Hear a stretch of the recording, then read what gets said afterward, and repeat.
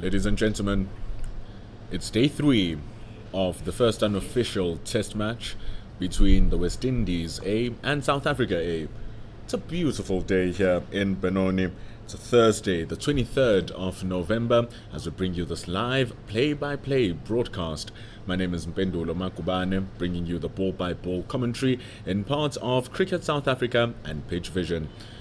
After two exciting days of cricket, we've seen the completion of two innings, and today we will witness the continuation of South Africa A's third or second innings rather. Yesterday, we saw a balanced game with the West Indies finally going up to 314 runs, taking home a 27-run lead. The question now is, how will South Africa take on this wonderful day of cricket? Hold on with us. The game will be starting at 10 p.m. on what is a day that is expected to be nice and shiny at 32 degrees. However, at around 4 o'clock, we are expecting to see 20% chances of rain. We did see the day become gloomy yesterday. What will it bring? Yesterday, it brought 5 wickets to the demise of the West Indies. So we wait to see what today will bring. Ladies and gentlemen, the game will start at 10 a.m. So stay with us and we will be back with you soon.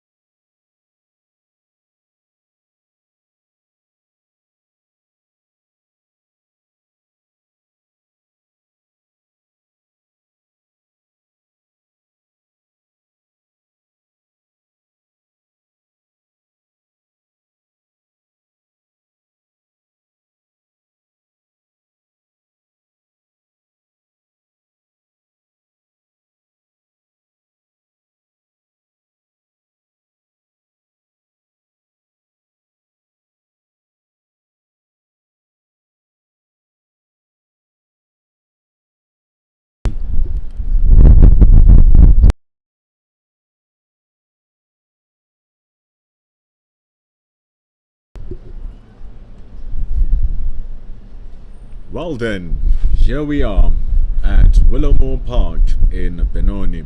Welcome to it. This is the 4-day unofficial test between the West Indies A and South Africa A. The West Indies A in preparation for their tour to Australia. The South Africa A team in preparation for their tour to New Zealand. We are here with the score at 3 for no loss, with South Africa still trailing by 24 runs. And with the ball only 3 overs old, Akeem Jordan has the ball in his hand. He'll be bowling to Neil Brunt, who has scored the 3 runs that belong to South Africa, coming around the wicket. So we welcome you to it here. We are on YouTube, Cricket South Africa page. Join us in the comment section. I am Mpendulo Makubane, your match commentator for the day. Love it when we engage together in our comment section, and I love it when we engage over the cricket.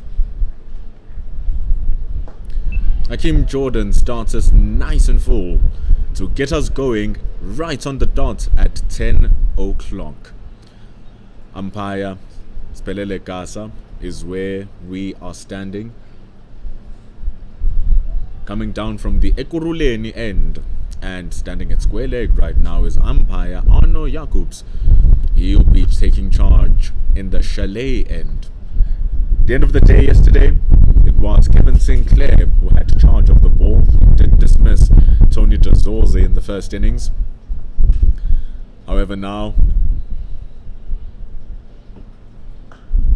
in the morning, with the wind blowing strongly across Benoni, it is Akeem Jordan who has the ball. It's a very strong breeze driving to Benoni from the west of Gauteng. Was not a fun trip. Knowing the car has wiggles and wobbles because of the wind blowing so strongly, you have to limit your speed. That's how strong the wind is here today. Akeem Jordan hunting for that very full ball. Remember, the wicket that he took for Keegan Peterson. Keegan Peterson was very well set on 59 runs. Akeem Jordan came in and delivered a brutal Yorker, which swung in and clattered into the stumps. So he is not one to be taken lightly, Akeem Jordan, and sniffs those stumps. And he continues targeting them now, using the deck to his advantage. So the wind is blowing from the left to the right of your screen, and it's blowing pretty strongly. So do not be surprised when you see the ball swing in the air and move away from the left-handed batters, which are your 2 openers in Neil Brunt and Tony Dezorze.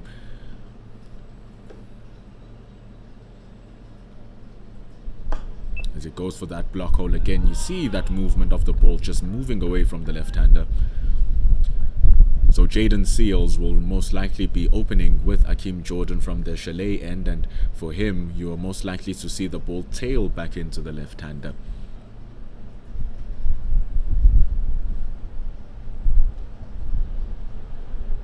Not many clouds in the sky as well. As you're watching, you see how bright it is here at Willowmoore Park. It's a good leave that from Neil Brunt. Confident leave, trusting that the ball will move away from him after bowling a good length.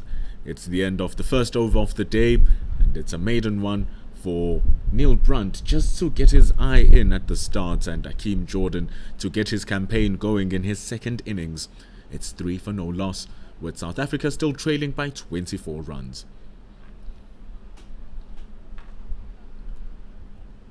So the only expectation of change of weather is later on in the day. It's around 3 to 4 p.m.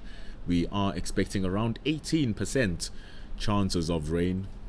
So it most likely will become a little bit gloomy, and that may assist the bowlers. And also it goes hand in hand with around the same time the new ball becomes available. So that caused damage for the West Indies yesterday evening. So today we will see how it will pay out for the South Africans as comes the 22-year-old Jaden Seals. Extraordinarily young, extraordinarily talented, and one for the future. He bowls to Tony Dazorzi. Oh, starts off with a mean one. Has searing pace, Jaden Seals. He's coming back from quite a long injury. He was ruled out for 4 months due to his knee giving way. That means that he has missed out on quite large amounts of cricket, most notably the tour of the West Indies coming here to South Africa. There was no Jaden Seals. And left the West Indies Championship to go apply his trade for Sussex at the Hove in England.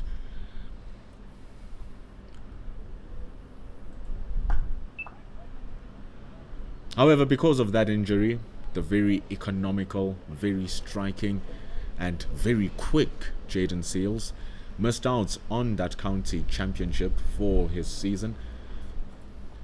And now he makes his return to prepare himself for the tracks he'll be salivating over down under in Australia.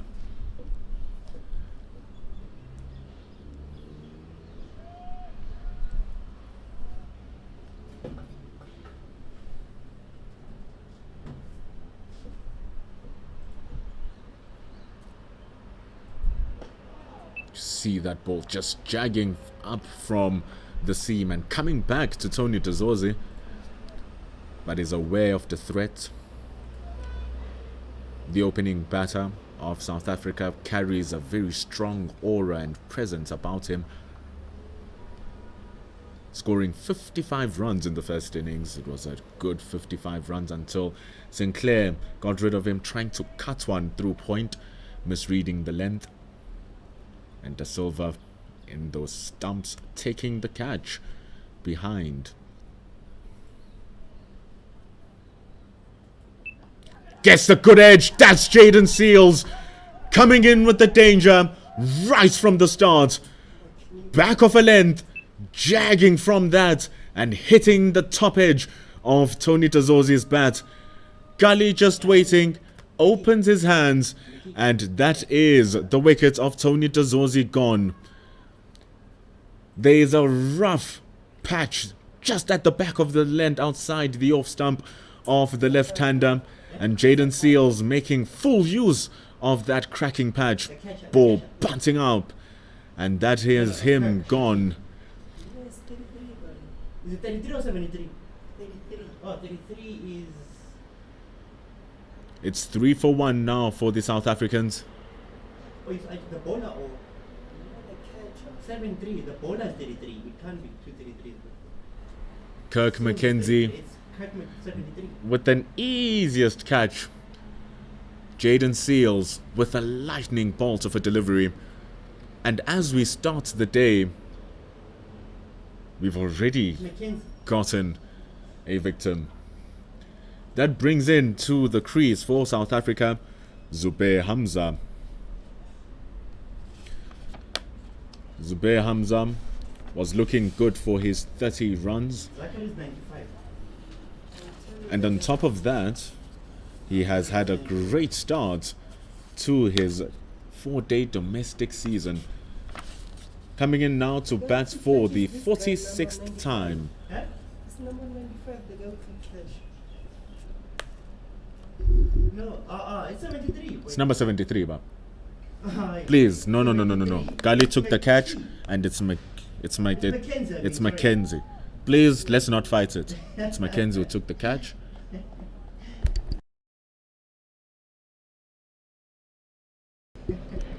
We continue with Jaden Seals. The catch taken by Mackenzie. We're having a fight with it here up in the studio. Like, hey man, who's that guy? So now we have to clear the order. And it definitely was Mackenzie at the gully, wearing number 73 with his Panama hat. It was an easy one to take for Tony Dazorzi. Zubair Hamza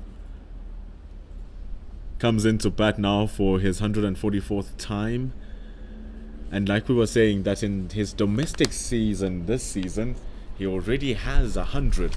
And that is 100 he scored in the very last match that they played, playing it against the Northwest. But Jaden Seals is not a Northwest bowler. He is one of the frontline bowlers of the West Indies, one of the bowlers for the future. He gets the wicket in his first over and the first and second over of the day, taking out Tony DeZorzi with a lightning bolt of a delivery. It's 3 for 1 with South Africa trailing still by 24.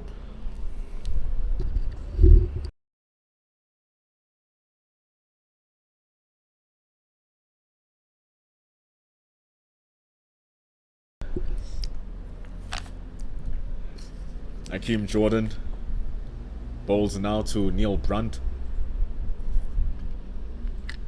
And he continues using that movement away from the left-hander. He has 2 slips and a gully. He has a backward point and he has a point. There's no one patrolling the boundaries except the fine leg for Akeem Jordan. And he has a mid-wicket or mid-on standing by the side of Zubair Hamza at the non-striker. But that is dangerous bowling from Akeem Jordan. That's where he wants to be for the rest of the day. Neil Brunt will have to be inventive in order to create scoring options. And he will need all of that creativity today because he didn't damage the score much in the first innings. Today, though, he'll be wanting to stamp his authority as the captain of the South Africa A team and hopefully cement his side. And that will go to the New Zealand team with his name there alongside Dean Elgar at the top. He, Neil Brunt and Dean Elgar have played for a long time together at the Titans, opening at the top at the Titans. So the chemistry, should they take it to South Africa and take it to New Zealand, that would work, but it will only work if Neil Brunt is able to sink his teeth in here and grind for his runs.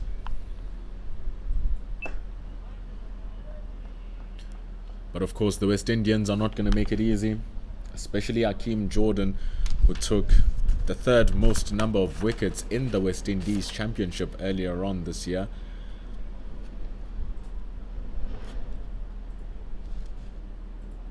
Came in, played only 4 out of the 5 matches, but bowled in all 8 innings that were available and took 22 wickets in those 4 games. But this time he just drifts to the pads. There's an open area at the square leg. They come back for 2. Oh, there was a chance. Zubair Hamza just caught lacking.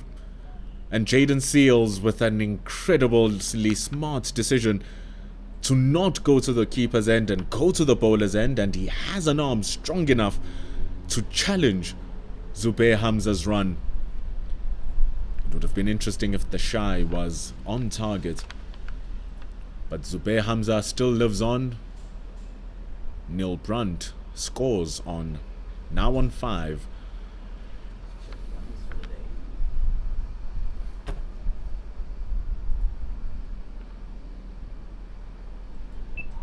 Wraps the pads.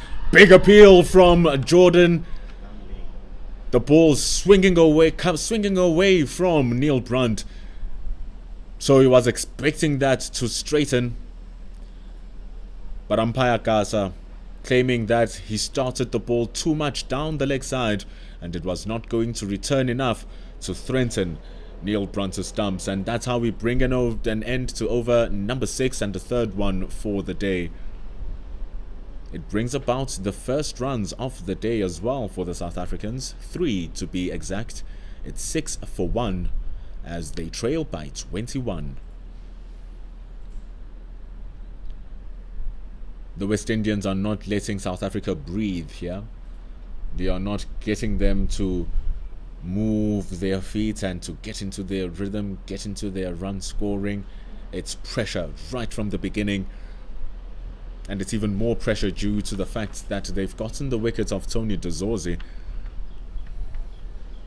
and got that wicket without him causing any hurt to the score sheet. So Jaden Seals has the ball coming around the wicket to Neil Brunt. They take away mid-wicket. He comes into the third slip. Kevin Hodge.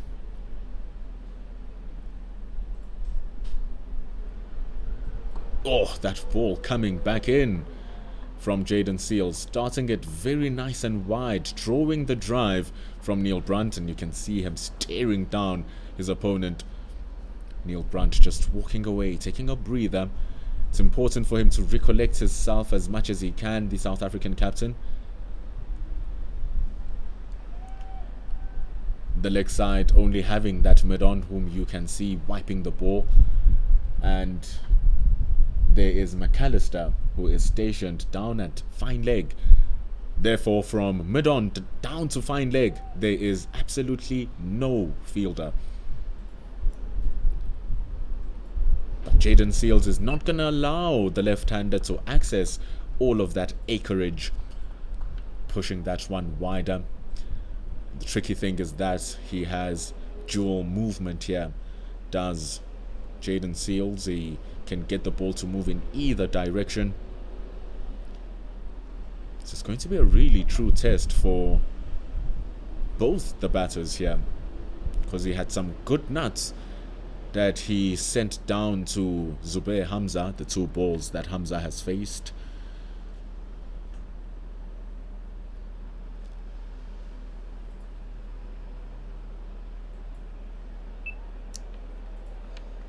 And remember, Neil Brunt did go chasing for a very wide one in his first innings when he scored those 5 runs.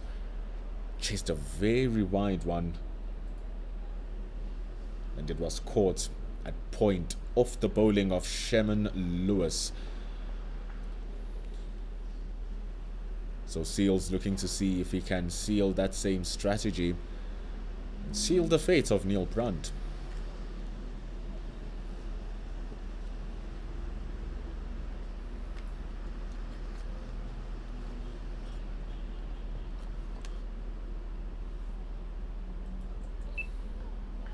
Giving it a little bit more juice that time, sending it a little bit closer to Neil Brunt, but the opener won't be too fussy about these kinds of deliveries. It allows him to get his eye in a little bit more, get him a bit more comfortable into the crease. So it's important here that if Jaden Seals is working on something, it doesn't backfire and allow the batter to get his eye in and starts getting the scoreboard ticking.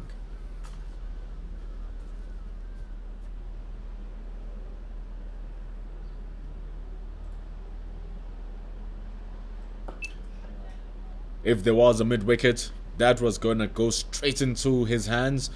However, there's no one there. Seals changes his dynamics and goes straight to the stumps. But it's an easy pick for Neil Brunt. Remember that acreage we're speaking about on that leg side, from mid-on down to fine leg, who is deep at the boundary. It's acreage, and because of that you can see the change as Kevin Hodge goes to patrol that mid-wicket area. Jaden Seals moves the ball towards the left-hander, and when he does get that movement into that left-hander, it's more than the ball moving away. But that's that shot. Neil Brunt got dismissed with, this time just bouncing once on its way to the field at point to end over number 7. South Africa starting at a pedestrian's pace at 8 for 1, still trailing by 19.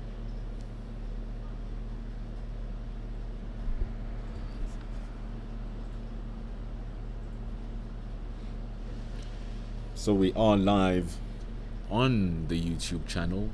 We thank you for joining us here today. It's day 3, And what we know most about day 3 is that it's moving day. Ha ha ha ha ha.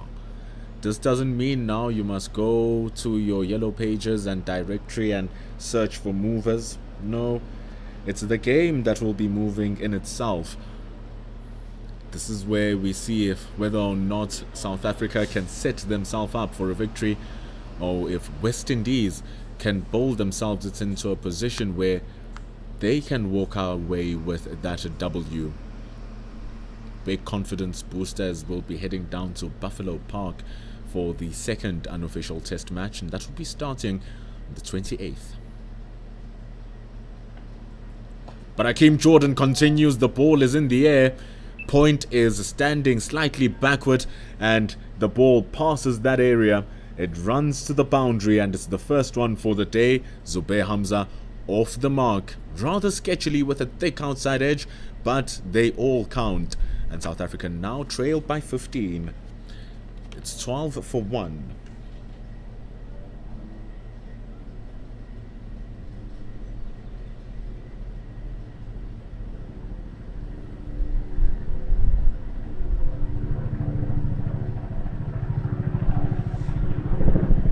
So to all of our viewers,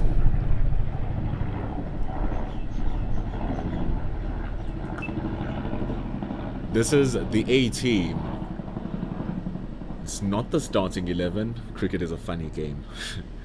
But this is South Africa A and West Indies A. These are the players who are in the fringes to make their way into the starting 11s for the nations. So right now, South Africa are testing out their selection of players for the New Zealand tour that will be starting on the 4th of February.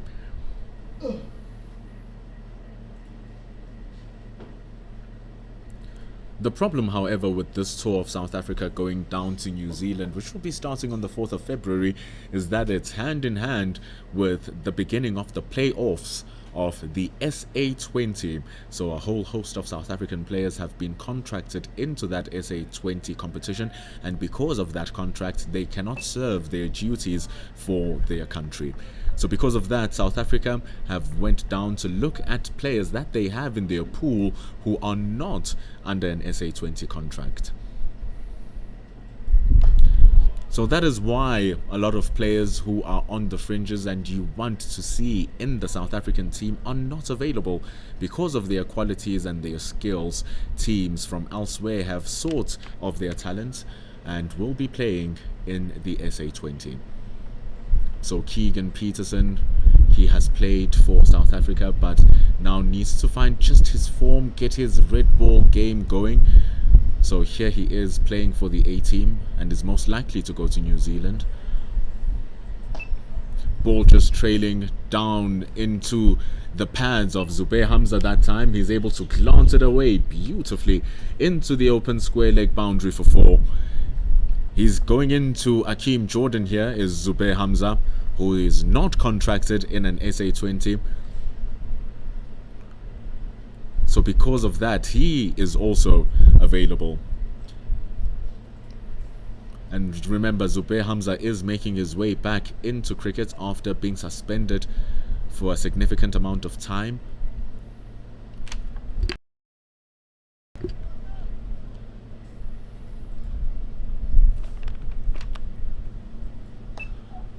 But now that he's back, he is eating Hakeem Jordan up. He does it again. First on the offside, then on the leg side, and then he goes to the offside again to close it off. That's how he ends over number 8. 20 for 1, as the deficit now for South Africa is just 7. He's made his way back relentlessly, has Zubair Hamza. Last season against the DP World Lions, whilst he was still playing for Western Province, scoring a magnificent 129 runs. It was all in a draw, but it was magnificent. This season now playing his trade for the DP World Lions, and he has 100 in his bag already. He also has a half century to go along with that 100.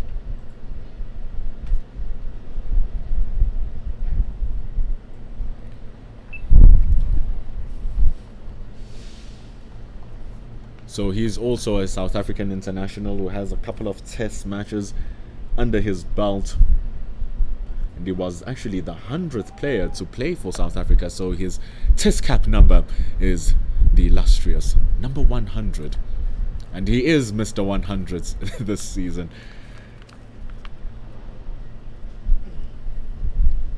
So he'll also be making his way. Dane Patterson has also played for South Africa. He's here, but he's not playing in this particular match. But Jaden Seals is, and my word is he bowling like fire. Changing the angles against Neil Brunt, and he is really targeting that off stump. Ball slightly just straightening off the wicket against Neil Brunt. It's going to be dangerous when he gets that one to come back in. So the surety and selection of stroke for Neil Brunt is going to be important here.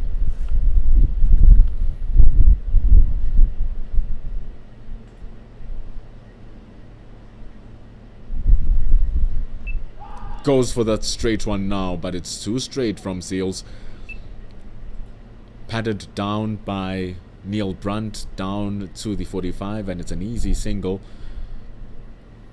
Deficit now down to 6.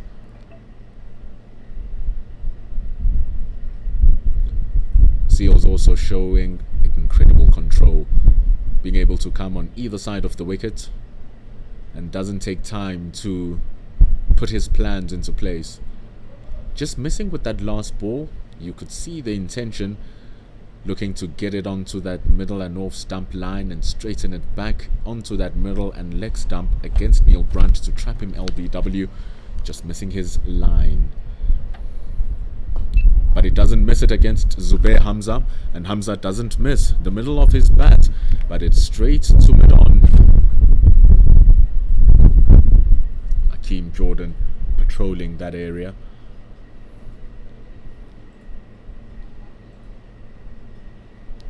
The West Indians slightly quiet at the start of the day, but it's tension as they hunt for these quick wickets. It's what South Africa was able to do yesterday. The first bowling change, that of Tsepo Mureki, causing destruction from the go. Now an attacking option, with the ball being hit up in the air by Zubair Hamza. They put in a short mid-wicket in the form of Kevin Hodge. Oh, Seals moves this one away. It's wonderful stuff. Pulling the length back as well. Beating the outside edge of Zubair Hamza because he had no choice, thinking that no, this one is going to come back to my body. Let me protect myself. But exposes his outside edge. That's why we have those two slip fielders just waiting. Kevin Sinclair, one of them, the birthday boy, is turning 24 today.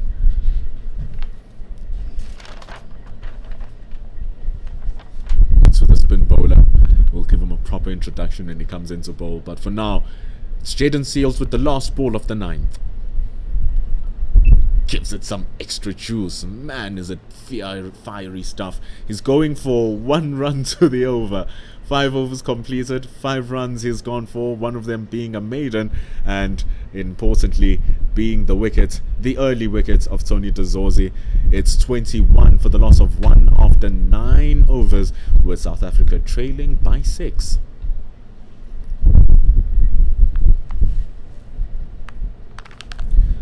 South Africa will have to bat their skills off here today.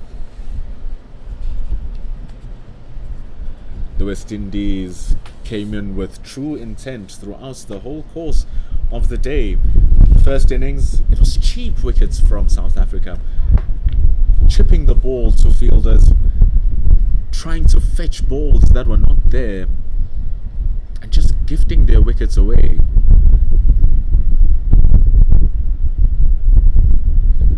Akeem Jordan, he's still getting that ball to do something off the surface, and that something is for it to move away from the left-hander. Neil Brunt in his first inning chased that wide one, which was one of those cheap wickets,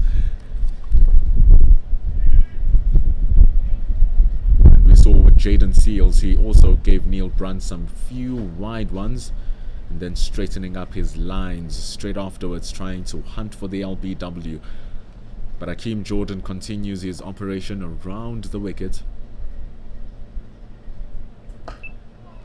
and gives a nice hittable one, but it's an overthrow, and that will not be stopped. That is not a good throw. No one was backing up, but he had to shy for the stumps because the opportunity was there. So that is 5 runs coming by the way of Zubair Hamza.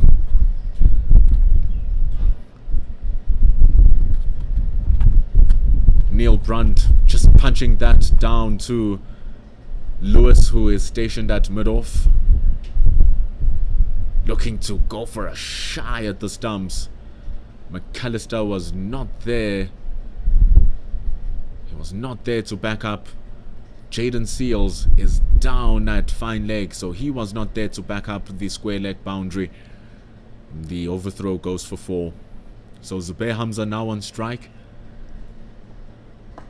And Hakeem Jordan drags it down to the pads, and that levels up the scores. Both teams now have scored 314 in this unofficial test match. And South Africa can officially begin their innings. It begins with 9 wickets in the bag. It begins with Neil Brunt on 12 from 32, and Zubair Hamza outscoring the amount of balls he's faced as he climbed onto Hakeem Jordan's previous over, scoring 3 boundaries.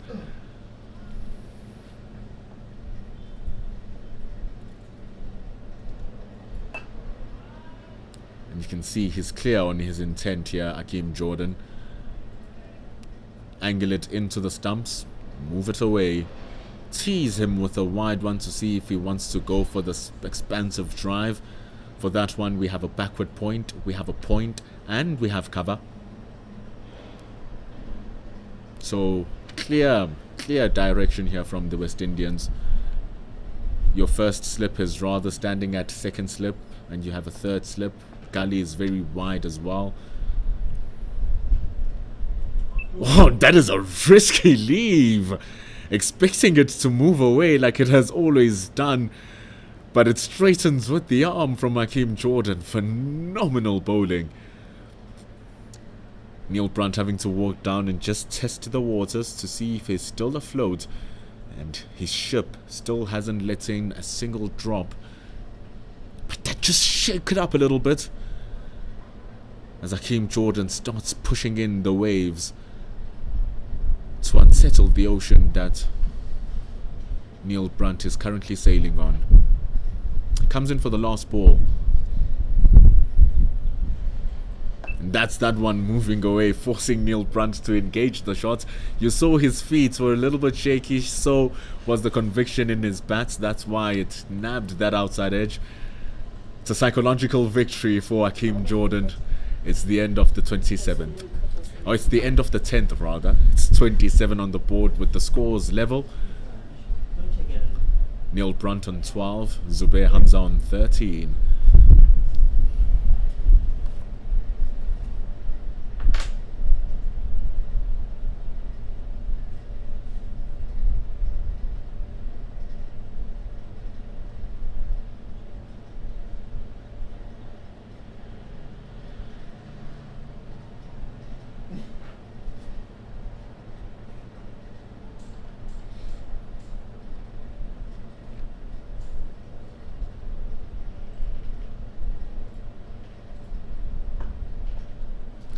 Jaden Seals continues with his operations.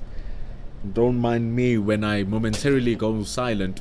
I'm just engaging some of your comments to see what the people are saying about the wonderful game that we are witnessing here. The West Indians have really come in to bring up a fight for the South Africans. And we shine that spotlight to them because they are the visitors in foreign land, foreign conditions. Most of the players vastly inexperienced in contrast to the South African team. The average age of the South African team is 29 years old. The bowler that you're watching is 22. and is bowling to 28-year-old Zubair Hamza, who guides that down to the fine leg boundary. Jer McAllister is there patrolling that area.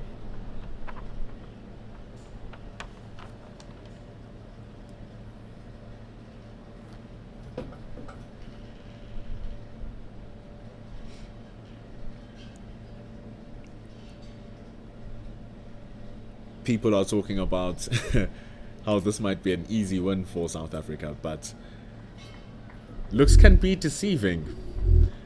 And if you are South African, we'd love to see the patriotism in your belief in your country. But the game is much more balanced than we can imagine. We've seen a fair share of short balls from Jaden Seals. He can really rev it up. Because of that, we see a change in the field. Mid-wicket, or rather square leg, is being pushed back onto the boundary. Fine leg, Jer McAllister is being told to be aware by Jaden Seals. But he started off nice and full. So much control in exactly what he wants to do. This is high quality bowling that we're watching here.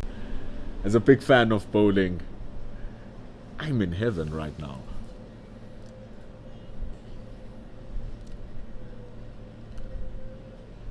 So man pushed up into the deep. Another one in fine leg. Still have your two slips, your gully. He's been peppering that full length coming around the wicket. Had a problem with giving too much width to Neil Brunt coming around the wicket. Now over the wicket, he seems a little bit tighter. There's that short ball. But Neil Brunt is a tall man, and that's easily pedalled away.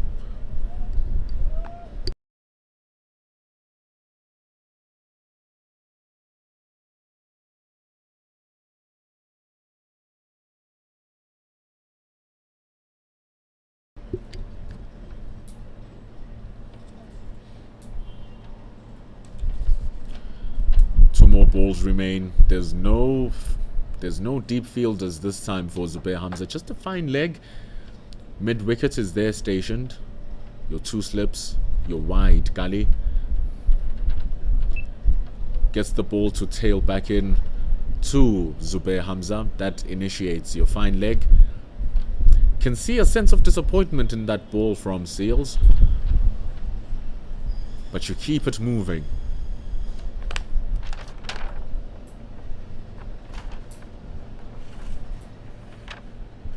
Jaden Seals was named in that under-19 squad back in 2021 for the West Indies.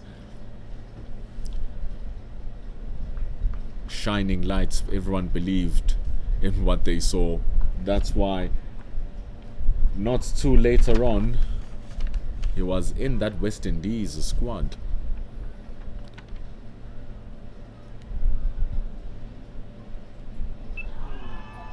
Ball just pitching outside the leg stump. You can hear the appeal, not with much conviction, as we see the end of over number 11. The South Africans now lead by 3.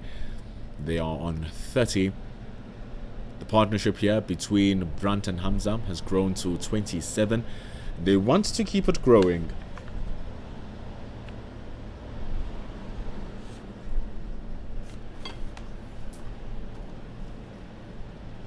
So Hakeem Jordan has bowled and bowled and bowled.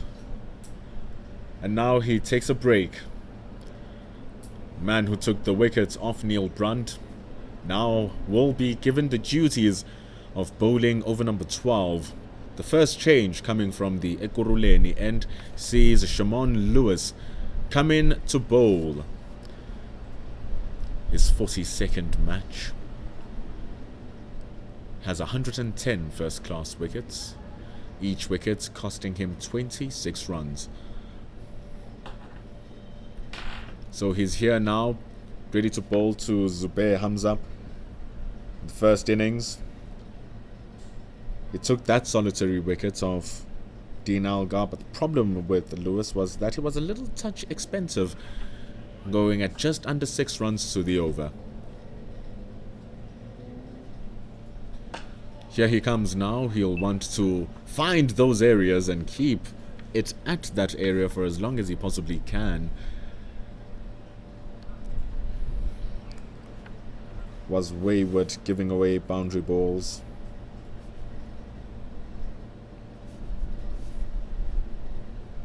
But that's the beautiful thing with first-class cricket.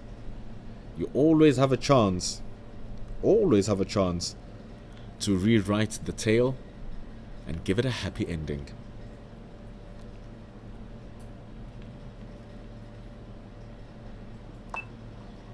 It's a little bit of a problem. Lucky to get away with that one. Starting off a little bit wide. And also a little bit short. Hamza gives him mercy.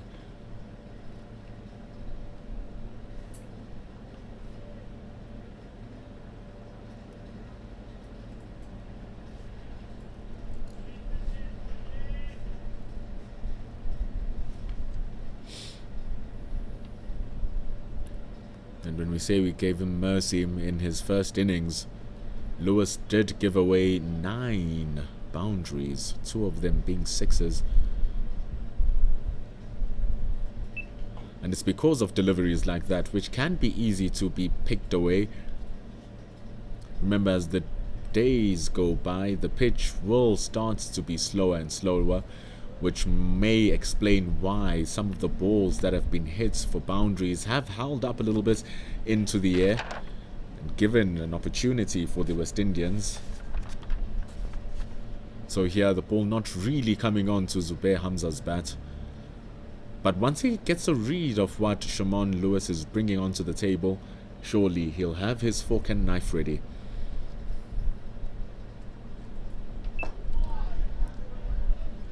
But I'm sure he'll put it back into the drawer if Lewis continues bowling like that. That's all he needs to do here. Bowling around the same pace as a Mhlali Mpongwana. We saw yesterday in his second spell, Mpongwana was very much controlled. Got his wicket and then got an edge, which was a difficult charge for Keegan Peterson at the slips. But all in all, he was getting it full, forcing the West Indians to come onto that front foot. Because when you bowl it short, you are going to get punished. That is exactly what Zubair Hamza does on the 5th delivery of the over. He stands tall and he cuts that through point. It's 4 runs. Tajureen Chandapal had no chance. They lead by 7.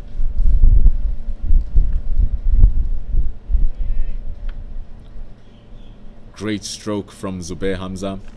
Remember, he is in very good form.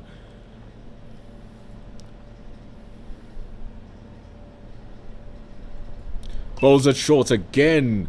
Zubair Hamza climbs on it to the opposite side of the square, and as big as the square is, it runs all the way to the boundary.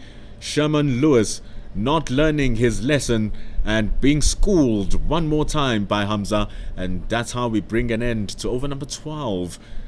That is his 5th boundary now, Hamza. 38 for 1 as the lead grows to 11. It's phenomenal batting from Hamza, showing exactly how you dispel questionable bowling. You give it the answer, and the answer is that it must fly away for boundaries. He moves to 23, still striking at above a run per ball. Jaden Seals doesn't get more overs. I could have given him more overs, but he is coming back from an injury. Don't want to overwork him. So in comes Jair McAllister. Only his 11th game is McAllister.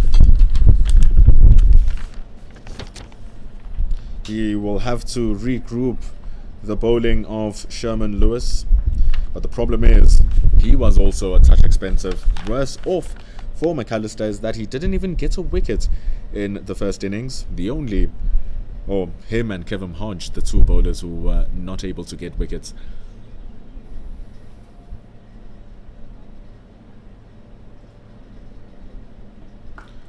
But he starts off outside the off stump.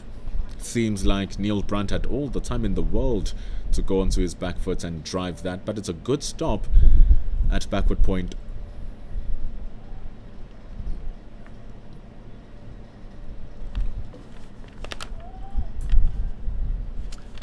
Tevin Imlach stationed at backward point. Kevin Hodge, the solitary slip fielder.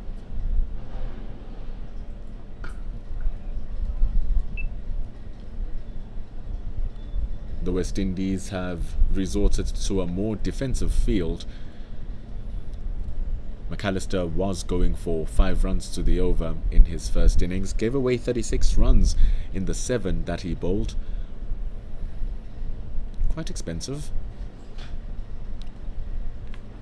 especially for a team that was batting at 3 runs to the over. So Hakeem Jordan and Jaden Seals really doing the damage up top, and then McAllister and Lewis being damaged in the middle.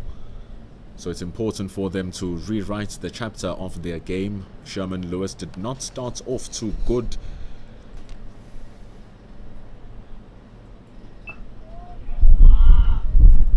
And Neil Brunt seems comfortable with the pace of Jay McAllister here.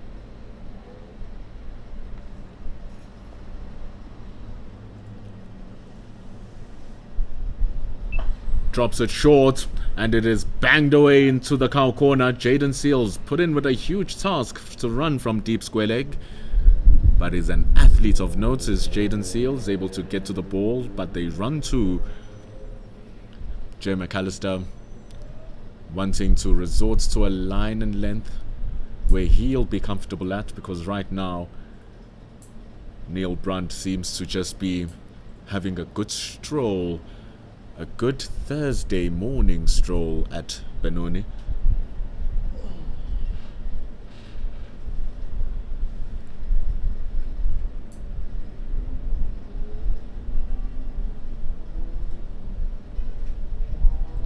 Drops it short again, but it just steers through Mackenzie, who is at gully.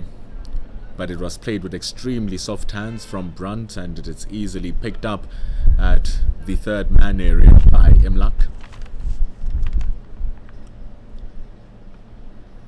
It's going to be a true test for the first and second change bowler in the form of Lewis and McAllister, because just above having to work with the psychological battles that they might be facing by giving away the runs that they did in the first innings, it's going to be the fact that they have to work with this left-right combination between Brunt and Hamza.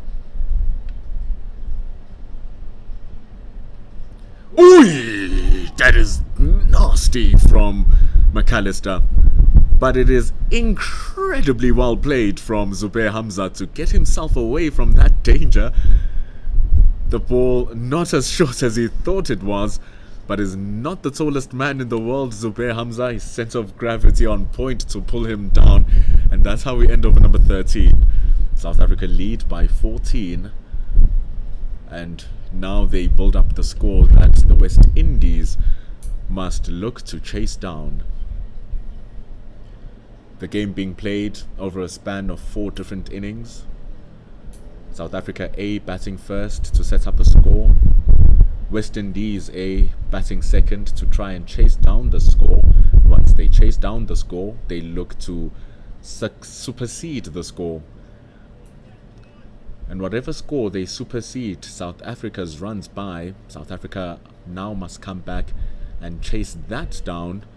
And once they've chased that down and built a score of their own. So the West Indies gave South Africa 27 runs above their 287. So South Africa have nailed down those 27 runs, and they've scored 14 on top of those 27.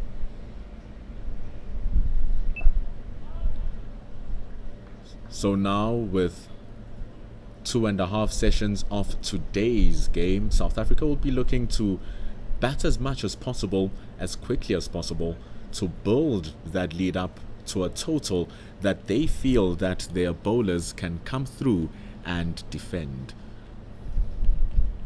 So you can let us know in the comments what you believe that score would be, given with what you've seen in today's play,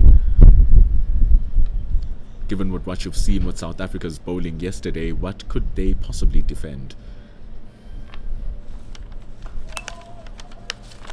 But Lewis seems to have found a working length, the working line around the wickets to Neil Brunt, but his main issue is not Neil Brunt. His main issue is Zubair Hamza. That's the real problem.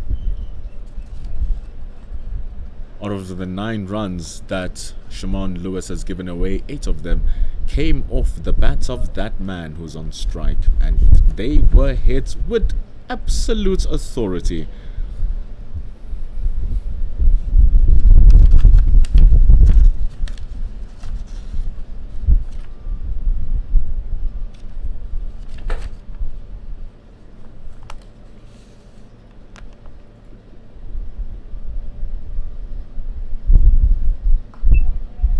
So now it comes back in.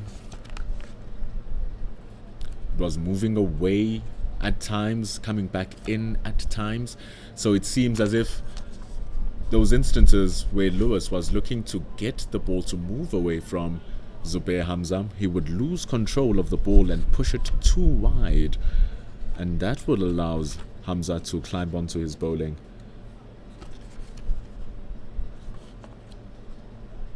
Now he's found it working here, because when it came back in too much, he dropped that length short and Hamza pulled him away. But Captain Joshua De Silva entrusting Lewis with 2 slips, 1 gully, because he's reshaped his length very well, getting a thick inside edge of Hamza's bat. They were running hard looking for 2, but running even harder was the man stationed at fine leg. Zachary McCaskey moving like a lightning bolt to keep that to just 1 run. I see Rakesh Reddy asking, who am I? Thank you for your compliments, firstly, about the commentator's voice and my analysis of the match. My name is Mpendulo Makubane. The name is Zulu, because that's what I am.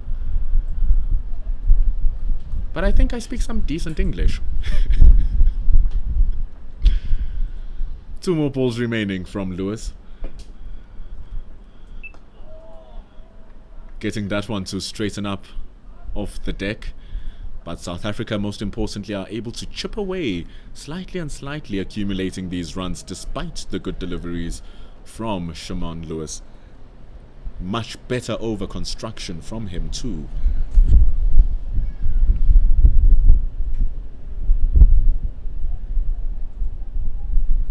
People saying that Hamza is looking a lot more comfortable than in the first innings. Also, on top of that, it does help that Akeem Jordan and Lewis were giving him those deliveries that can be easily be dispensed. That 24 runs is made up of 5 boundaries, and those 5 boundaries were very loose deliveries. Balls like that, because they are too short for the pace that Lewis is delivering, and Hamza with banging confidence climbing onto that one, smashing it over the man who's standing at mid-wicket, and it goes for 4. It's Hakeem Jordan who is at mid-wicket. That's how we close the over. 14 gone for South Africa. They lead by 21, which is the crucial number here. The lead, it's 21, and Zubair Hamza moves to 28. So you see what we were saying here, BB Callum. It's not the fact that Hamza is grinding hard for his runs. Bear in mind, he's working very hard to preserve his wicket. Good leaves, good ducks as well. But the West Indies just a little bit too generous towards the right-hander. And it's also that thing, BB McCallum, of having the right and left-hander in operation. The fact that one ball you have to bowl to this guy and the next ball you have to bowl to a different guy, so the area has to be different. On top of that, Neil Brunt is significantly taller than Zubair Hamza, so the lengths need to be different. Need to bowl a little bit shorter to Brunt, a little bit fuller to Hamza.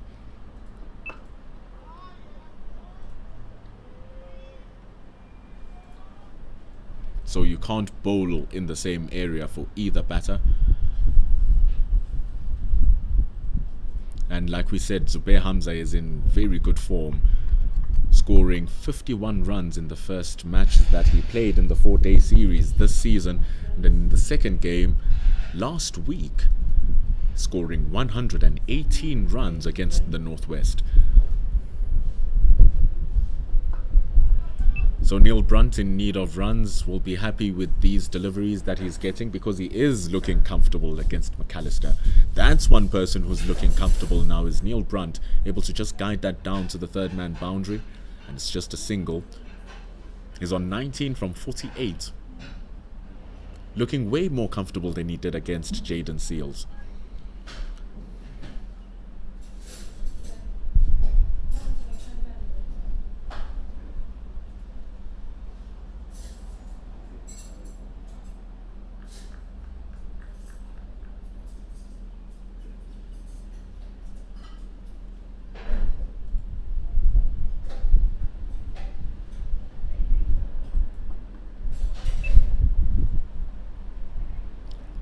Banging it shorter than the length that he wants there, McAllister. Feels like he's still searching for where he wants the ball to be. But that leg bye signalled by umpire Jacobs brings up the 50 runs for the South Africans. Comes in 14 overs, 68 or 87 balls to be exact. Very much helped by the fact that this partnership is worth 47 and it will want to build bigger legs. So the half century is up for South Africa. They lead by 23. And like we said, looking comfortable as Neil Brunt is deep into his crease, allowing that ball to come onto him, allowing himself to have time to assess the ball better. And because of the lack of pace of McAllister, he's able to adjudge the ball better and is comfortable playing it onto the back foot. That's how deep he is on the crease. So some full deliveries, he doesn't mind just pushing his weight back to his back foot. See what we mean? Just like that. Pushing the ball back, pushing his weight back, but there's too much width offered by McAllister there. So there's going to be a lot asked from the third man who's standing squarish, that is Tajareen Chandapal.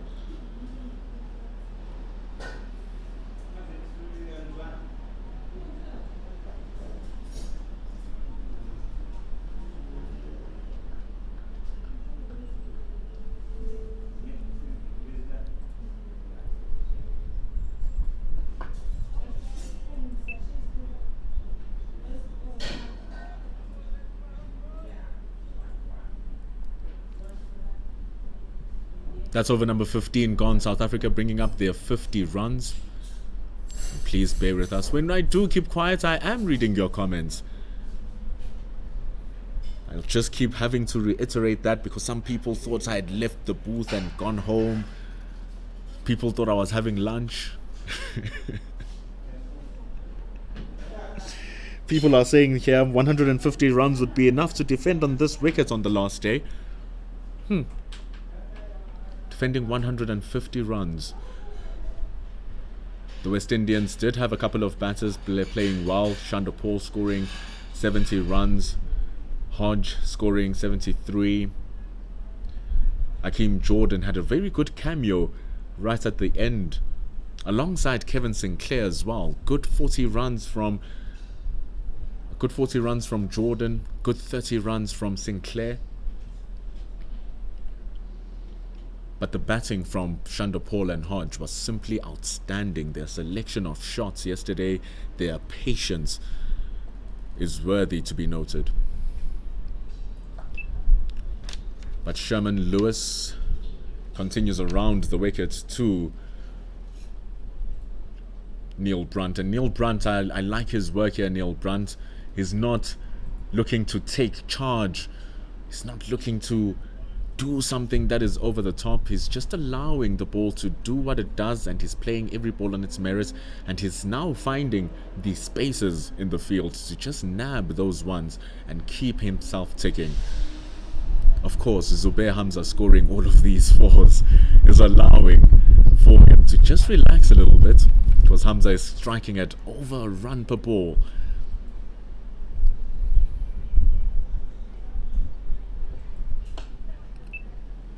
And he seems like he wants to continue striking it at a run per ball, but this time hitting it straight to the man at point.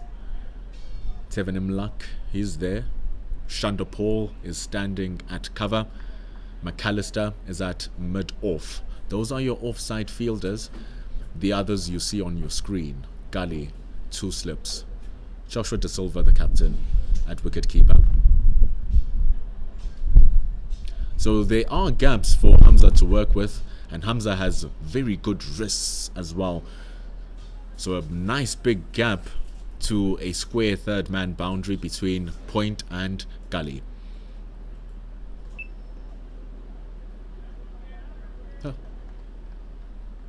Hamza has good wrists, but he can't work a ball that's running down leg down to third man. Lewis just pushing it a little bit harder, looking for that straight one. He does have protection down in the fine leg.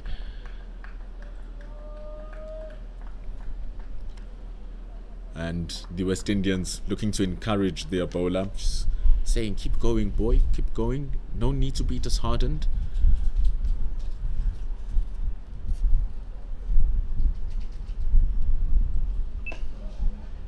Inviting shots for Hamza. He's looking at that offside field.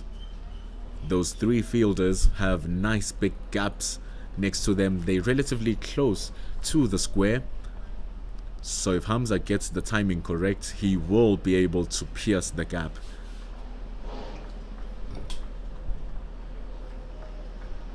And from what we've seen today, very much more than capable of piercing that gap. He has done it 6 times already. Partnership stationed on 49 runs as well because of the batting and understanding between Brunt and Hamza.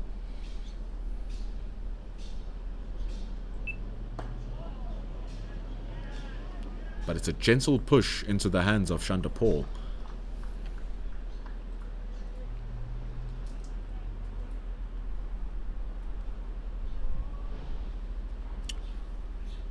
Guyver, he says that South Africa are going to declare on 280 for the loss of 8. Believe it or not, I also believe that a score of 280, 260, 280 on the surface will be workable with. Give themselves defending 250 runs, 230 runs, because that will also entice the West Indies to believe that they have a chance of chasing it down. And Lewis bowling well, keeping that to a dot ball rather, with that wide delivery. It did get rid of Neil Brunt in the first innings, but Hamza seems to have his eye in, and after 13 overs of today's play, we have drinks. It's 52 for 1 for the South Africans. They currently lead by 25. Some destructive batting from Zubair Hamza starting off the day after the dismissal of Tony De Zorzi. Hamza now has struck 6 boundaries, 3 against Akeem Jordan, 3 against Shaman Lewis. That wicket of De Zorzi coming through the magnificent bowling of Jaden Seales, who was on the money right at the beginning. Seales has bowled 6 overs and taken only gone for 8 runs in those 6 overs. And to Woe Mate, who was disappointed to see that De Zorzi was gone, De Zorzi got a sweet one outside the off stump, which was at a back of a length by Seales. He was surprised by the extra bounce and the extra pace, and it nabbed the top edge of the shoulder of his bat, and it popped up very nicely to the gully fielder. Kirk McKenzie was there to just take a dolly of a catch. We saw that ball might be a problem because the first ball that Tony Dazorzi did face against Jaden Seals did the same thing, and there's a small patch of crack outside the off stump of the left-hander coming from the far end towards where the camera is. So that's how Tony Dazorzi fell victim to his wicket.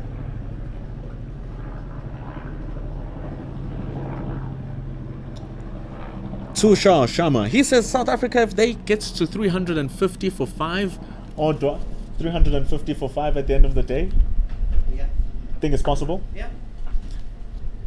Our analyst behind me, he believes that 350 for 5 is possible at the end of the day, especially if Zubair Hamza is going to bowl like this and bat like this.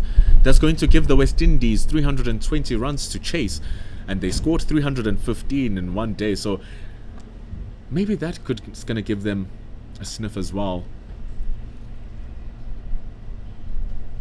Dex is saying David Bellingham will be the next big thing. Dex, you are not the only one. Everyone in the South African cricket fraternity has been talking about David Bellingham. He scored 47 in the first innings, and prior to that he was playing against the Tuskers in Pietermaritzburg in a game that got rained out, unfortunately. He'd opened the batting in that particular day and he scored 70 runs not out. So he was looking good for an opener's 100 as David Bellingham, and today he's batting at number 5. So all-round batter. So Dex, believe you me, we are all with you. He is the next big thing. Copper DM. I can do Vodacom adverts. I'm advertising cricket rather.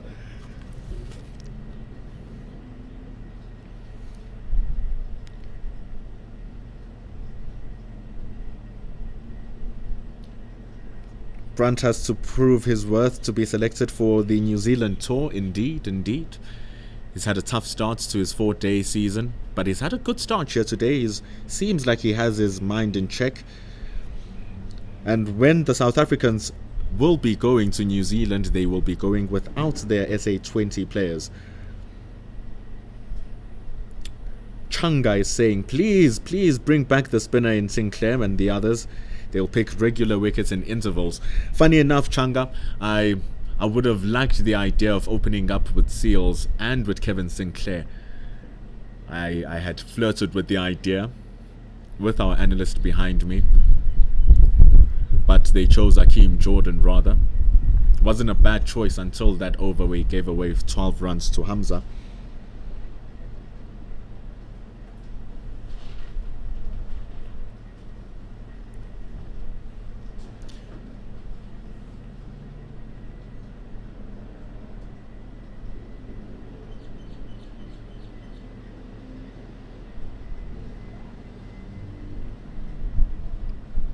Ayush Sinha coming up with some analysis. De Villiers used to play a horizontal bat drive to wide foot full balls. That's a shot I want to see more, and it removes the risk of the outside edge. So he would smear the ball into the ground and drive it through that width. And McAllister now balls to Neil Brunt, and it's a huge swing off the blade. There's no way to smear that. Gets it onto a very good length, does McAllister. And how often is it after a break that we see a wicket falling?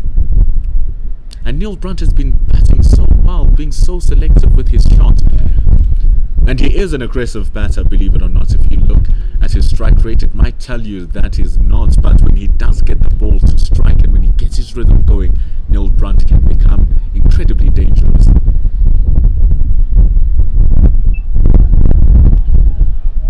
But sensing McAllister that he wants to go for those big shots, does Brunt. He gives him a nice juicy one outside that off stump.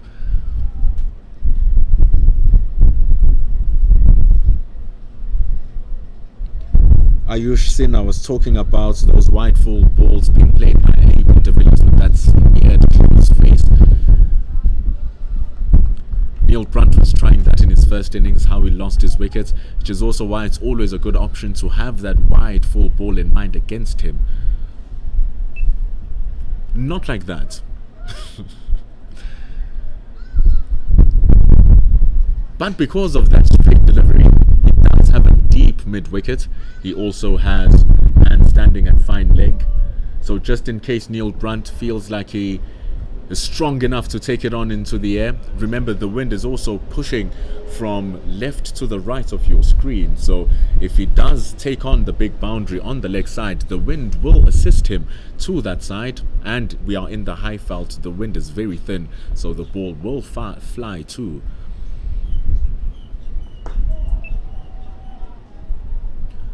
But McAllister and the West Indians will want him to keep it there, nice and full, outside the off stump, try to draw Neil Brunt into that front foot stroke. Hodge is waiting at 1.5 slips. Mackenzie is waiting at gully.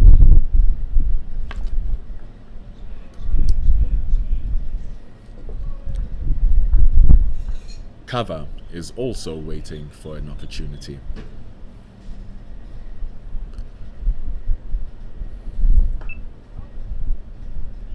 Just a fumble from Imlak at backward point. It allows for the single. Tries hard to recover with that throw. And remember, the West Indies did concede 5 runs through an overthrow. And because of that fumble and that single, it brings up the 50-run partnership for the second wickets between Zubair Hamza and Neil Brunt. Been batting well. Neil Brunt contributing 19 runs to that with very good singles. Very good 1s and 2s, pushing it around. You can see them now acknowledging their work. Zubair Hamza has contributed 28 runs. There's only been 3 extras on that, and those extras has been on the form of leg byes.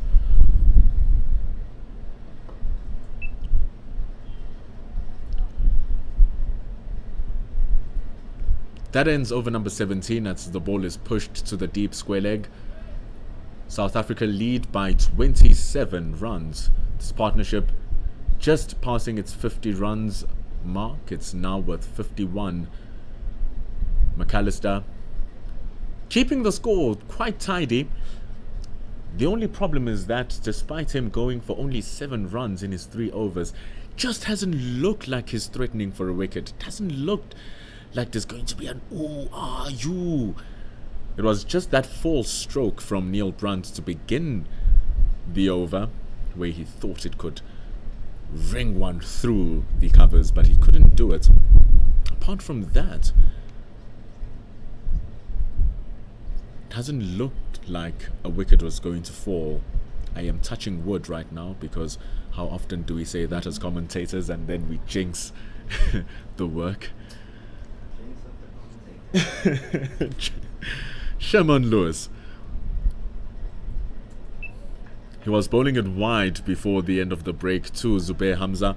That's where the idea of that smear shot that AB de Villiers used to play came about, because it was a lot of them. Zubair Hamza was trying to get them away, but was hitting them straight to the fielders. And because of those wide deliveries, they've reinforced that offside. They had a point, they had an extra cover, and they had a mid-on. So in that sequence of fielders between extra cover and point, they've put in a cover fielder. So there's a backward point, cover, and an extra cover. That will be important, as you see, with that ball just shaping away from Zubair Hamza, creating even more width to be worked with. But it's a good length that is being operated here from Lewis. Zubair Hamza deciding it would be a wiser idea to let it go. Madhu Sudan, I hope I said your name correctly, my brother. Thank you so much for your compliment on my commentary. I'm just doing what I love, because I love cricket, and I love telling the story as you see it unfold. And as it unfolds now, it dictates the fact that South Africa is leading by 27 runs. Hamza is winning the battle against Lewis. But Lewis is coming back now with these wider deliveries.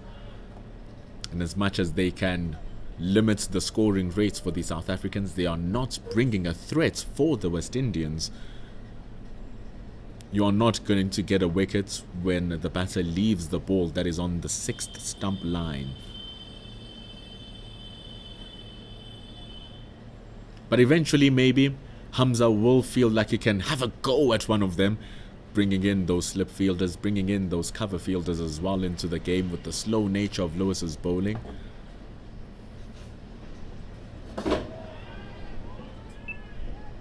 But it comes back sharply with a good one, tailing back into Zubair Hamza.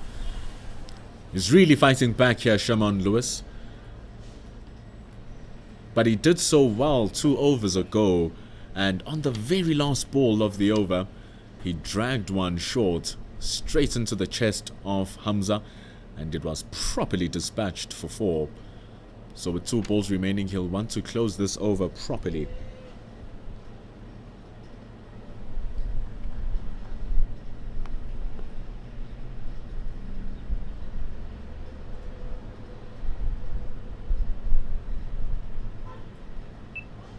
Goes back to that wide stock delivery. Stares him down because he wanted Hamza to play at it. He wants Hamza to feel at those deliveries, but Hamza is into the game properly. He's played 38 deliveries, saying, I'm not going to engage you on your gamble. It's like a fish in water when he sees that worm wiggling, but he can also see the shining hook.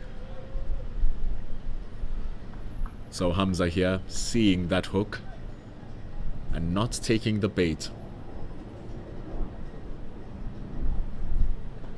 Goes in for the nice and full one here, Shimon Lewis. What a brilliant over. What a wonderful over of cricket that was. 54 is on the board for the South Africans. Maiden for Lewis. He will be very happy with his deliveries on that one. South Africa therefore still lead by 27 runs. Partnership is still on 51. Guyver asking if I commentate on international games. That's the idea. I'm not there yet. But this is an international game. So quite technically we are. Why are the balls down leg not given down as wides in test matches? The game has very little limits. It gives the fielding team more to play with. The white ball game, there's fielding restrictions, there's white dots with the inner and the outer ring. You can have certain amount of people patrolling the boundaries. Not here. If you take a look at the pitch as well, there's no wide lines. It's a true test of your abilities and what strategies you can use. The only thing that is quite frowned upon is constantly bowling down the leg side, because that is considered as defensive bowling, and the more you do that often, you will eventually being started calling wides because you are not allowing the game to be scored on.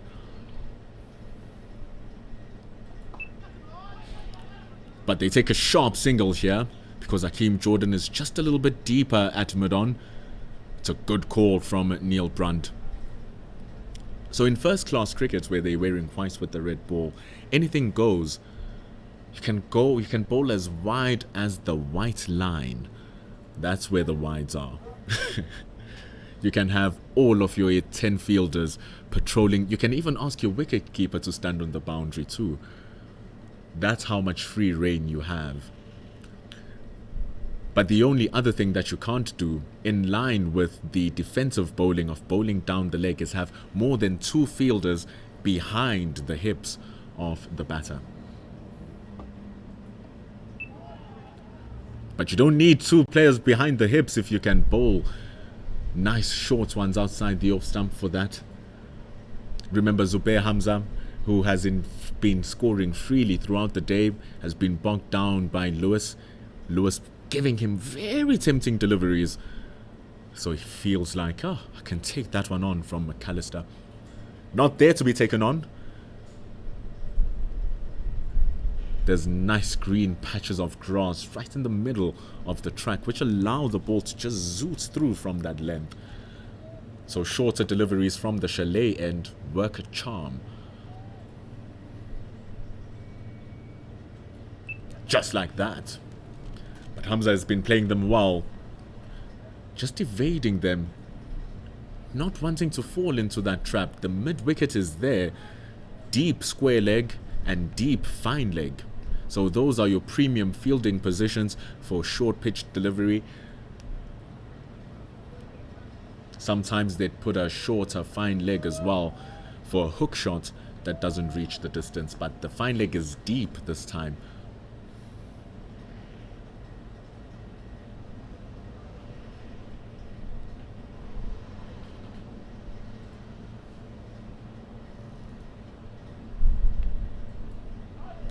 Just going down the legs this time. That's the problem with McAllister. It's not really a problem, it's just his plan there wasn't executed well enough. You can see he's disappointed a little bit. He was trying to go straighter for the stumps. Just a little bit too straight.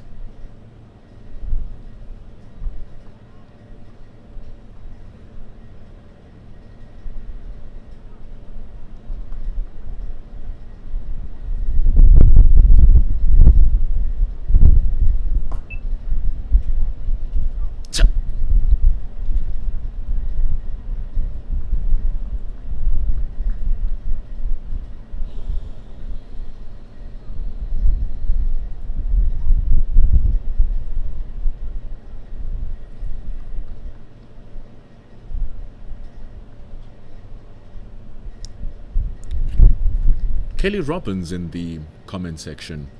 She's been giving us magnificent insight. It's giving us great insights on the game, with a lot of people asking questions, wanting to find out what the game is about. What I can tell you now is that an over has just finished, the 19th one to be exact.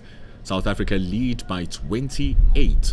It's their first run scored in this over, past the lunch or past the drinks break. Maybe I need a drink as well. But they lead by 28 runs.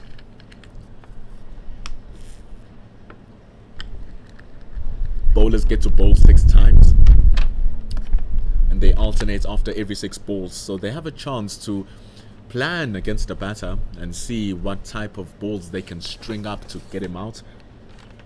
Bowlers have the ability to move the ball away, move the ball in. If you pitch the ball fuller to the batter right in front of his face, he can use his feet to go forward to the ball. If you drop it short, he moves backwards. So you can use all of these things to set up a batter. Was looking to set him up with a wide one, but the only thing that he got set up for was a boundary.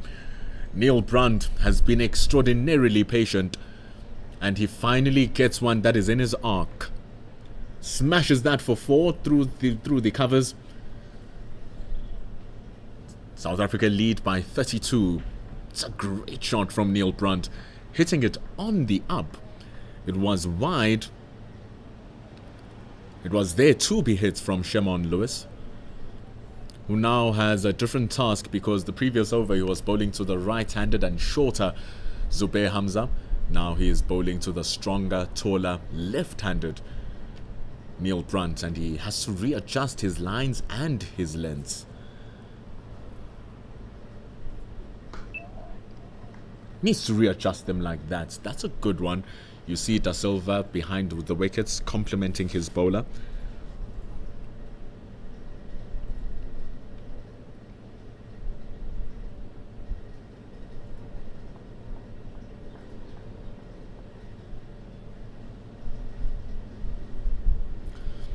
So, normally when you watch white ball cricket, there's a lot of creativity, a lot of forcing shots and forcing runs and forcing wickets, because the game is limited.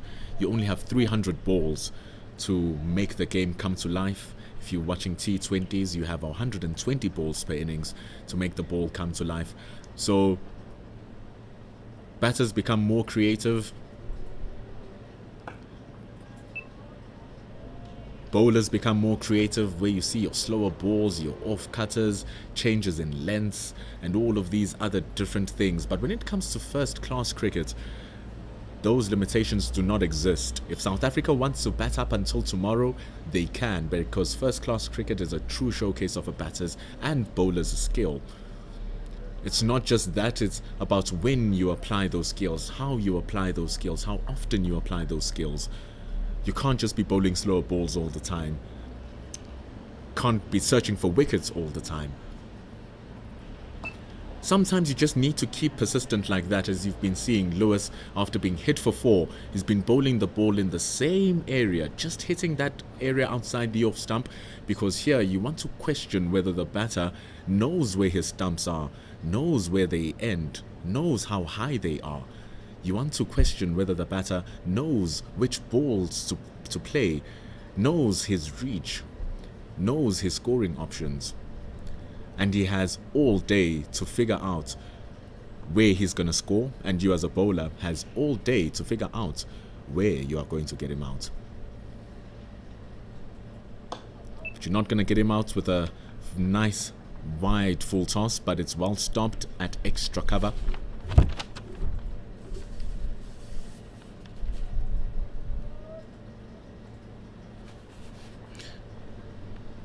So negative bowling, when you're bowling down the legs too much, is frowned upon in the game. There's ways to work around it. Thanks to the creativity of the T20, you'll see Kelly Robbins' comment over there. But also, because of that negative bowling, the field cannot have 2 or more than 2 fielders behind square on the leg side. It's a good ball, that from Sherman Lewis. Banging it in short. Not high as Neil Brunt thought, and he wears one on the body. It's a pride of a batter. Battles and scars of war. Over number 20 comes to an end. It's 59 for 1. This partnership now up to 56.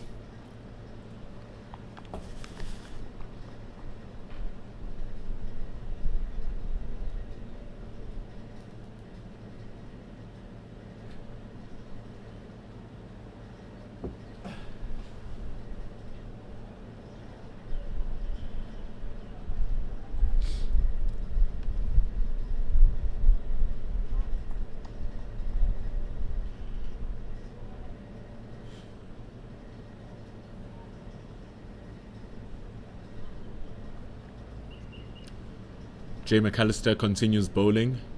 He's only giving away 2 runs to the over. Bowls to Hamza. It's too wide, it's way too short. But it does have protection in the deep. Deep point is there. Sherman Lewis.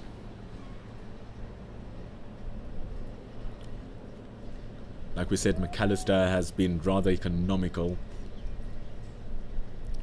But wickets speak a big language. But it's important, what would have worked best here for the West Indies is if they were having Lewis being way more economical. That 1 maiden over was brilliant.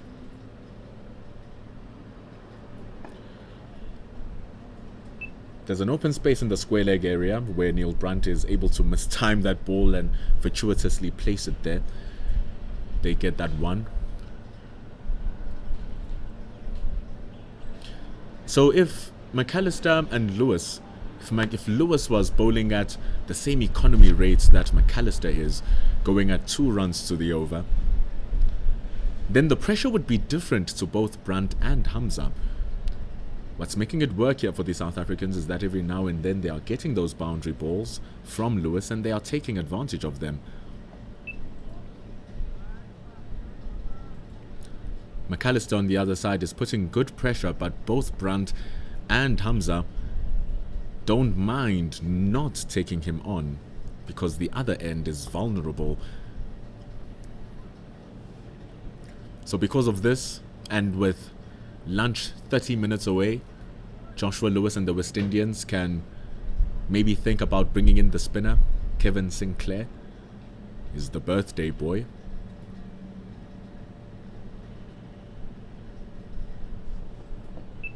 Maybe the cricketing gods will present him with a wicket as a gift.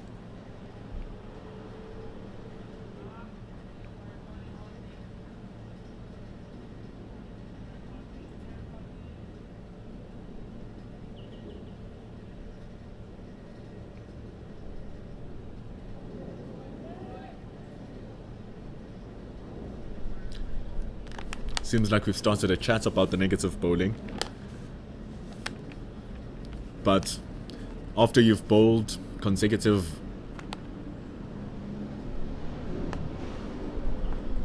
After you've bowled enough balls down the leg side, eventually the umpires start calling wides.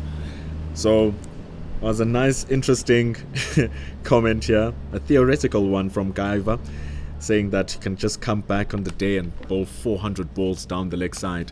Eventually, the umpires will want to control that. So, probably after 2-3 overs, they'll start having a conversation and ask you to start bowling properly, otherwise anything down the legs will start being widened. I saw it happen. I think it was Robin Peterson who was bowling back in the day, started bowling down the leg, down the leg, down the leg, and it started being called wide. So it does happen. See, can't bowl 400 balls of that. We see the end of over number 21. A slight appeal from Akeem Jordan at mid-on. If it touched anything, it would have been the padding, but it touched nothing. It's 61 for 1. We have 30 minutes until the lunch interval. And here we are. The change in bowling does indeed come. The spin bowler, Kevin Sinclair, has the ball.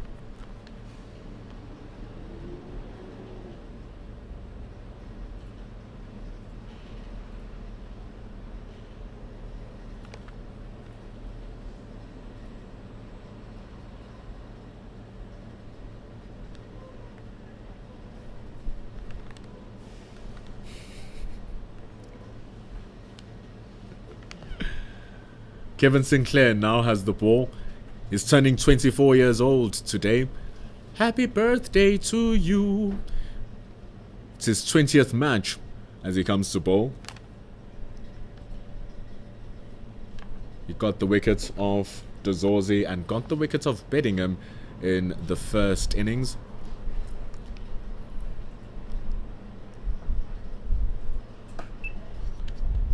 He caught Dazorzi slipping. The ball was wide and short. The South African opener thought he had a cut shot. The only thing that was cut was his stay at the crease, edging it to the wicketkeeper. Beddingham was on 47. Looked at ease on the back foot playing Sinclair, until eventually he misread the line of one, edging it to slip.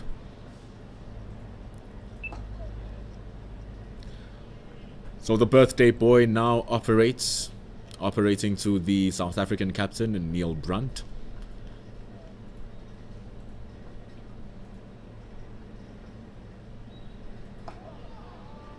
And is not getting a lot of turn, just straightening it with the arm. There's a beautiful patch, a rough patch for Sinclair to work with outside the off stump of Neil Brunt. But he's going to have to be brave to get that through. But he gets a cut shot. And it's a good stop at point. Having to dive to his right. Stopping what would have been a certain boundary because there's no one deep. Just showing wasn't the greatest delivery from Sinclair. Short and wide.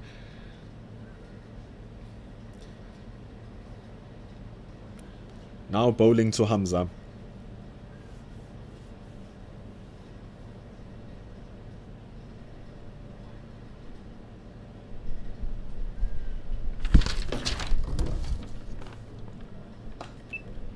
A man under the helmet for Zubair Hamza, but a man under the helmet just looks at the ball to end the over.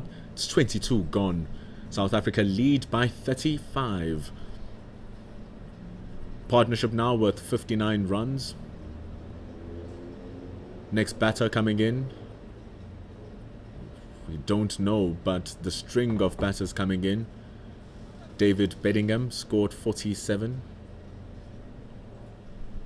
Batted very well. Keegan Peterson looked exceptional, scoring 59 runs. He was outdone by a Yorker. Akeem Jordan was responsible for his dismissal. And speak of the man himself, he has the ball now, Akeem Jordan, giving a break to McAllister. Jordan has bowled 4 overs, gone for 20 runs as well. It was that over against Zubair Hamza, giving 12 runs away.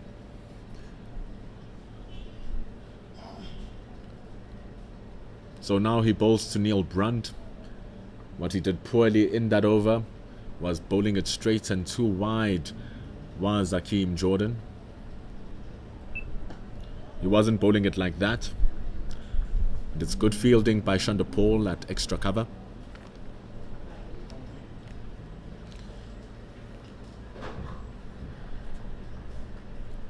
Brunt looking a bit more comfortable. He was looking at home against McAllister. Really was looking comfortable. Even against Lewis, he didn't seem like he was threatened or rushed. Hakeem Jordan comes in with a different set of skill set.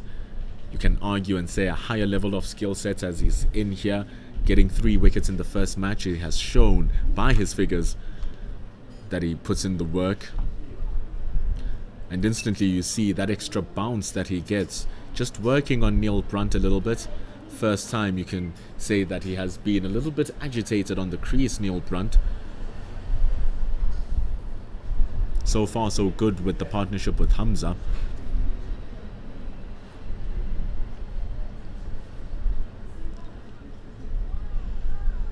Hamza on the same amount of runs he scored in the first innings.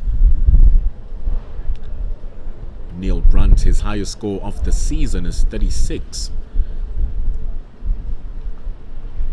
So he's edging closer to his highest score, and there he can be a little bit looser. It's going to be tough. Doesn't have to be loose now as he gets the outside edge in between gully and backward point. They just get 2 runs. Into the 30s he is. But surely Brunt will be looking to score big. I saw a joke on the comments speaking about the most runs scored in a first class match. I saw runs scored by Victoria. How many? 1,107. Why would you 1,107? The most scored in an international, please correct me if I'm wrong, is 956 for the loss of 8 or 958 for the loss of 6 by Sri Lanka. That's the highest ever scored in a test match. Most scored by an individual in first class cricket, Brian Lara scoring 501. And Dex says Neil Brunt will score 502. Not out. Love the enthusiasm. He's looking pretty good. If he wants to score those 500 runs, he'll better pick up that scoring rate.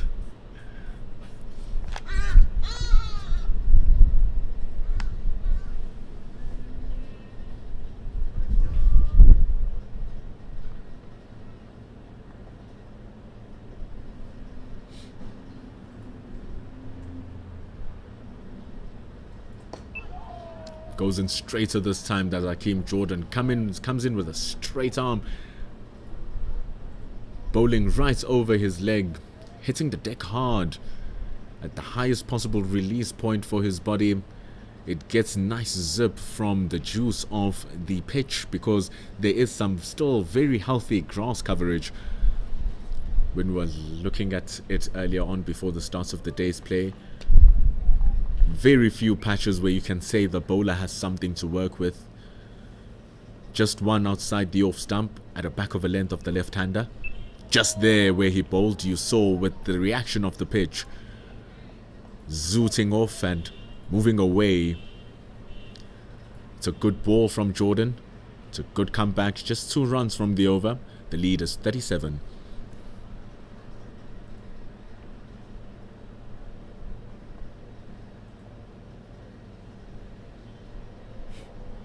The highest score scored ever by a South African is 394. That's Stephen Cook for the Lions. Started his international career rather late, but that's the most runs ever scored by a South African in first class cricket. The most ever scored in international cricket is 311 by Hashim Amla against England. So not likely to see 502 from Brunt. Not likely to see 502 from South Africa either. But if he continues bowling short and wide, Sinclair, we might. Imlach is at backward point, stopping that. Oh, this might be gone. This might be a big problem. And it is a big problem. Zubair Hamza is trapped in front, looking for a pedal shot, but it was not there to be taken. Kevin Sinclair gets his birthday present, and it is the wicket of Zubair Hamza, who was looking good for his 30. It's gone leg before wicket, and it's the second wicket down for South Africa. They're on 64.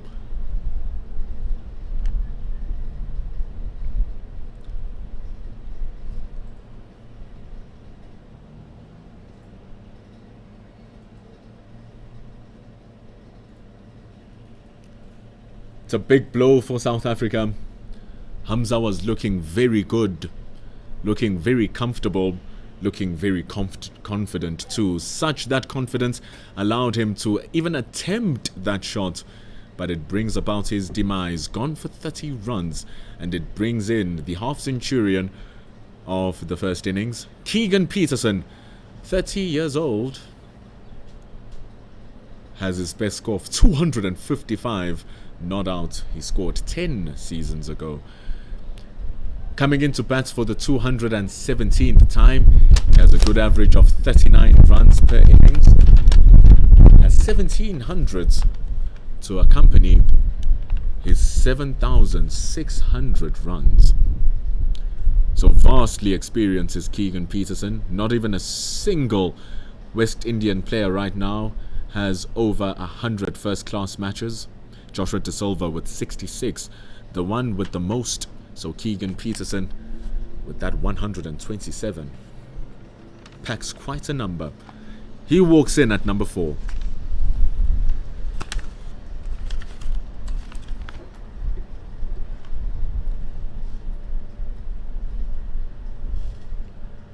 Can you even imagine, at 127 matches, he's not even the most experienced player in the side. Dane Patterson with 149. Kaya Zondo with 145, but he's not playing in this match as Zondo.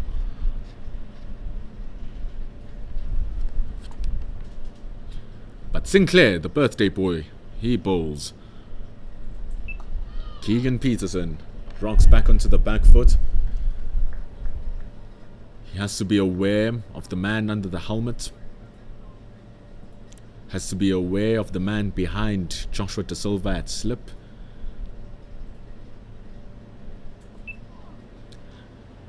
Has to be aware of the gap at third man that he tries to exploit, but it doesn't get good enough connection with the bat. Just a single as he gets off strike. Devin Imlach from backward point running to stop that.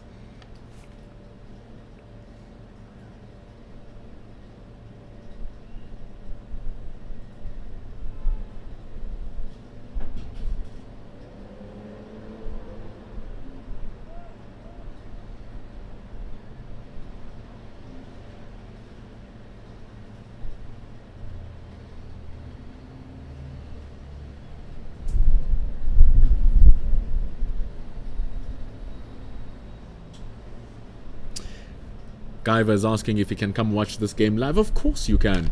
We have a few people in the stands.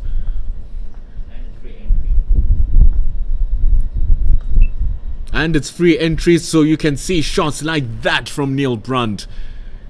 You're seeing them over your screen, but face to face, it is absolutely magnificent. Rocking onto his back foot, guiding it down to the vacant third man boundary. It flies through the outfield here at Benoni Willowmoore Park, and it's 4 runs for him. He moves to 35. The lead grows to 42.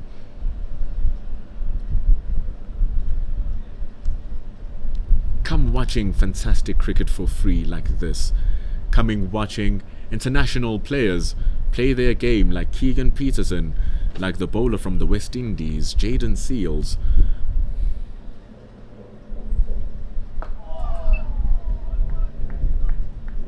And like future prospect of the West Indian cricket team who made his debut, Kevin Sinclair, ending a successful over. He takes the wicket of Zubair Hamza. It's 69 on the board for South Africa, having lost 2 wickets. They lead by 42.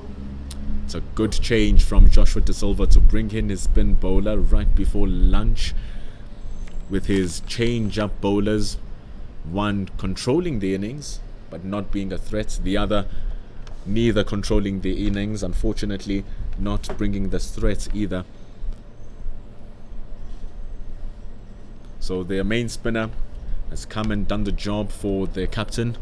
Their prime strike bowler in Jaden Seals did the job earlier on, removing Tony DeZorzi. Hakeem Jordan, the partnering strike bowler, he took 3 wickets in the first innings, wants to get on the W column today. He has January 2022's Player of the Month, Keegan Peterson. Again, he misreads the cross-batted shot. And Joshua De Silva showing that he belongs in the football field. The wicket keeper here would be a goalkeeper there, I suppose.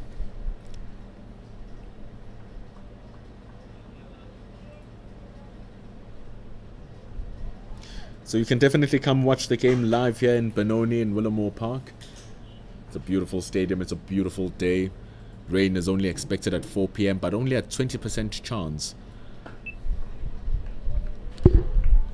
So hardly will be rain.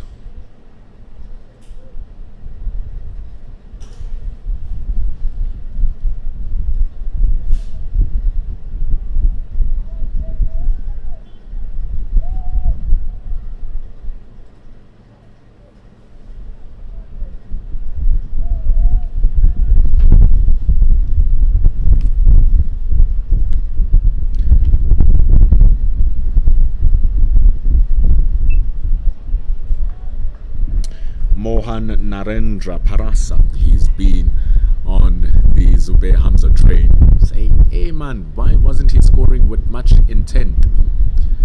Hamza's innings was built on dispatching bad deliveries. He mistimed a few against Shimon Lewis. And you saw there he was trying to do something a bit more inventive, lost his wicket.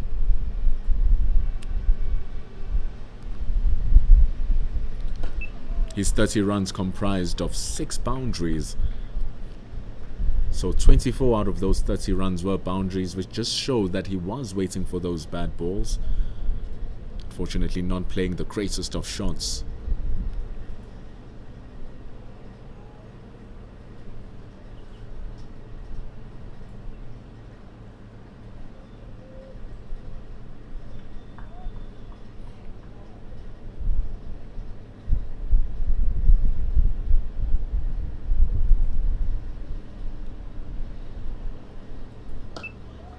Cracking shot.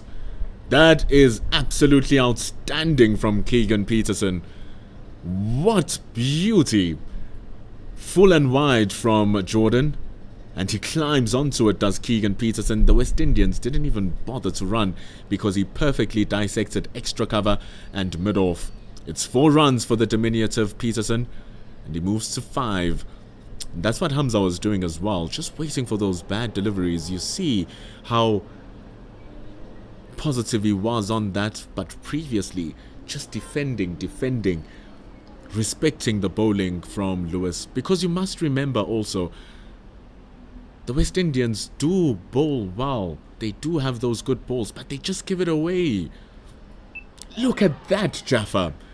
Beautiful bowling from Jordan, but it's a pity because he gave away that boundary delivery. The lead now grows to 46.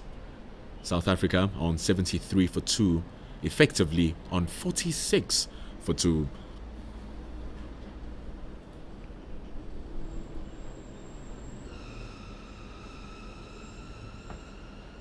Dex is asking why the camera's not following the ball. It's because we only have one static camera.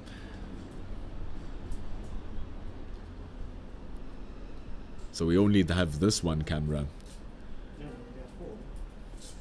There are four, but they are not manned because position. Correction, we have 4 cameras. There are 4 cameras.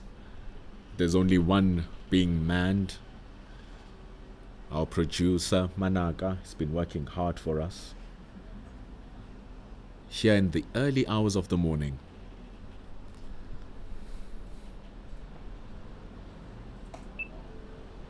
And it's because of him you get to watch this amazing broadcast.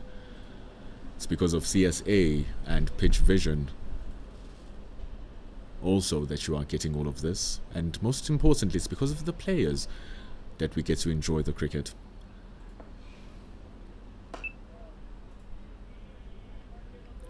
Sinclair bowling it sharply against Neil Brunt.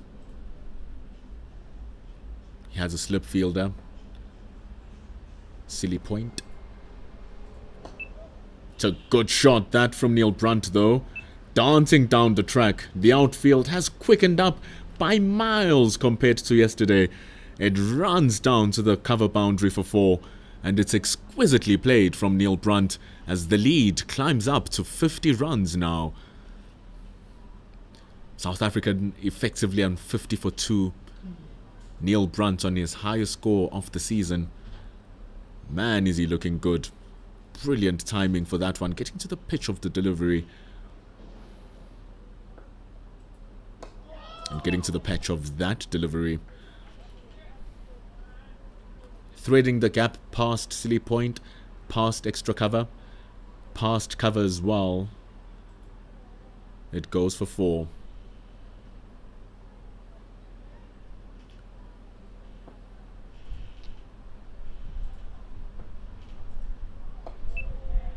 Hasn't flighted the ball much as Sinclair. And as we head on over to lunch and the end of this over, we're seeing Jaden Seals doing some warm-ups after the over from Akeem Jordan. And it's good bowling here from Sinclair. Even the ball that was dispatched for a boundary was a good ball. But it was just good batting from Neil Brunt, who was able to dance down the track to pounce that for 4, which was the only runs given away in that over. South Africa's lead is now at 50. Akeem Jordan continues his operation. Jaden Seals was just teasing us.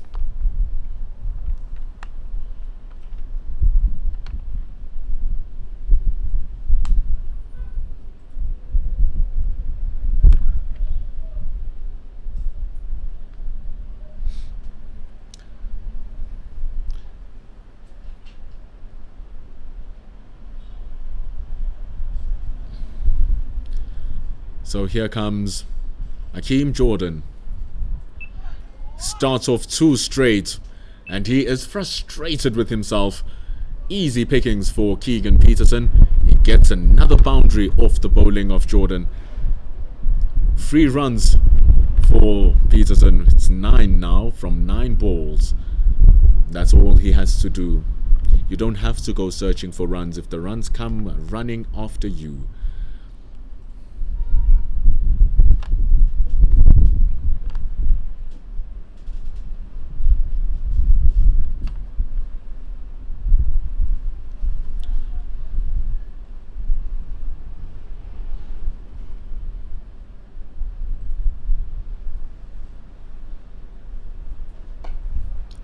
Controls it well this time.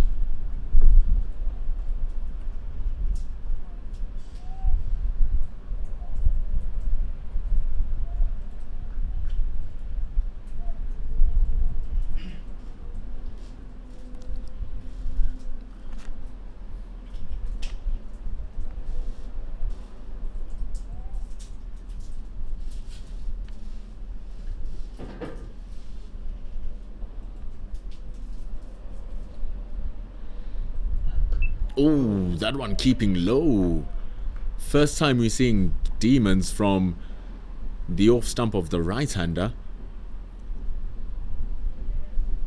There was a nice strip of grass there yesterday, but it seems to be gone with the baking sun and the heavy rollers that have been used throughout the course of the match. Ball just trekking low for Keegan Peterson. Luckily enough, he's able to cover.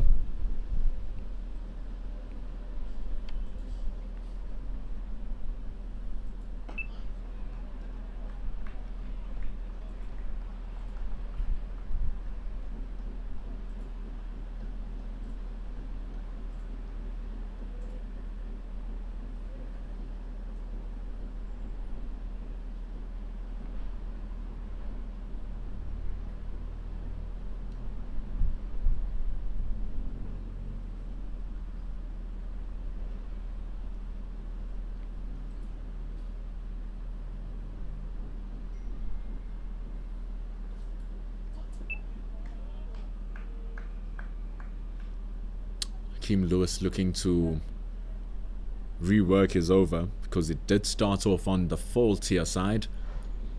Now there's no pressure on either Peterson or Brunt to make use of any of the other balls that he delivers. They've already made full usage of the first one.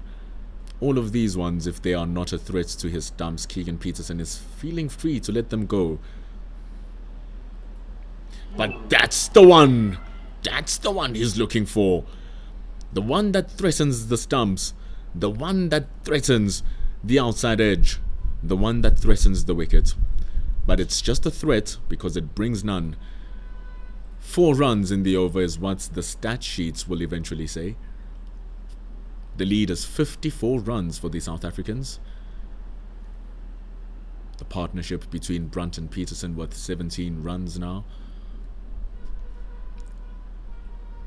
Zubair Hamza, the last wicket to fall, for 30 runs off the bowling of the man on your screen who's also celebrating his 24th birthday, Kevin Sinclair. Bowls it a touch shorter and quicker. He's been very happy with a quicker delivery, with a much flatter trajectory.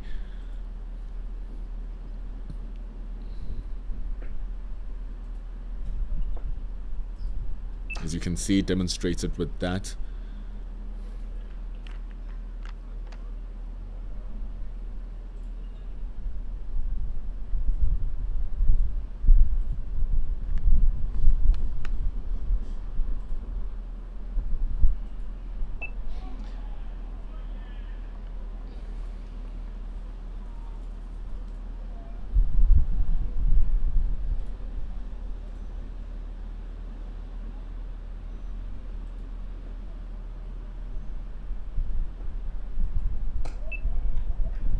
Kelly Robbins is fishing us with a lot of insights, giving us information about Keegan Peterson's last stroke. She's been around the domestic scene for a long time, so she knows what she's talking about. She talks about how Keegan Peterson at times finds himself fending off that off stump. It's nice to have a feel of the ball on the bat, so when it feels like it's there, just reach out and prod at it, which is exactly what the bowler wants. But it's good bowling here from Sinclair, really keeping it tidy, keeping Neil Brunt honest. Not a lot of variation in terms of speed and pace, but a lot of variation in terms of where the bowler's pitching, and using that well, at times rushing Neil Brunt. He ends over number 28. The lead is still 54 as he completes a maiden over, with both Neil Brunt and Keegan Peterson looking to see this off till lunch, as this is probably the last over until we see the end of the first session.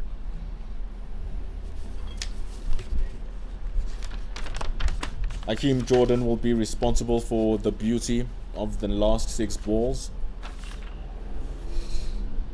and it starts off nice and straight.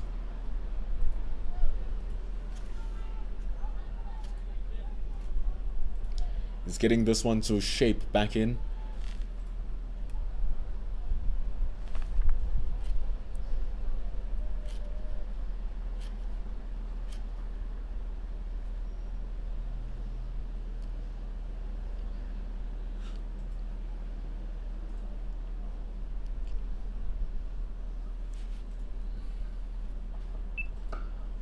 And the one that he got to just say hello to that outside edge as it passed through was the one that was able to move away from Keegan Peterson.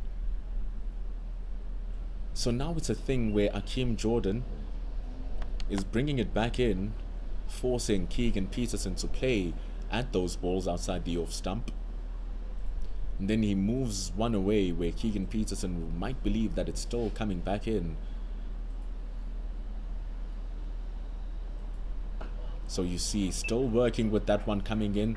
The most important thing here for Akeem Jordan is that he's hitting extraordinary lengths, because if Peterson had to let that one go, it would be hitting halfway to the top of those stumps. So that's the length that you want. The length that is just around your bails, where the ball bounces and it's going to hit the top of your bails. That one leaves the batter questioning whether to go back or to go forward. The line is just outside that off stump. So if you get the batter questioning whether the ball is going to be hitting his stumps or not, that is where your ultimate good ball is.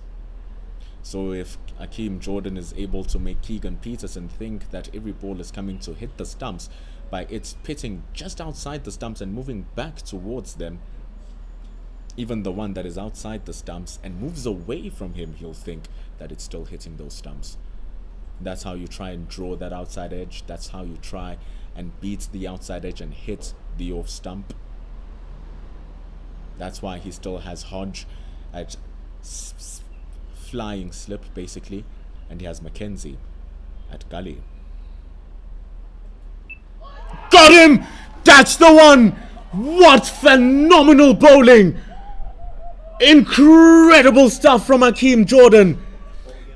He thought that was the one that was going to go away, but it kept straight and hits the top of off stump. Has a right to celebrate that. Has every right to celebrate that. It's extraordinary. It is beautiful, and it is a fast bowler's delight. That's how we bring the end of the session, with a magical jaffa from Akeem Jordan to dismiss Keegan Peterson for 9 runs. He faced 19 deliveries, and that is the one. That is one of the best deliveries we've seen in this match so far, and it leaves a big smile on my face as an enthusiast of good bowling.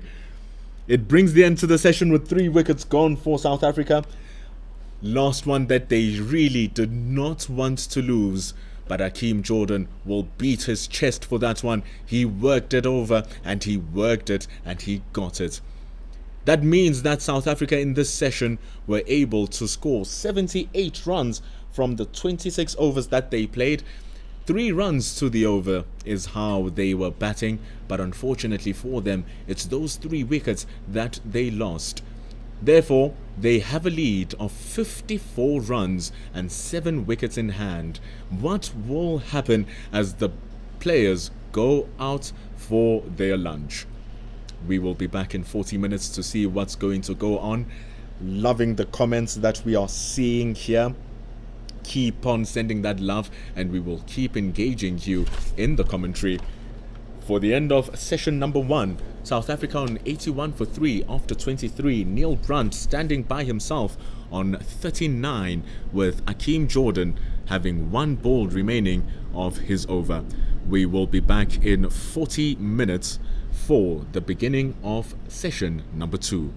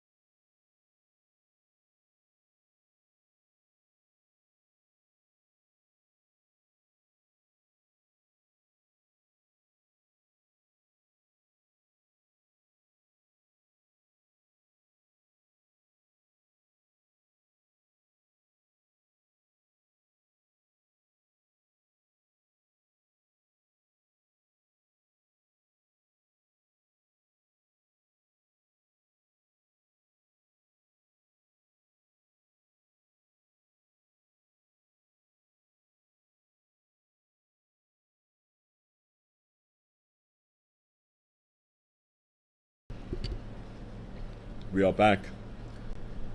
Session number 2 begins with one more ball remaining from Hakeem Jordan's over. Getting a wicket of Keegan Peterson with an absolute beauty, removing just the bails of off stump as Keegan Peterson leaves a false delivery. It brings David Bedingham into the strike. And still getting that good movement into the right-hander is Hakeem Jordan. To end over,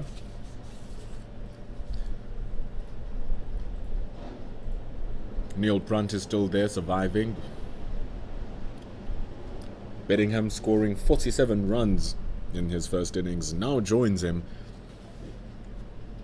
Name on everyone's tongues and lips is David Bedingham. There was a time where the 29-year-old from the Western Province had decided that it's enough is enough with South African cricket, and he had made his way to England to try to pursue his career there. Alas, with the Brexit,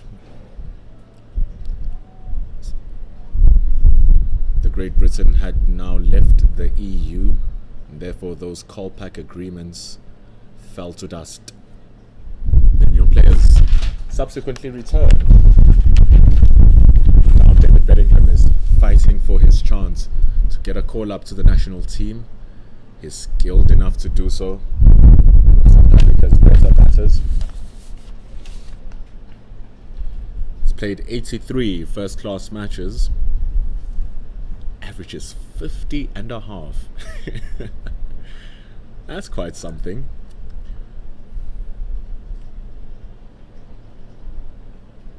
Jayden Seales starts short and wide. The West Indian gets punished with a cutting shot from David Bedingham. Seales apologizes. The first ill delivery that he's bowled in his entire spell. You don't give those to David Bedingham. He's going to take you away as he does. The classy right-hander. He moves to 5.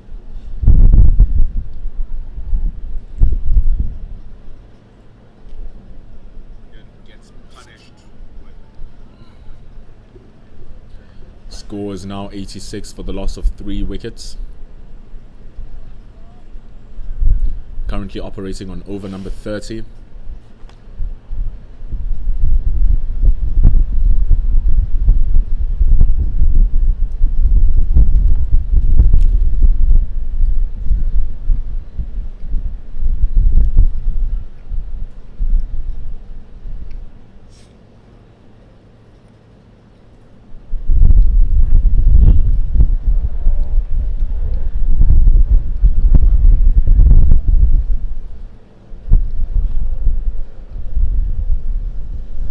Comes back good, does Jayden Seales. But the damage has already been done in his over. Cracking shot from David Bedingham.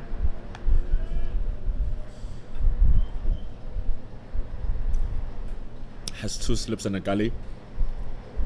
That boundary that he scored on the first ball through a nice gap between backward point and extra cover.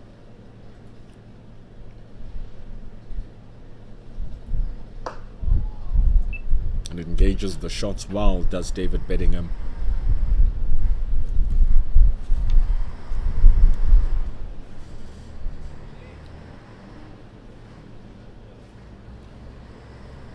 David Bedingham played a very key role for Durham. Durham's winning campaign in the County Championships Division 2 was part of Alex Leese's batting efforts as the leading run scorer of the tournament. He was the second leading run scorer in the team. His season last year for Durham, batted 19 times.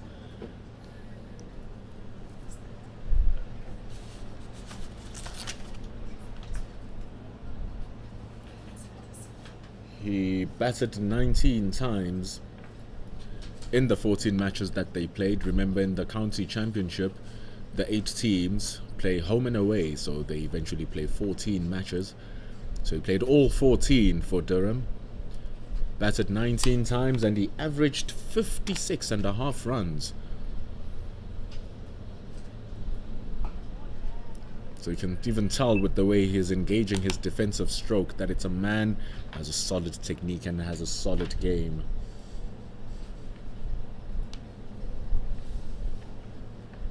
Scored a total of 5 50s in his campaign, but only 1 century.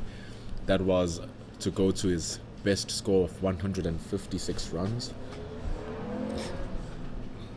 But having a tournament of 14 matches and scoring over 1,000 runs, that's quite something. He had 1,019 runs in his bag for the county championship for Durham. So it's exciting to see what he's going to bring up here for South Africa A. He's already done the goods for Western Province, now looking to do the goods for his country. 86 for 3 after 30 overs. Jaden Seals giving away a loosener. He's a true superstar to come, is Jaden Seals, only 22 years old, coming back from a knee injury which he needed to go to a surgery for. So for those of you who are wondering why is an A-list first team player in Jaden Seals playing right here in the A team, that's why. He's looking to get his rhythm back.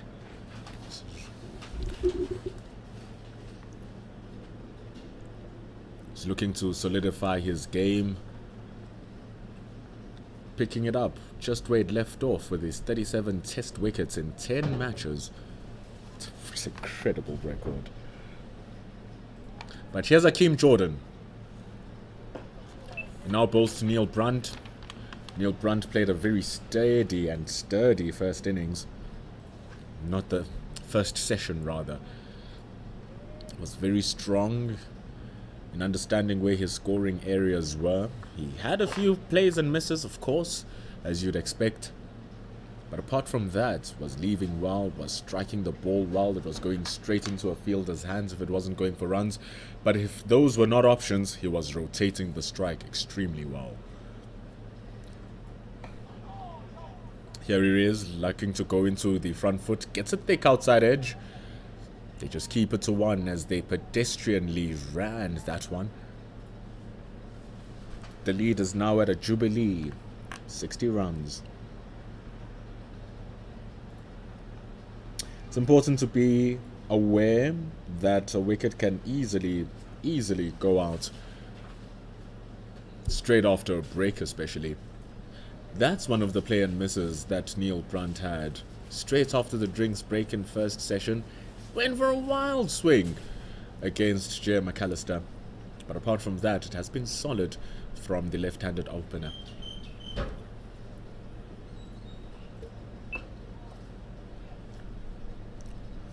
David Bedingham will be looking to bat with him and bats with him long. And speaking about things that are long is the overstep from Akeem Jordan. Umpire Anwar Jacobs signalling the no ball, the first disciplinary extra given away from the West Indies. From the 4 that they've given away, it's the first no ball. The other 3 are just leg byes. So it's been steady bowling from the West Indians, just barring those boundary deliveries. If they keep it bowling it like that, it's going to make it tough for Bedingham to settle into his business. But dare I say, he's looking like he's already whipped out the books for his business and ready to crunch the numbers, is David Bedingham.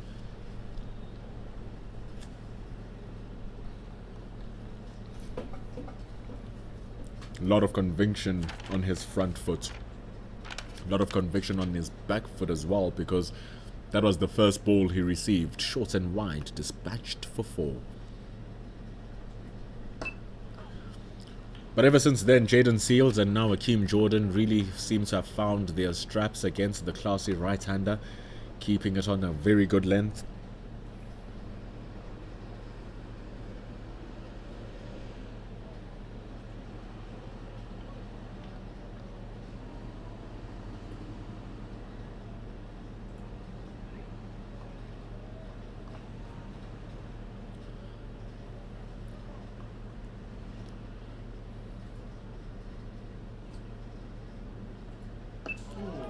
delivery from Akeem. It is good stuff here from the West Indian strike bowler. He's getting that ball to just move into the right-hander ever so slightly and ever so well and ever so consistently as well. That's how we got the incredible wickets of Keegan Peterson. Everyone in the comments was going wild. Wow, what a ball, my God. I was going wild here at the commentary gantry. The West Indians were going crazy. And they'll be happy with that over from Hakeem Jordan. The lead is 61. Just one run given away from it. Neil Brunt is into his 40s. He'll be happy with his work so far. But 3 wickets fell in that session, which is what South Africa is not wanting to do.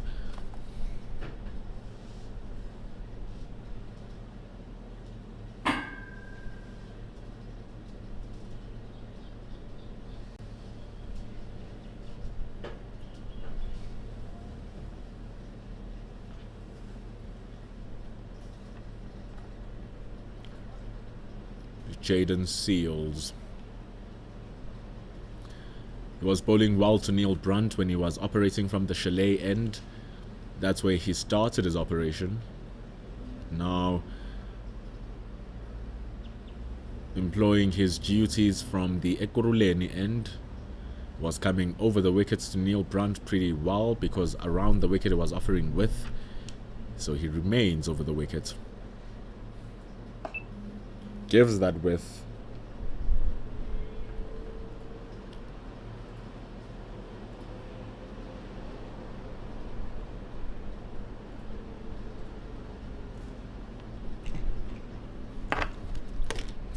What can I say?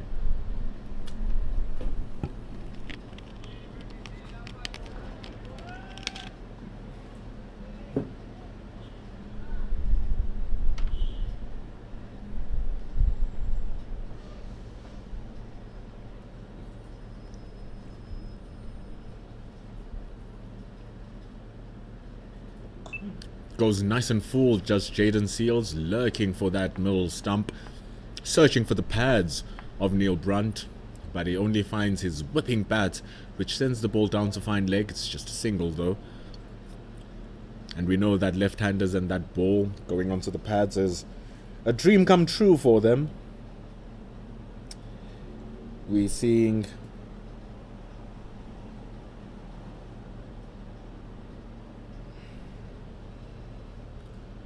some of your comments here. Like, you know how we did in the first session, we are in this together as we're watching this match.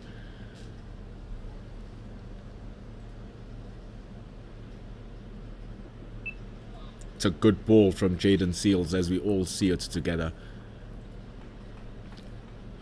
David Bedingham has a challenge here to deal with Jaden Seals, who was bowling magnificently the first innings, only giving away 1 run to the over.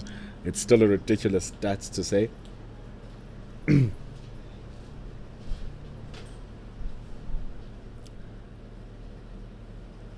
now he's here operating, so barring the boundary he gave away to Bedingham, he could be going at just over a run to the over, but he's just going under 2 runs to the over. Terrible work from his standards.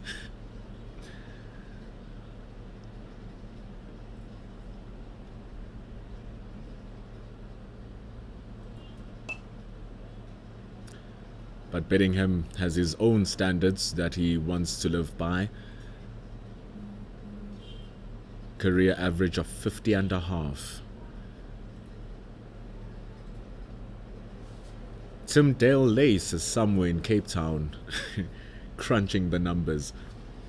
That's where David Bedingham comes from. Tim Dale Lace, one of our trusted sports journalists in the world of cricket. Fan of Bedingham. I'm a fan of Bedingham. Lots of people in the country are fans of David's.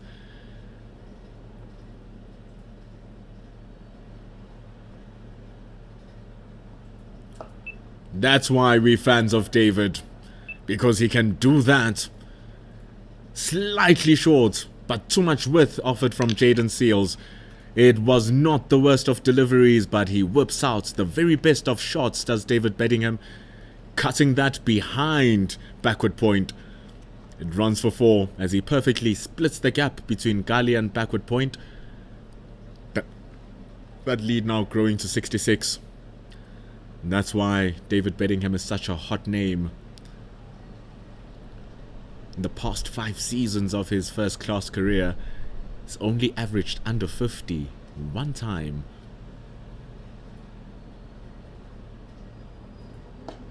And you can see why from the type of cricket that he's playing.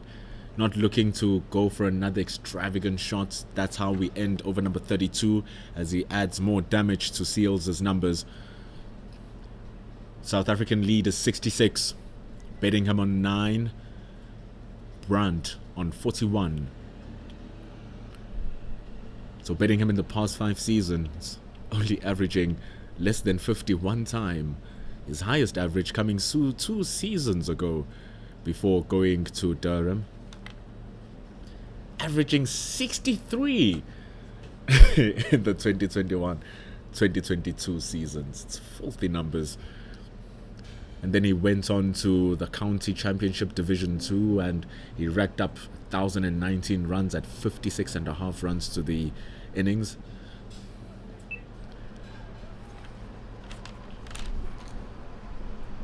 Started off his campaign this season scoring 60 runs versus the Lions. However, it was in a losing cause as Lions took on a 106-run victory thanks to Mitchell van Buren, who was able to strike a magnificent 170. Ryan Rickleton scoring 112. Duan Olivia, who's playing in this game, taking a fifer. Bjorn Fortuin would be playing in this game, taking a fifer in that match where David scored 60 runs. So he was the top scorer for the Western Province in a defeat for his team. Then against the Tuskers in Pietermaritzburg, he was undefeated on 70, opening the batting. And the man who's opening the batting, Neil Brandt, having to face some vicious deliveries from Hakeem Jordan. Vicious towards his stumps, vicious towards his pads. But today, Neil Brandt is not going to be a victim. He's trying very hard not to be a victim.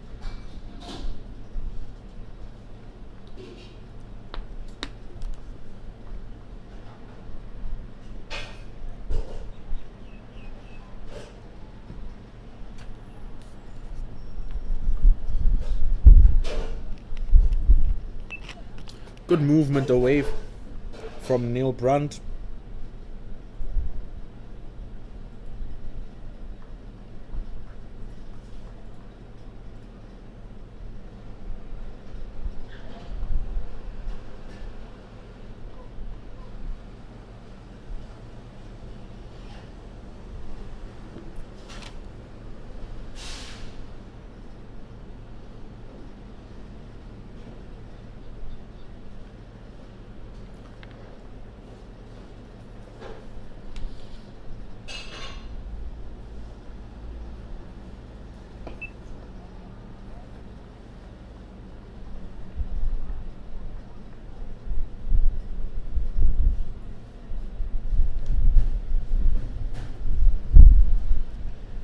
The discussions are starting to begin.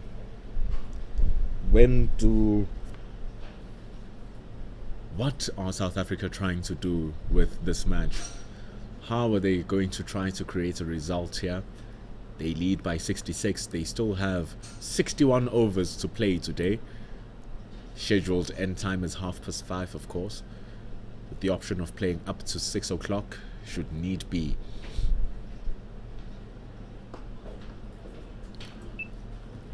So South Africa still have 61 overs to bat, which is 2 sessions. The question would be, how many runs will be enough for them? At this rate, they could be scoring 270 if they decide to declare at the end of the day, which would mean they have a lead of around 230 runs.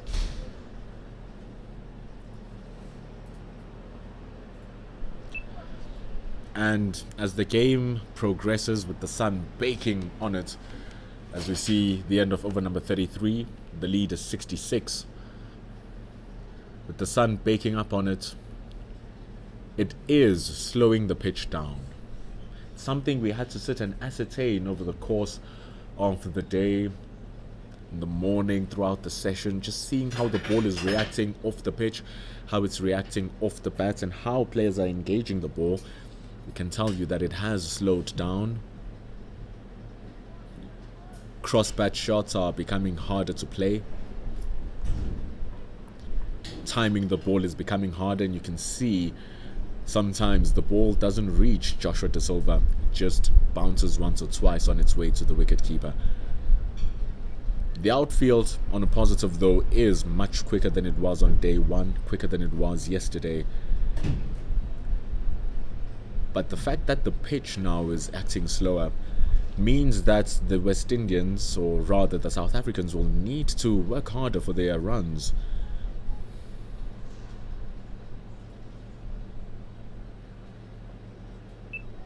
Like we said, cross-bat shots are much harder to play.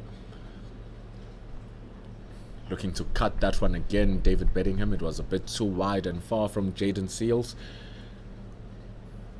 Of course, with the changing of ends, he now has to run up a slope. Coming from the chalet end, he was running down the slope.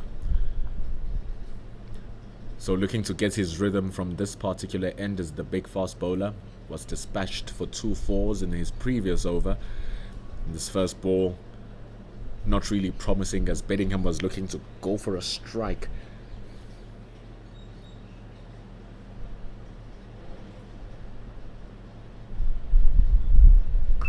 Too wide again. He's not happy as Seals.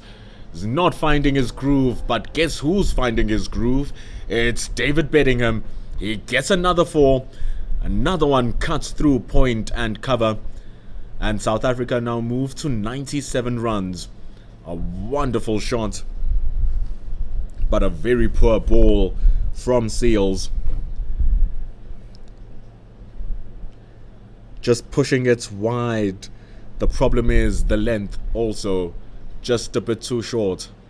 Deservedly punished from Bedingham. Even on a slow track, short and wide is still going to be a meal. So with that, they push backward point to backward deep point.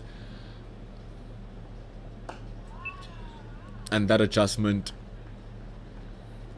sees Jaden Seals get his lines working, gets his lengths working as well. It's one thing when a bowler is getting scored off of shots where the batter has to take initiative to create the runs. When Neil Brunt was taking on Kevin Sinclair just before lunch, he had to use his feet to get scoring. So you don't mind that as a bowler. You don't mind a batter playing a dangerous shot. Like that! And it's been dropped! You want the batter to play a dangerous shot. We said that cross-bat shots are dangerous. Oh, it's disheartening. Jaden Seals falling to the ground after working so hard. Misfortune as Joshua Da Silva drops the catch. It was not the most difficult of catches. And Bedingham lives to see another day.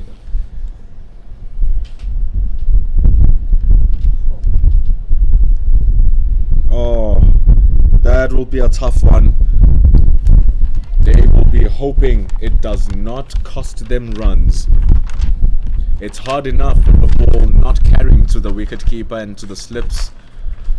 So however painful it is when it is dropped once it carries. Oh my word, what a good retaliation from Jaden Seals.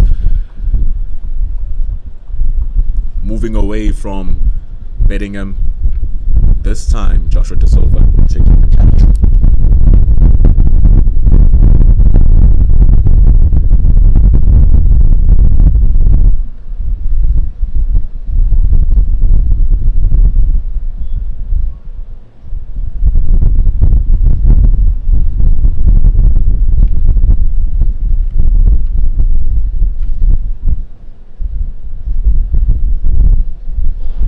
man. What's the price going to be? Last ball of over number 34. Another wide one and another sketchy stroke there from David Bedingham. The last three, not really positive from him. He gives a dab to Seals. You love to see the camaraderie between the players. Seals will not take that nicely. He sees his wicket, lives to see another day and shadow bat. He lives to see his could have been victim play and miss at more deliveries. But the lead is 70 runs for the South Africans. Maiden over with a dropped catch for Jaden Seals.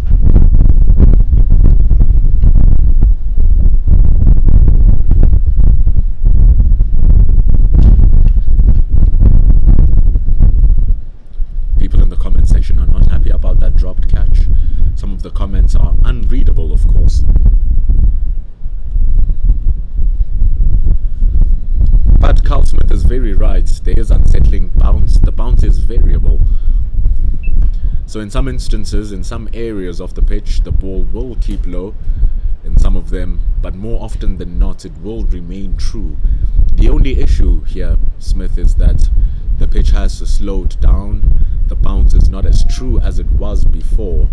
So playing a pull shot, playing a cut shot is some risky business. That's why it's so hard for us to see shots played straight down the ground. We're not seeing shots played in the V. The boundaries are all coming square because power needs to be generated. Shots are coming like that. Boundaries are coming like that, with bad bowling and good batting in retaliation to that bad bowling. Crunched away from Neil Brunt, and what a good way for the South Africans to bring up their century of runs. They're on 101 now, are the South Africans. Taking them 34 overs to bring that up. 207 balls to be exact. Even though cross-batch shots are hard to play when it's that wide and it's that easy, they will be taken away.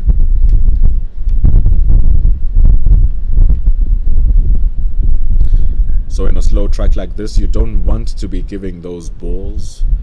You don't want to be giving long hops. And because of the areas that Jordan is bowling, a reinforcement of the offside field, we have backward point, we have point, extra cover, very wide gully.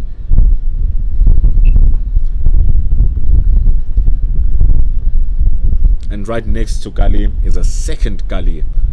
So two gullies, one flying slip, one backward point.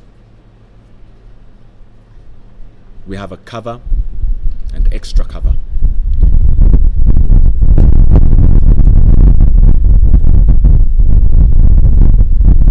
There's no one patrolling behind square.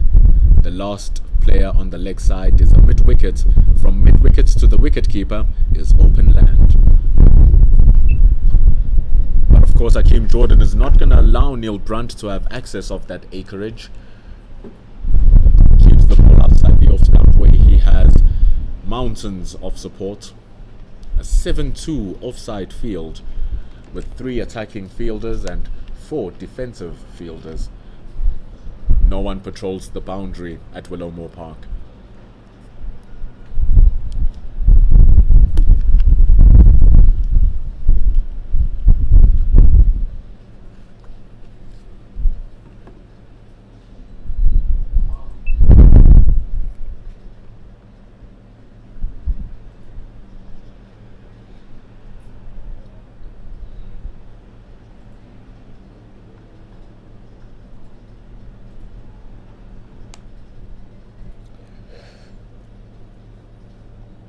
See, Jason Nowalski is saying Neil Brunt's 41 of 100 balls is slow. It's one of Brunt's much better innings, this one. Gritty innings. Because the West Indians were bowling well despite giving away those boundary deliveries. Just look at that. Bowling really well. They end the over. It's 35 gone. South Africa leading by 74 runs with 7 wickets in hand. The partnership between Bedingham and Brunt being 20 runs. So the West Indians they'll give you a string of 4 brilliant deliveries in an over and then give you 2 which can be hit for boundaries. And more often than not, one of those 2 is hidden for boundaries. So what Neil Brunt has been dealing with, he's been dealing with really good bowling and a lot of patience. Because how he lost his wicket in the first inning is that he was found chasing for balls way outside his off stump and was caught at deep backward point. Not deep, it was caught at backward point rather. So you don't want in first class cricket to fall for 2 traps at the same time. They take a quick single. Shunda Paul at cover. Covers that up easily. Good placement from Bedingham.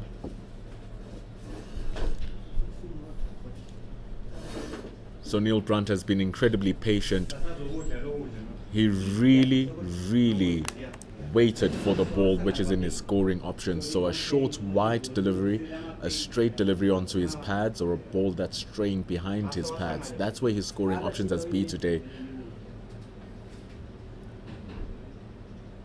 So the West Indians have been keeping well to him. And that's what he's been doing well. It's a good ball from Jaden Seals. And it's a great leave from Neil Brunt. There's a slip there, there's a gully. Could easily edge that away. So he hasn't given the West Indians anything to sniff. And that's the value of opening the batting.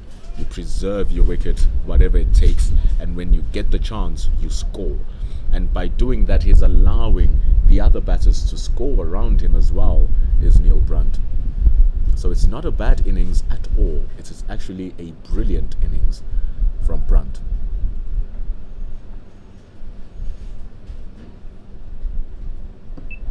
See, just waiting for balls like that. Was going to clip that down for 4 runs because the fine leg is very square. Jaden Seals against Brunt pushes it away, and he looks for that straight one which will target his stumps. He had a slight appeal in the first session by using that strategy. It didn't work because the ball was pitching outside the leg stump. The other one was a bit too full, so Brunt was able to get bat on it and get some runs. So that's the battle here. It's not just about scoring runs. It's not about seeing the ball hit the bat. It's all strategy. It's chess, not checkers.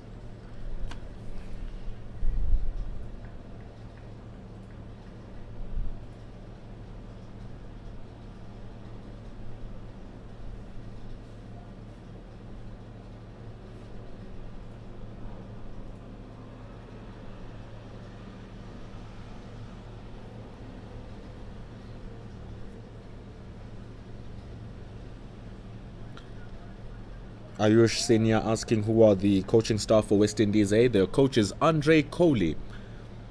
They have Jimmy Adams and Sean Tate, the big fast bowler from Australia, as their assistant coach. So those are the 3 men who are here with the West Indies A side. Andre Kohli coming here, he wants to give exposure to some of these gentlemen who are just starting off some of their first class careers. That's why some of these names you won't know, and some of the names are also going to prepare for the White Ball Tour, which will be happening in England. So some prominent names are not available for this A Tour.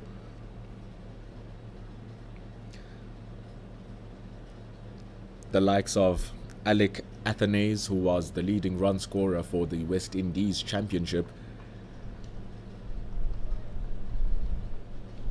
Shane Dowrich, Shemron Hetmeyers, Brandon Kings. All of those gentlemen are going to try out their luck in England and going to prepare for that. See the end of the over though. 36 gone for South Africa. They've notched up 100 runs. They lead by 75, so effectively they are on 75 for the loss of 3. This is day 3 here of the 4-day series. It's moving day. South Africa are moving swiftly as their lead continues to grow, with the changes of the nature of the pitch becoming slower, becoming lower as well. It'll be interesting to see how Kevin Sinclair continues on his job. He already got the wicket of Zubair Hamza, the spinner. So once he comes back after the sun bakes on the pitch a little bit longer and the ball becomes older so it can get more grip, it will be interesting to see how we will utilize the pitch.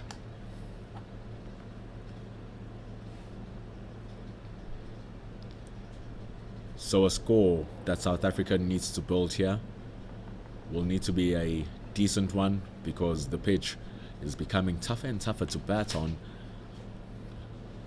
Here's Hakeem Jordan to Bedingham. Bedingham again on that back foot. It's very strong outside that off. Is very strong in that area when you bring it short and wide. It's been getting a lot of purchase right there. So you wonder why the West Indians persist in putting it into those areas.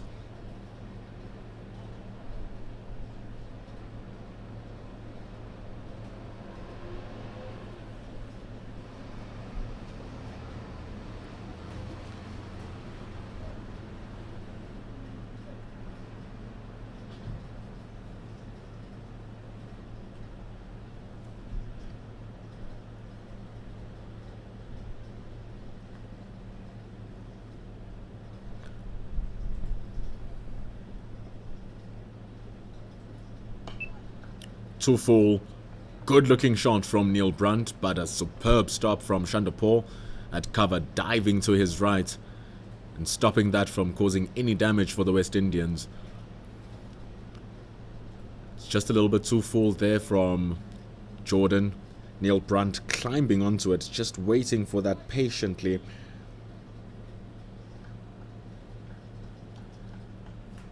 Carl Smith saying that the wider ball also looks like it could be a wicket ball with a slightly slower pitch. May cost some runs, but it's at a risk, which is very true. See that good ball, but Brunt is able to read the line and length very well. He's been exquisite in understanding where his off stump is, just leaving the ball so well.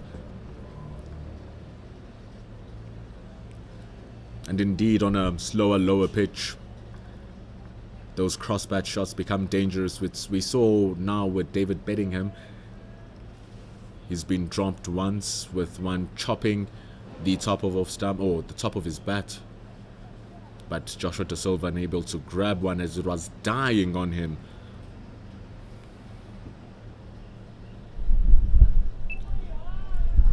Jayden Seales was distraught on that dropped catch, because it seems to be a plan that he had against David Bedingham to bowl that wide delivery. Yes, he went for 2 boundaries on it, but it got an edge and few oohs and ahs and some mistimed inside edge from those cross-batted shots.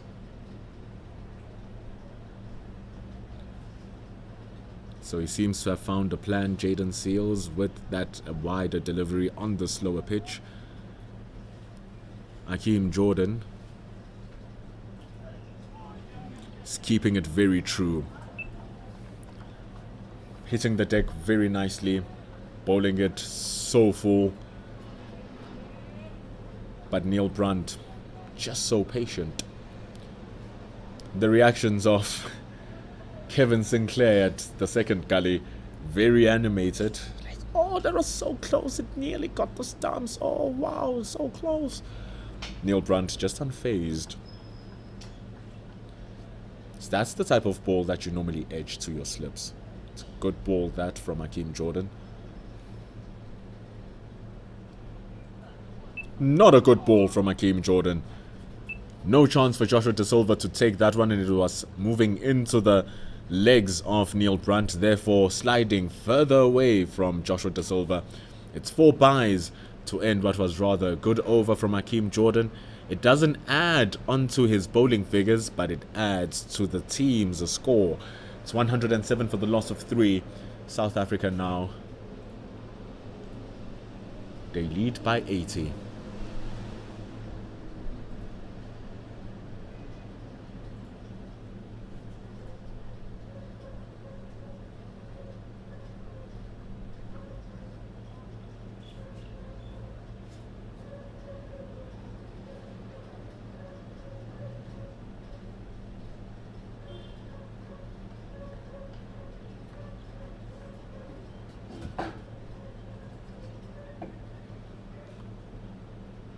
Jaden Seals now with the ball.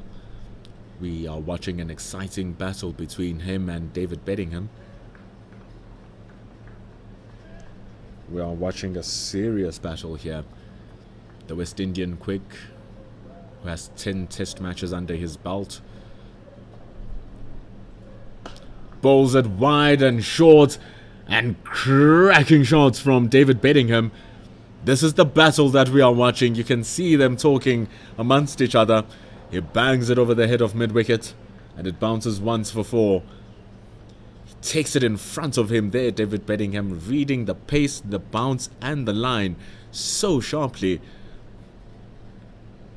Staying true to the fact that Jaden Seals' pace will carry the ball through to his bat. And so it did. And gets on top of it perfectly. It's 4 runs. He moves to 19. This partnership now between him and Brunt worth 30. The score on Nelson.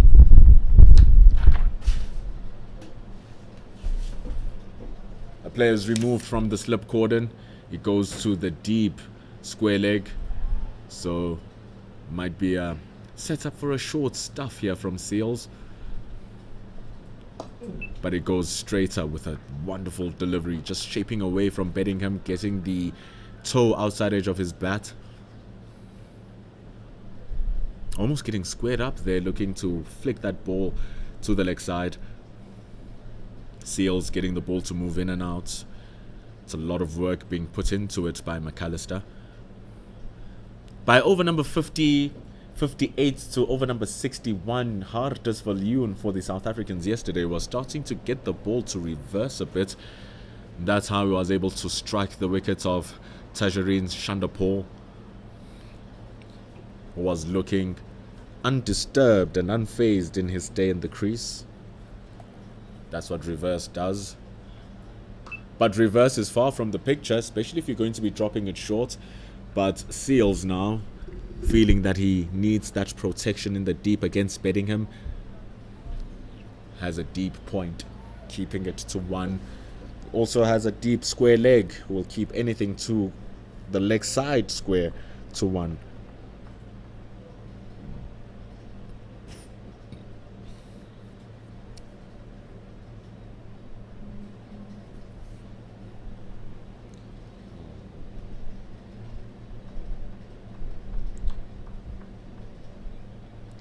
He now comes around the wicket to Neil Brunt. And he starts off nice and straight with the going up the slope. And the nice thing for him is that the slope is also angular. So it's going up and it's slanted slightly to the left. So as you're watching the screen, the pitch is concaved and it's looking upwards to the left-hand side of the screen. So it'll also assist with some of the movement of the ball coming back in to Neil Brunt.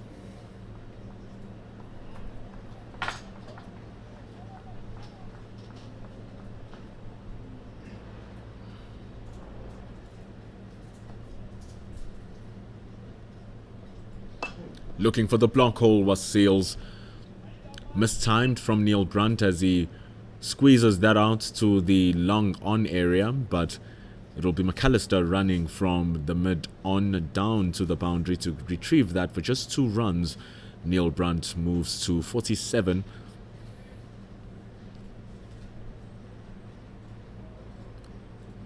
Jaden Seals having a short mid-wicket, or short extra cover rather. Having a short extra cover on the offside for that drive shot that might pop. The West Indians working hard on that ball. Another big advantage that might also facilitate some reverse swing here in Willowmoore Park is the concrete boundary barriers.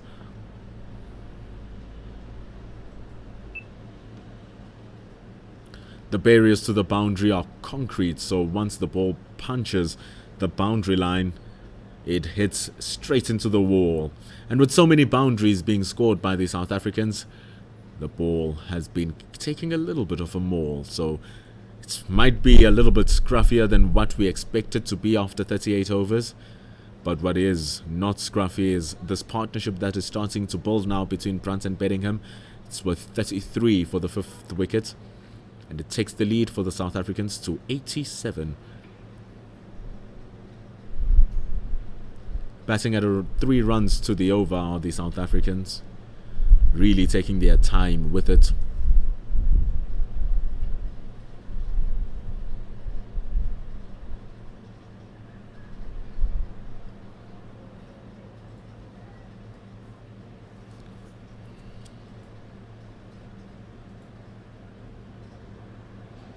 Oh, Hakeem Jordan gets the one to come back in, missing the outside edge. They are asking for an LBW maybe, but it thuds onto the pads of David Bedingham with a sharp movement back inwards. It seems like they are appealing for an edge. Umpire Jacobs says there was nothing. I did not hear a second sound. Too high for LBW. Though Jordan feels aggrieved.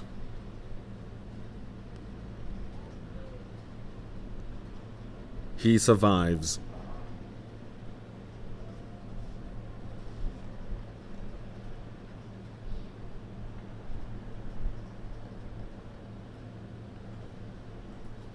Impact also seems to be outside the off stump.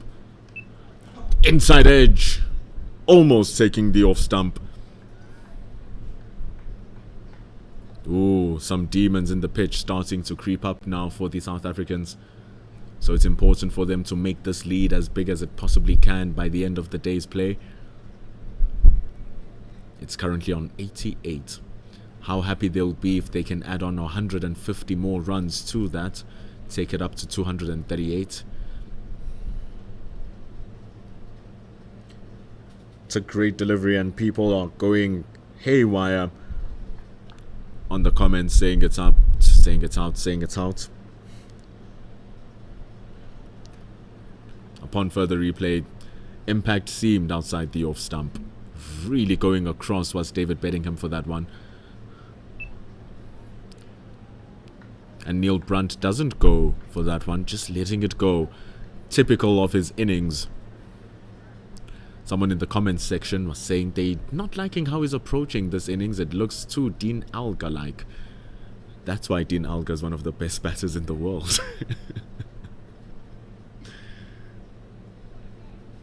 It's because of this grittiness that you have to show in the top of the order. Opening the batting in first-class cricket could be one of the most difficult things to do in sports.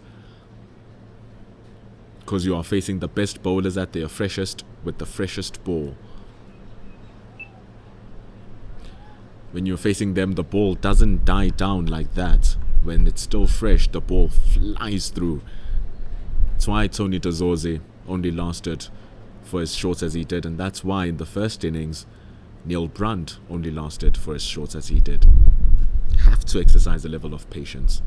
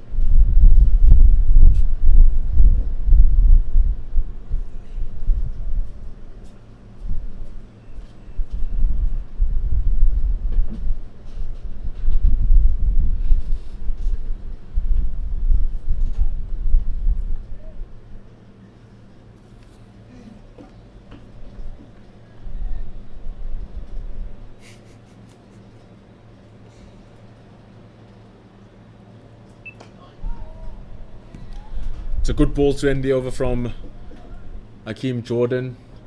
Still doesn't feel happy about the first ball of his over. Feeling like he got the wickets of David Bedingham, but umpire Arno Jacobs feeling otherwise.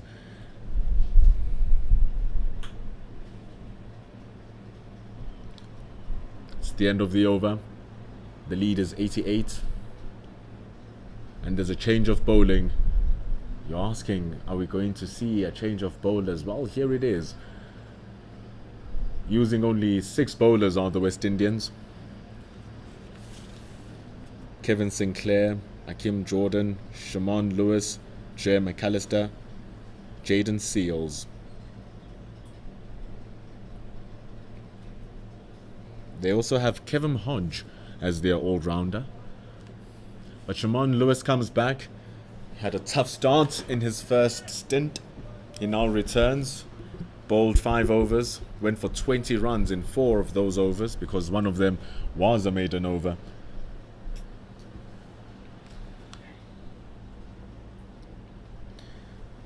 So he's here now.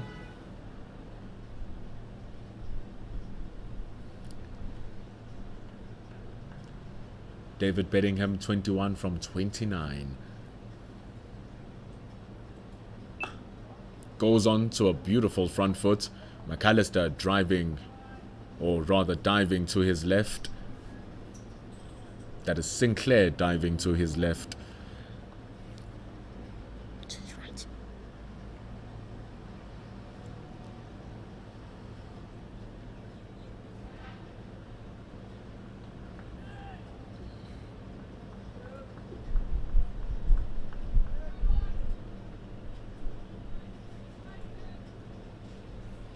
Aiyah.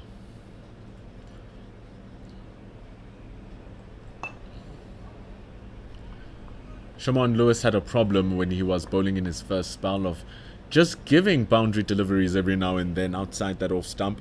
But it's not just outside of the off stump, it was wide of the off stump. And it was short as well from the bails. Because of that, he was allowing Zubair Hamza to have as he wishes with his balls. And so Zubair Hamza did, but eventually losing his wickets for another 30 runs, just like he did in the first innings. But Shimon Lewis, medium pacer, has Sinclair moving up to short extra cover. It don't matter. Oh, quick one. Good stop at backward point by Tevin Imlak. Quick return throw as well as Neil Brunt was running to the danger end. David Bedingham so good on that cut shot. Wonderful sound of the bat. But Imlak diving to his left, stopping that on the fumble. Throwing it off balance. Neil Brunt surviving. Surviving on 47. A hard worked 47. A labourous 47. But most importantly for South Africa, an anchoring 47.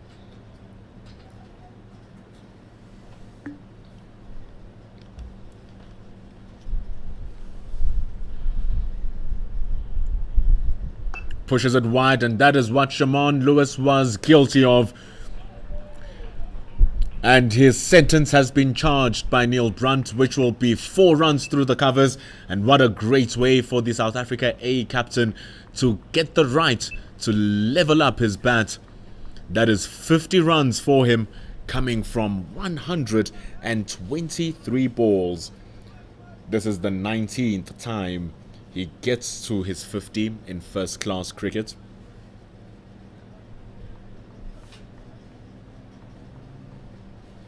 Averaging 41 runs. It's a good number for an opening batter.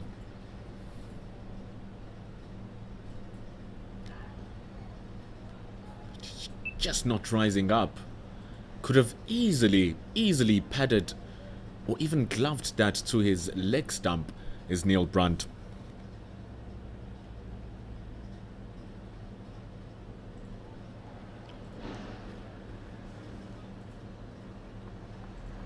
Asking for how many people are guarding the boundary. It's just one. There's a fine leg. No one else is guarding the boundary. That white slip you see alongside the gully. The offside has a short extra cover, waiting for the popping catch.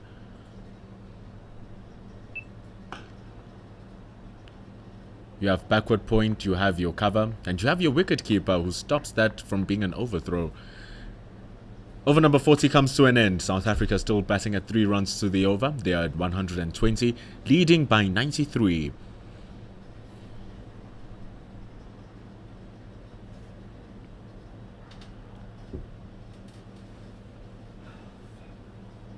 Cape Fox Productions agreeing with the good 50 for Brunt. It's been an excellent 50 from Brunt. It's his first 50 in the season, and he does it in a very difficult way, having to face off some very good bowling.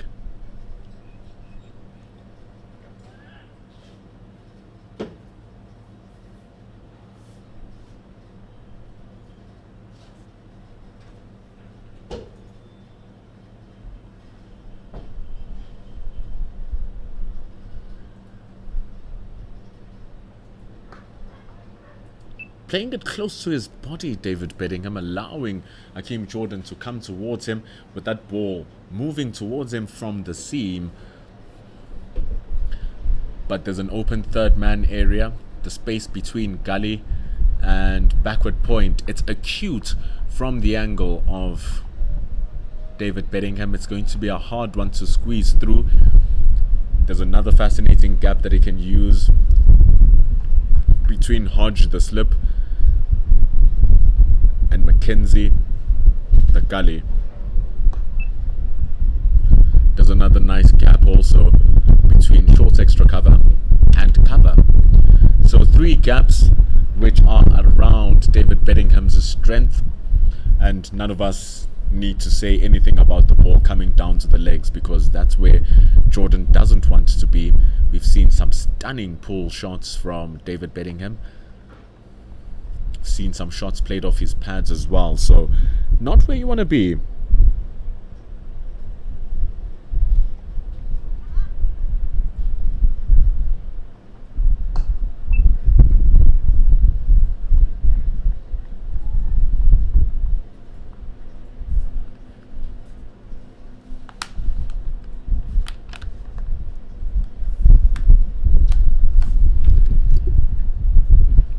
Isbal, can you tell me how many overs is bowled in this spell? Is it possible? Is it 13? It's not possible. Damn it. This spell, yeah. I want this spell. Thank you.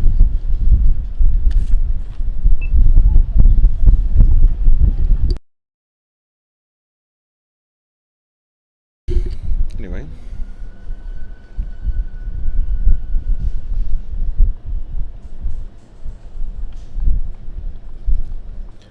Batman official is saying that Bedingham will score 70 plus. 70 is his highest score this season. So he'll definitely be wanting to score more than 70 runs. Scored that in Pietermaritzburg, down in the coast, in a wet, gloomy day.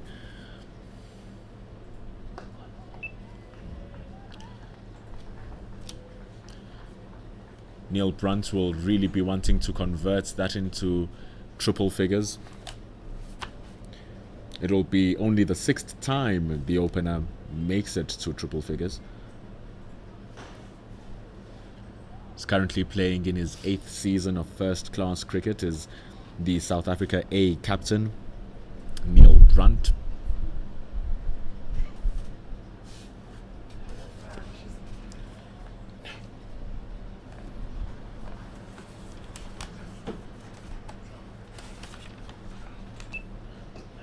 Bowling it nice and straight up, but a lot of control from Bedingham to end over number 41.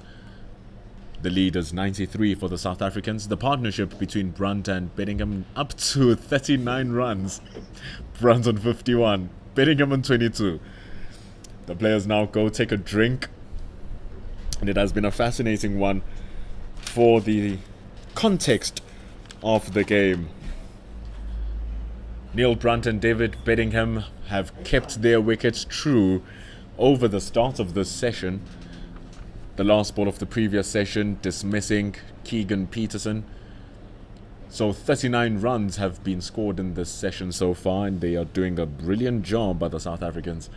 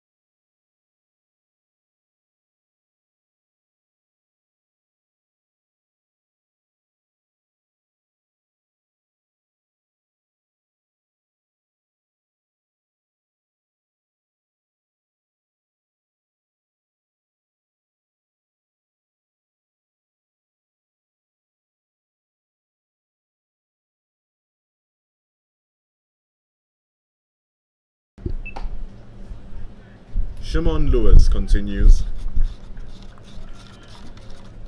after a quick drink. We are also having a quick drink up here in the commentary gantry as well. Our daily dose of iced coffee. Whether the coffee being ice is voluntary or it's circumstantial, well, I'll leave that up to you. It's because it's hot here in Benoni, so we have to cool down and we have to keep awake to watch this match. Shimon Lewis bowling it down the legs. And every single time these guys are bowling, the ball keeps on dying. The pace of the wicket being taken away with each ray of the sun hitting it, drying it up more and more and more, slowing it down further.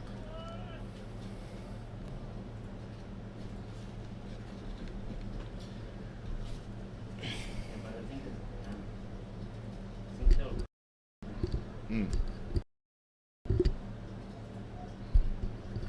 The question now for the West Indians and Joshua De Silva is, when do we see Sinclair return? Hakeem Jordan has put on a marathon spell, bowling 7 overs, going for 21 runs, taking a wicket in the same time. Ball of the match to dismiss Keegan Peterson. If you haven't seen that, right on top of our score, you have our website, www.pitchvision.com. That's where you can go see the replay of the wicket. Goes straight, but it gets the edge first. Very close. Even when you think you have a chance, Neil Brunt is not giving you a slight feather. He's giving you nothing. Brunt on brand of being a classy, anchoring opening batter. Showing his value here. And he'll want to continue. 2 balls remain in the over.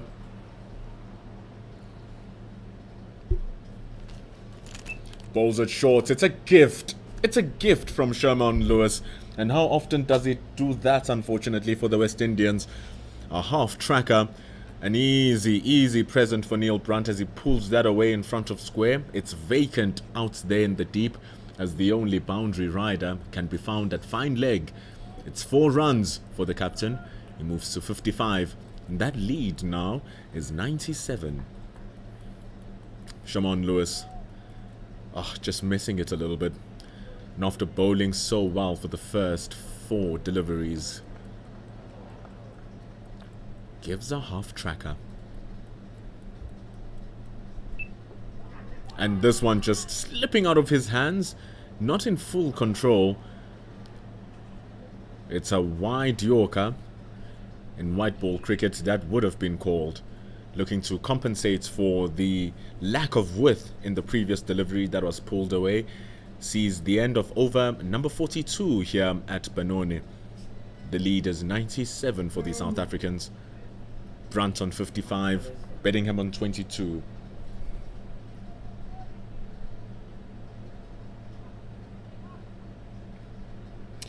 Cape Fox Productions.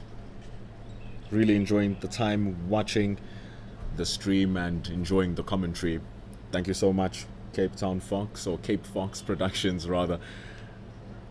And everyone else who's watching the stream, all 774 of you right now. You are all getting to see Jay McAllister come into the bowling. He'll be coming from the chalet end. He bowled very tidily for his first spell, only going for 2 runs to the over. But the problem is, there was no threat. Neil Brunt was able to work him over easily. Zubair Hamza was able to work out what he offers. Will Bedingham do the same? Well, he doesn't have to if he's going to track down the pads. Going to be leg byes signalled by the umpire.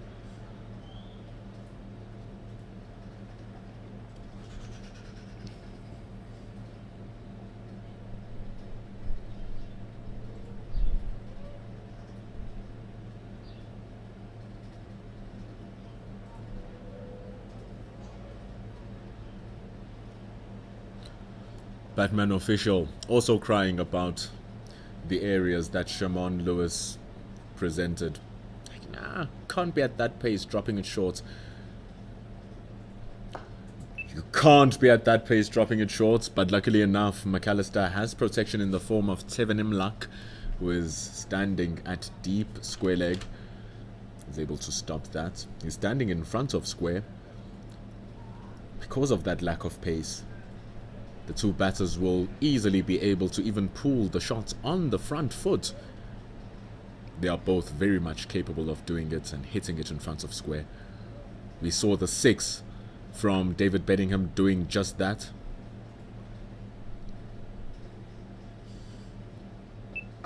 Or rather, a couple of bounces for it. I just remember flying over mid-wicket, going to the cow corner region. It did bounce a couple of times against Jaden Seals.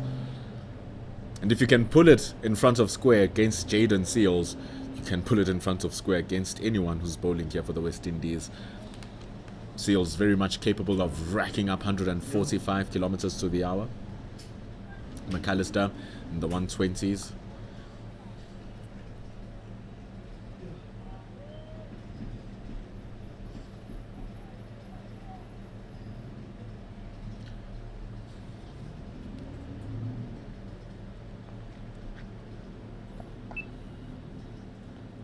We're having a conversation, not really having a conversation, just a thought that would be a good idea to see Kevin Sinclair now come in. You know, when the game just gets quiet a little bit and it seems like it's just a procession to get the overs going. Sometimes a change of pace does something, especially with the pitch that seems to be slowing down. It starts to be good for the spinners. It would be interesting to see if Joshua De Silva wants to see what the spinner has, but is not using him right now because McAllister is dropping it short and just rushing Bedingham. Actually, not even rushing him. The length was misread from Bedingham, going under his bat.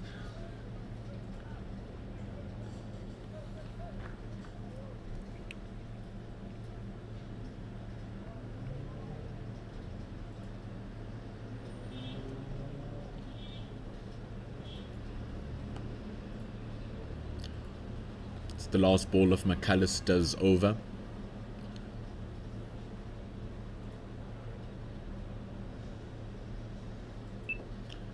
Pushes it down the leg side to end over number 43. 128 on the board, but importantly, South Africa have trickled over the triple digits of the lead. It's now 101. One psychological win achieved for the South Africans, getting that 100-run lead. Now the West Indians will be looking at it and be like, now these runs are going to start really hurting.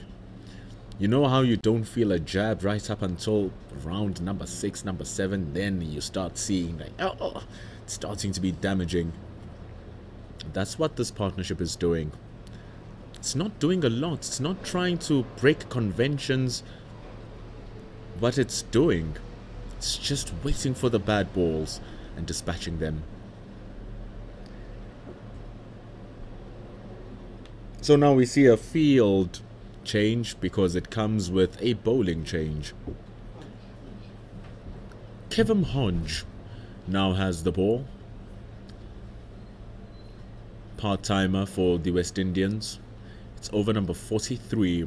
Oh my word, and that new ball is a long way away. It's 37 overs away. Left arm off spinner. Coming to bowl to Neil Brunt. A new challenge for both the batters that they haven't faced just as yet in this particular innings.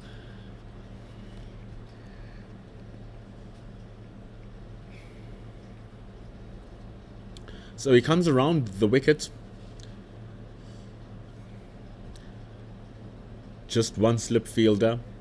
One man in the boundary.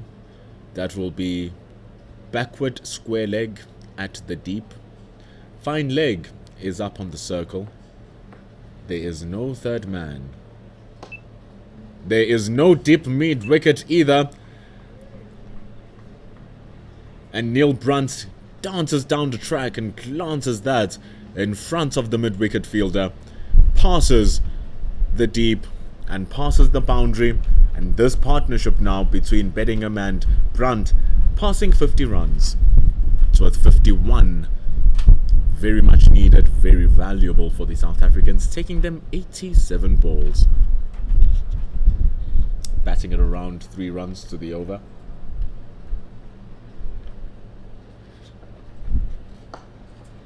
Sees him dance again. Same shot, same result. Great batting. Great punishment. Tough introduction for Kevin Hodge.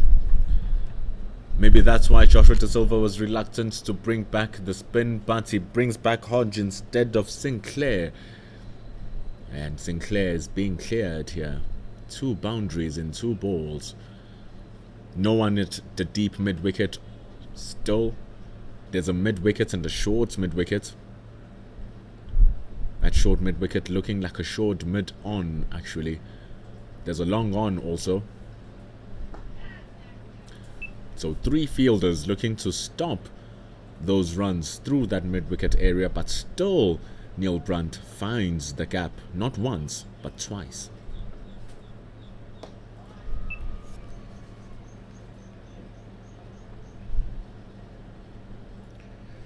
Kevin Hodge bowled 10 overs in the first innings, just went for 37 runs.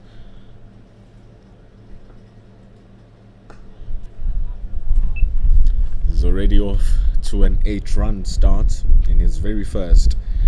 And it wasn't even bad balls, it was just dominance from Neil Brunt to dance down the track, meeting the ball at its pitch and turning it into a half volley. Like that. This time not being able to pierce through the short mid-on. Mackenzie right there. That's how we bring an end to the over. 4 runs in the first ball. 4 runs on the second ball to take the lead up to 109 for the South Africans. And Neil Brunt, 65. This partnership is worth 55. And the lead is on 109.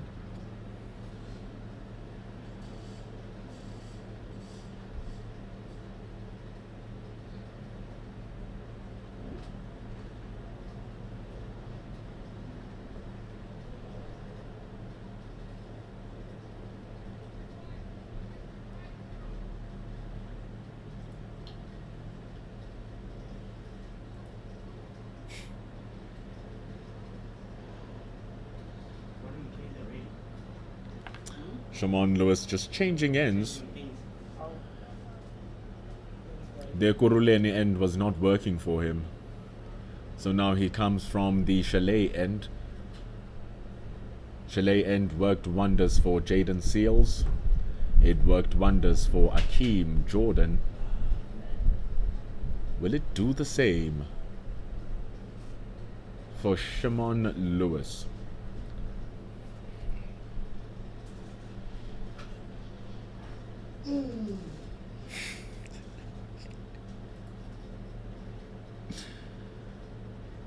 Losing his run-up. It's a change of gradient as well. Remember, when you're coming up the Ekurhuleni end from where the camera is, you are running up a slope, which is slightly slanted downwards, like. So you're running up the slope from the Ekurhuleni end, you're running downwards from the Chalet end.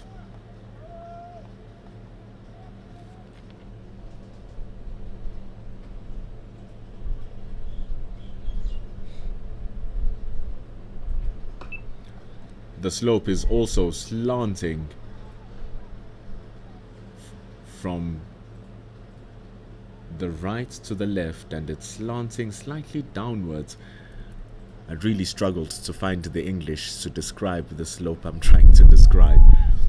But from the Ekurhuleni end, you're running up the slope, and if you're running from the left to the right of your screen, you are running up another slope. So there's a double angle on the pitch.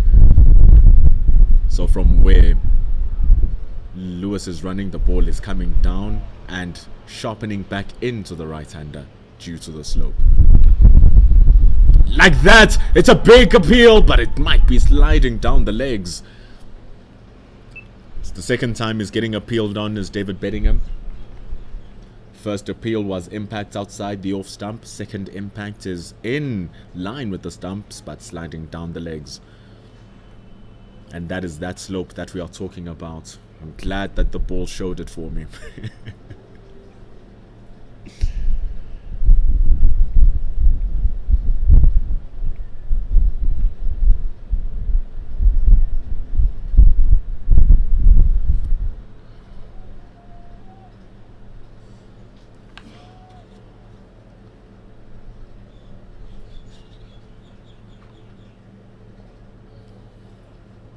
Oh, this is gone. This is gone. Brilliant bowling. Wonderful work from Shimon Lewis, and the change of ends works. David Bedingham is trapped finally. He's gone for 23 after 45 deliveries. An appeal outside the off stump. An appeal down the legs. An appeal straight on middle stump. And the last one working wonders for Shimon Lewis as he dismisses David Bedingham. Having troubles with that ball coming back in front of his stumps. And it has costed him his wicket. After being dropped earlier on, he cannot take it over the top. South Africa on 136 for the loss of 4. As we see a new batter walk in now. Another one who scored 50 in his first innings, and it was brilliant behind the stumps, is Clyde Fortain. Clyde Fortain operates down in Paarl in Oudtshoorn, playing for the G-Bet Rocks, formerly known as Boland. That's where he is, but is up in the Highveld, where he scored 53 in the first innings. He joins his captain, who's on 65. You may look at Clyde Fortain's record of 70 matches, averaging 28 runs and just 2 centuries, and think nothing much of it. But last season he averaged 56 runs, did Clyde Fortain.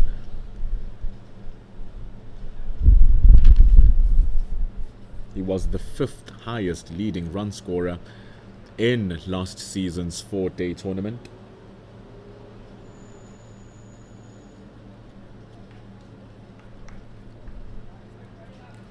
And this season he played one of a gritty innings at the middle of the order versus the Titans. It was a collapse for his team. 4 wickets down within the first 10 overs, and he had to, within the first 20 overs rather. Clyde Fortain had to walk in with the G-Bet Rocks limping. From over number 11 to over number 20, they lost those 4 wickets. So they lost 4 wickets within the span of 10 wickets, and he had to walk in and rebuild an innings and played 35 runs of 142 balls. Had to withstand a lot of difficulty. Dayan Khalim for the Titans was bowling like fire. Junior Dala was there as well. I stand to be questioned by Junior Dala's inclusion, but Dayan Khalim was 100% there and was torturing all the G-Bet Rocks batters. So he can stay in for a long time, Clyde Fortain, and he can work with the tail end as well. That's why he walks in at number 6. Coming in next will be Mihlali Mpongwana. Very handy batter.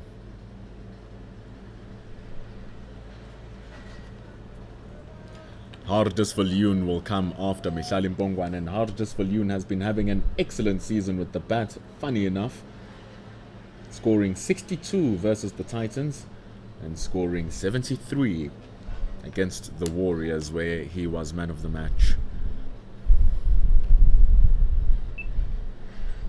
So it's not over just as yet for the South Africans. They still have some batting firepower.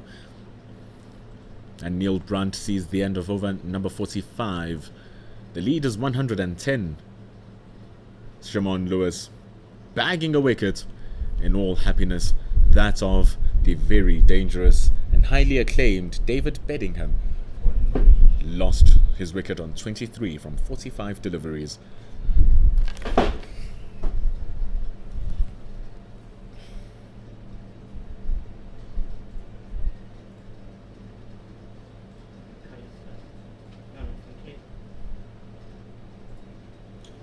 Here's that bowling change. Hodge only getting one over and getting dispatched by Neil Brunt. But unfortunately now,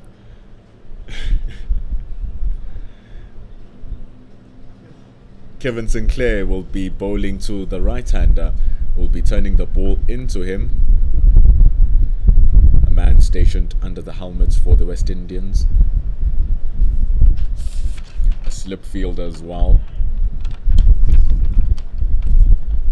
It's very interesting, in the previous over, the left arm spinner was brought into the left-hander, and now the right arm spinner is brought into the right-hander, and you'd rather have it the opposite. So with the ball turning into the bat, it's easier to just guide away like that. The ball was turning into Neil Brunt's bat from the left arm spinner, which is why he was able to just glance the ball to the mid-wicket area for 4 twice, cause of that ball spinning in. Just like that. That's why he's able to play the shots easier with confidence as Clyde Fortain. It's played in front of square. They might run for 3 given the big field, but they just keep it to 2. Shimon Lewis retrieving it in the deep. Slightly short. Not too short, but Clyde Fortain is not the tallest man, and he gets down low as well, so he turns that into a short-pitched delivery. Scored 53 runs in the first innings.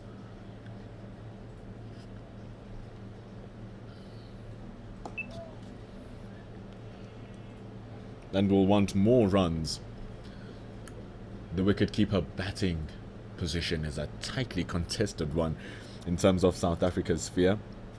And Clyde Fortain, unfortunately, is not getting any younger at 28 years old. You're looking at the likes of Ryan Rickleton, who's looking to break through. You're looking at Carl Verreynne, who's looking to break through. You're looking at Heinrich Klaasen, who's looking to station his place in the red ball format of the game as the ball runs through for number 2. It was well placed from Fortain in between cover and backward point. Didn't have enough legs to reach the boundary, which is why we're so relaxed about it here in commentary. It's just an easy 2.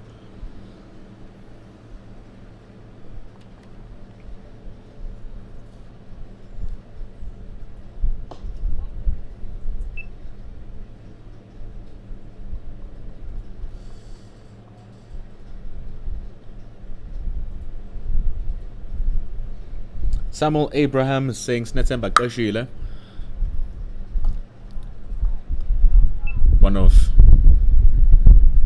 One of the wicketkeeper batters in the sphere of the South African cricketing community is not here. A lot of people thought he was going to be here, alongside Lesego Senokwane, who is the opening batter for the Northwest. Even Joshua Richards, who's the opening batter for the Lions. As we see the end of over number 46, the lead is 114, scores 141 for 4. So although Snetemba Qeshile may have a better first-class record than Clyde Fortain, Clyde Fortain last season did average 55.5 runs. It's very hard to top that. Scored 501 runs in 6 matches.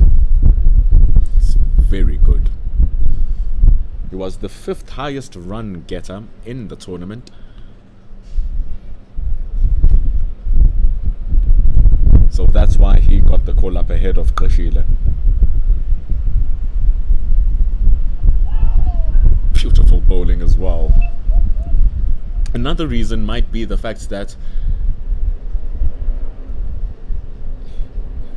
come back to the other reason before I have to fact check my information. But that one, firstly, about his performance last season, Clyde Fontaine might have helped raise his hands. He also played that valiant innings for the G-Bet Rocks, scoring that 35 in 142 balls to rebuild an innings for his team. He also scored 65 runs in the next innings of the very same match, which was the top score of the match for the Rocks. And it's bowled too short from Lewis. He's getting punished again. Neil Brunt stands and delivers. We're talking about the lack of pace, that you don't want to be short. You're just going to be giving boundaries away, and such was the case. Brunt moves to 69, 4 in front of square.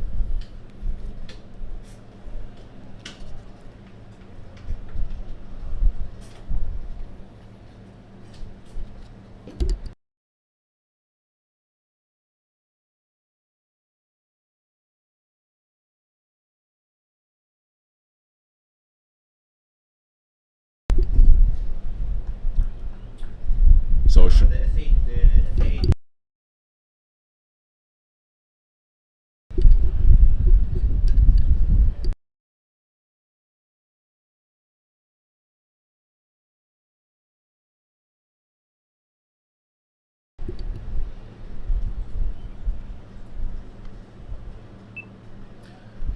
Lewis getting it right this time, just pushing it a little bit fuller. That's where he wants to be as often as he can. He has no protection in the square, or no protection on the leg side in the deep. There's only a fine leg on the leg side. Apart from that, he has a mid wicket. So those are the only two leg side fielders who can protect that pull shot. So he doesn't want to be bowling anything short straight because he has no one to protect him.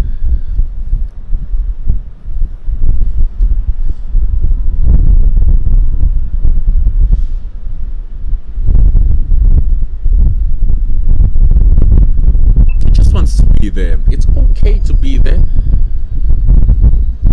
It's okay to feel like you're a boring bowler. But also at the same time, you want to have your batter just feeling like you can have a play on some of the balls that you are bowling. Of course, not a play where the ball is too short and you can be smashed away for an easy boundary. You want one where the batter plays to the tune of your deliveries. But right now, the song is not singing for Shimon Lewis in this particular over though.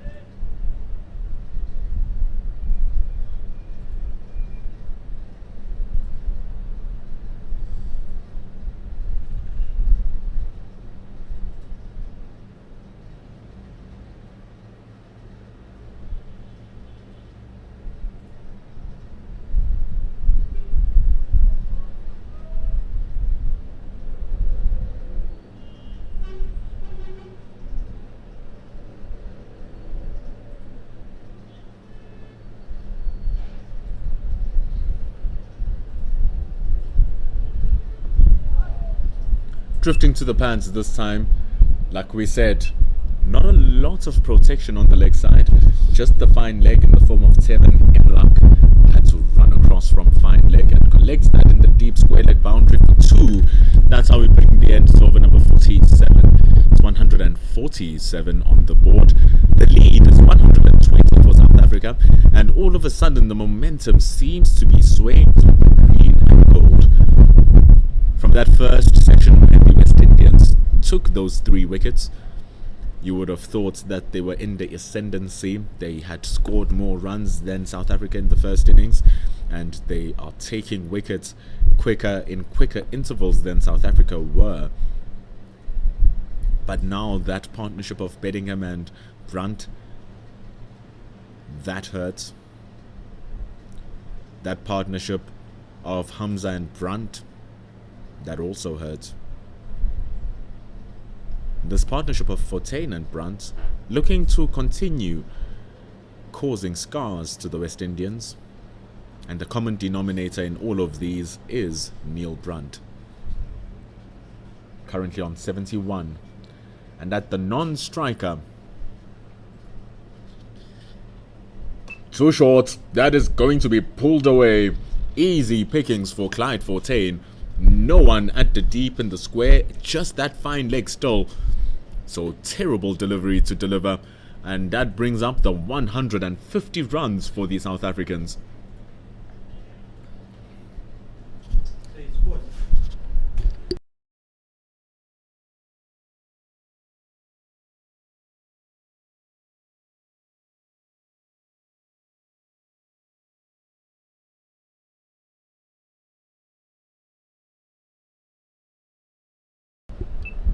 Oh, that looks dangerous. That looks dangerous, but not dangerous enough in the eyes of Spelele Gasa. Not dangerous enough. Going onto his back foot, there was Fortuyn, almost getting himself into trouble. Not out. Again, happy to veer back onto the back foot and just play that around.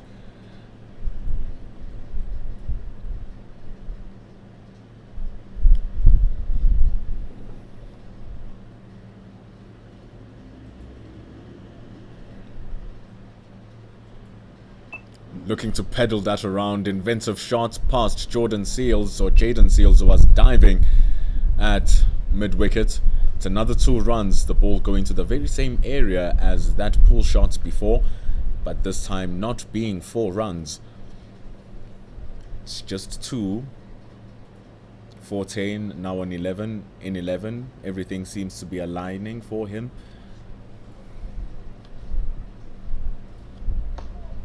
And that is what I mean when I say everything is aligning for him. Dancing down the track, it's racing to the boundary, and it is reaching the boundary.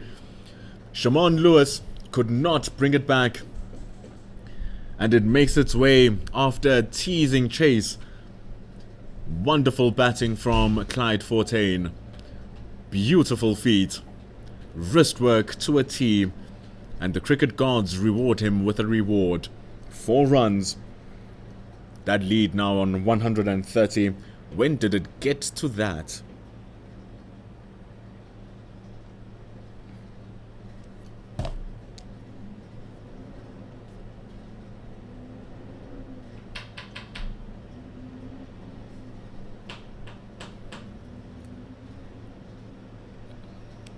There's a short fine leg now for the sweep. The man being removed under the helmet, and the man being put at deep square leg. That matters not as the over comes to an end.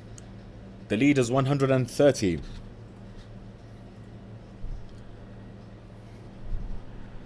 Back to the chat about Snatemba Qeshile, Samuel Abraham raising that conversation.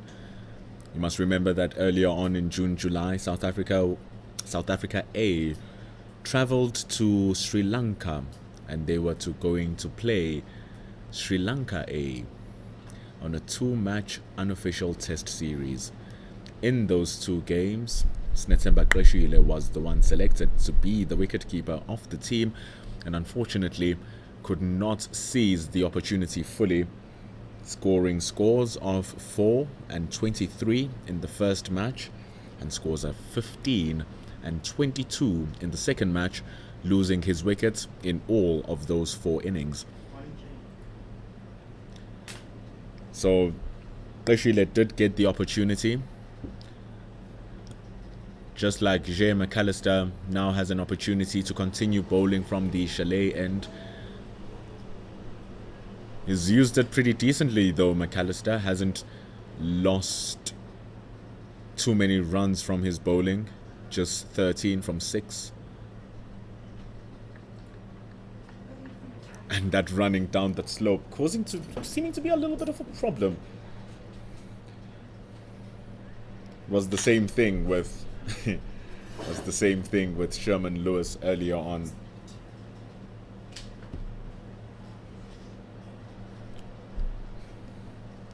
So yeah, another A series happening here with the West Indies, and there was another wicketkeeper who was performing well in the form of Clyde Fortain, so it was his chance to see what he can do. Oh, Neil Brown's nearly giving it away. McAllister almost coming with the golden change. But it's 4 runs to Neil Brunt. He pops that into the air, but it generated enough power for it to run all the way to the boundary. He had given it a good enough direction to miss the diving McAllister.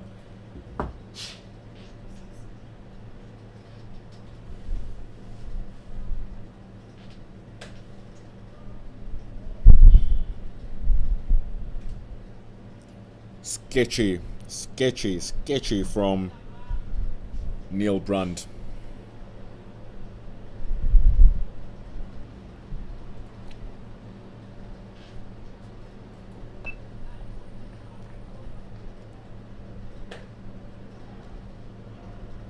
MD Nazmul Mola almost getting the call correct, saying that the next wicket will be coming at 150 or 160.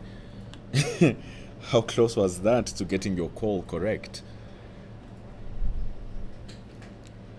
Alas, not too close enough for McAllister, who went diving through his follow-through. Not an easy way to catch a ball.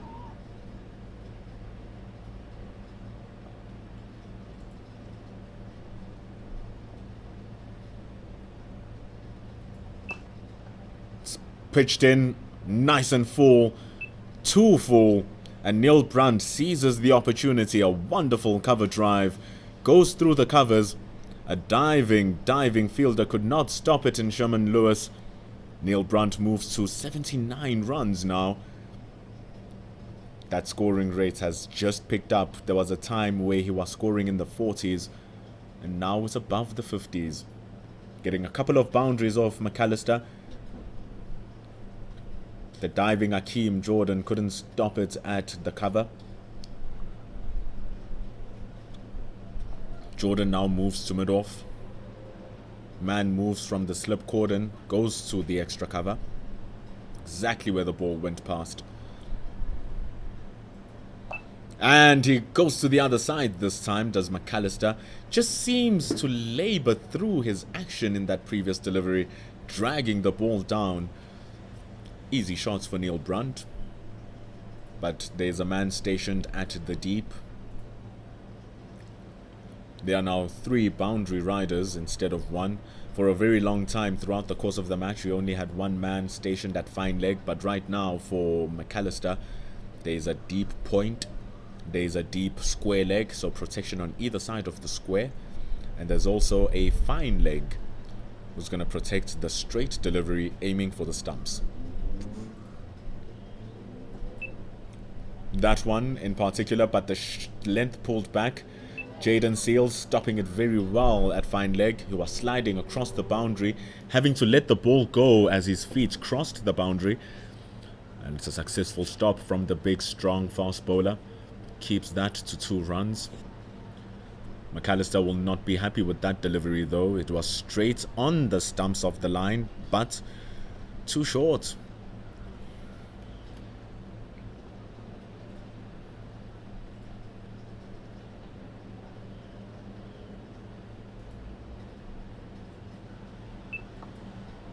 He looked smooth onto that one.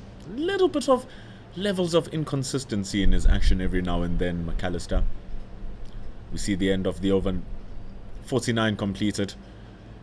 Bowled a good one to end the over. Just mistimed, like we're talking about it. The bounce is no longer as true as it was. The pace no longer as true as it was, as that pull shot was mistimed. The lead is 142, so in essence, South Africa are on 142 for 4.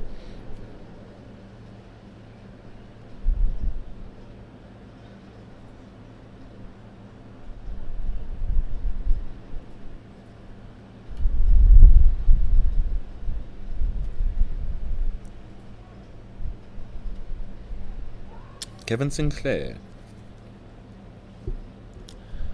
He continues his operation against Clyde Fontaine. He was using his feet very well, was the batter, dancing around his crease.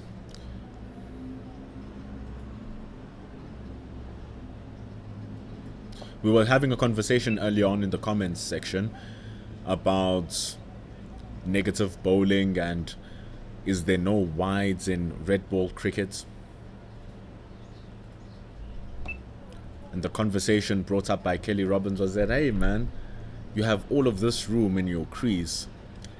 The very best of the batters use the crease as much as they possibly can to negate the usage of different lines and angles from the bowler. And you can see here with Clyde Fontaine, 3 balls in and 3 different types of feet per ball. And even here, little jab step, and he confirms the length and commits to the shot. Previous ball, he danced down the track and went in front of off stump to play it. Very confident in his batting. So in this level of cricket and this type of cricket, you must find your ways to make scoring options happen when the bowler discovers how to bog you down. So as a spinner, best way to score against him is to use your feet, but Sinclair backing up his own bowling, keeping that to a maiden over against Clyde Fontaine. The over in a blink of an eye. 50 have been completed here for the West Indies. The South African team are on 169. They lead by 142.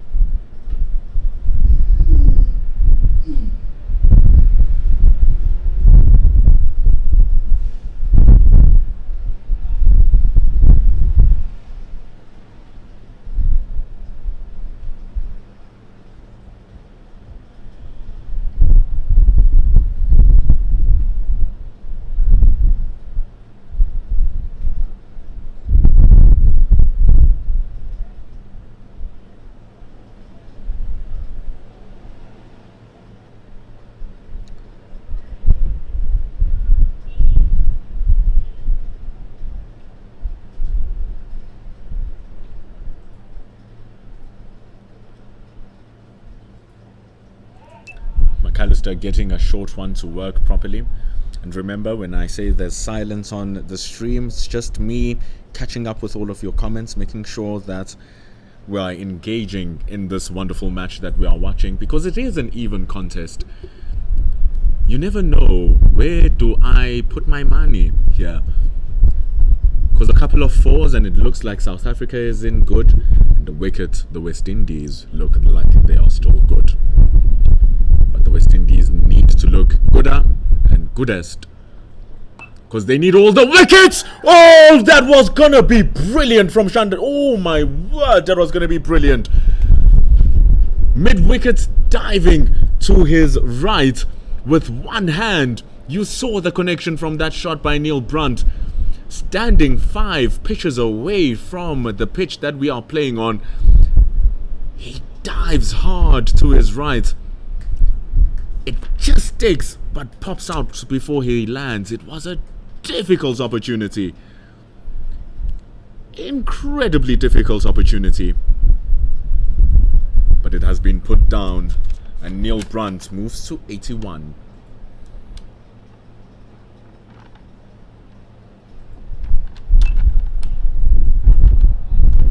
It was a phenomenal effort. Zachary McCaskey.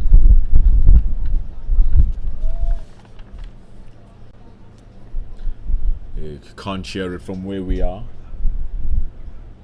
but a lot of encouragement from the West Indians after that catch.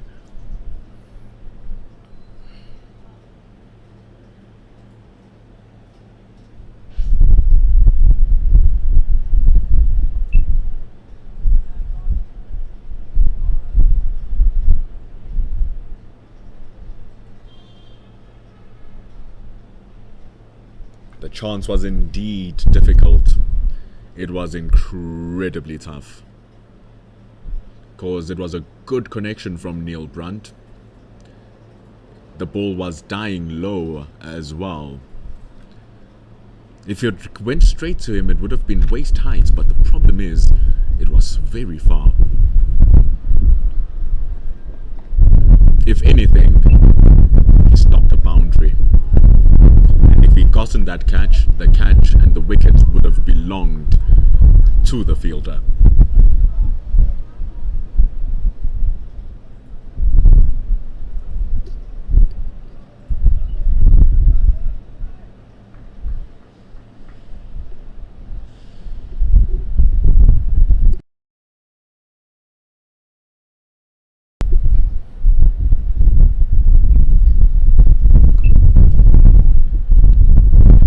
Getting the outside of the bat, and it's an easy finish to the over. Event of the over is that dropped catch. McCaskey trying ever so hard. It's a pity we don't have the cameras to show you the chance. It was good cricket though. Brunt dropped on 80, and given how he's been playing the South African skipper, he deserves his fortune. He's been amazing, batting the whole day. He's been looking for an innings like this. The cricket gods have blessed him with one.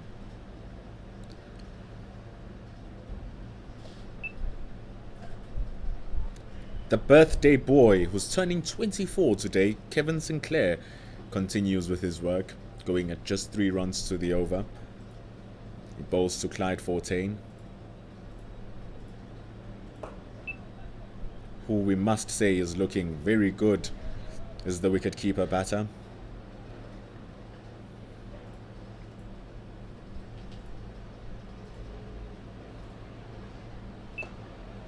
And it's very interesting here. I haven't seen a lot of flighted deliveries from Kevin Sinclair.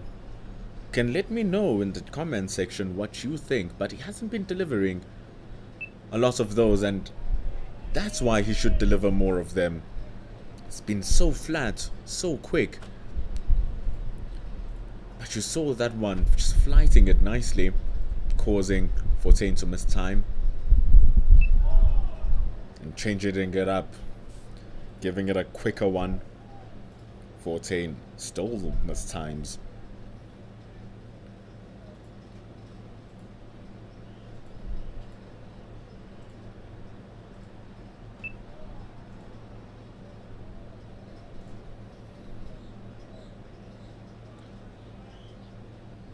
That is the over here at Willowmoore Park. We are 7 minutes away until the tea break. It's been a good session so far for the South Africans.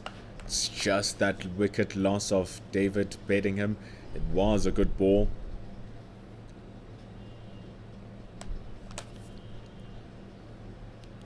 So the West Indians having to hustle and work hard for their wickets today. It's unlike the first innings where South Africa was simply giving them away. Here the South Africans are being worked, and they are being worked hard. McAllister continues his work. Has since let loose from what has been an incredibly economical first spell. And the worst thing for him is that in that looseness it didn't yield the wicket. Normally when you take risks and you loosen your figures, it's in the quest of a wicket.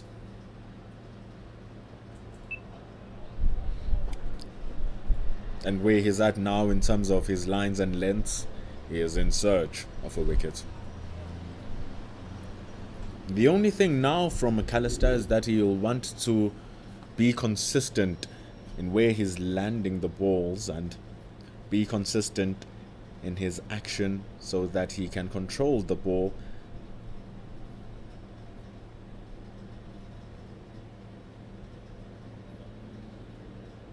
An action reminding of Steve Harmison. Flaying arms in the air, looking to become taller through the action and charge down on the pitch. The only big thing is that Steve Harmison was a 150-kilometer plus bowler.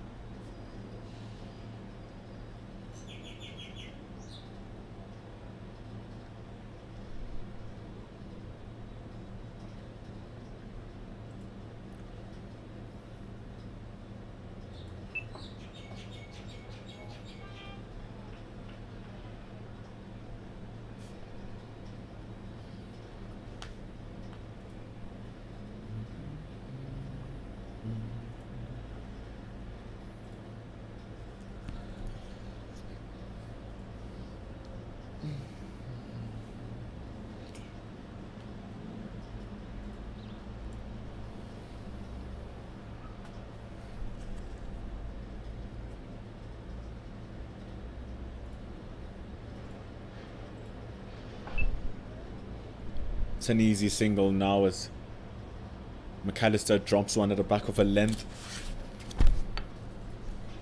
His partnership has grown to 36 runs.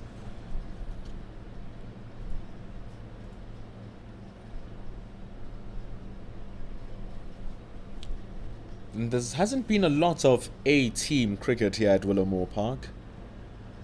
The highest fourth innings totals in an A-series match is 95 for 5. This was back in 2008 and 2009. Just for context, there's only been 3 matches in the A-team level being played here. So in those 3 matches was South Africa versus Sri Lanka back in 2008, 2009. South Africa versus Sri Lanka back in 2003 and 2004.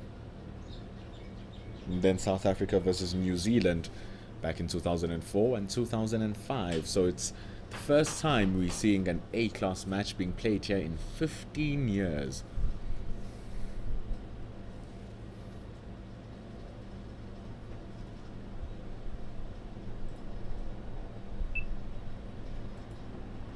Rushed! There's a take! It is a not a take! Joshua Da Silva confirming that the ball bumped. Oh. He was excited, McAllister. He was excited. There's going to be another one taken. Down the legs. Is there deliberation between umpire Casa and umpire Jacobs and the player and Da Silva? But Da Silva claims that the ball bumped before reaching him, and it is incredible sportsmanship from the West Indies A captain. Outstanding sportsmanship. From behind where we are in the camera, we cannot see whether or not the ball bounced.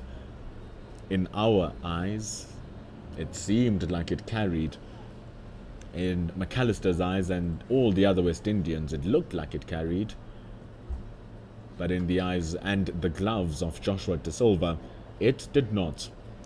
Fortain survives on 19 for 33.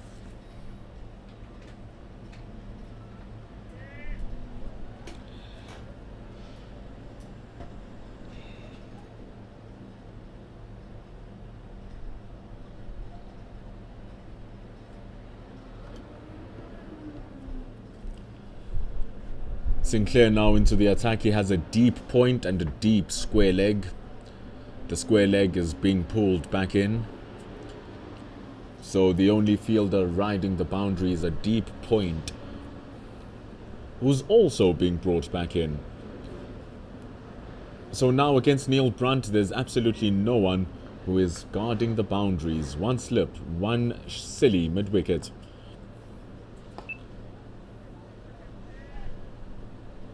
The only real other catching option is the extra cover, but he's not short, he's just standing at conventional extra cover.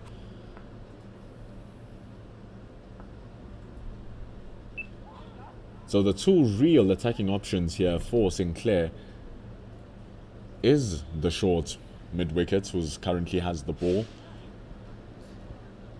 And it is Hodge at first slip. And of course De Silva, the wicket keeper.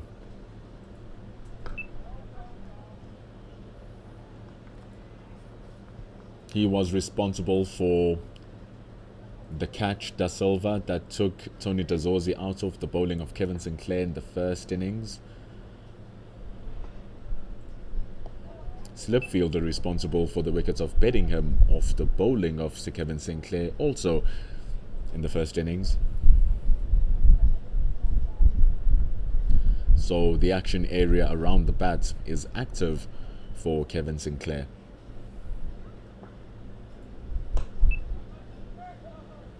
Take a nice easy single to McAllister standing on mid-on. That lead grows to 146.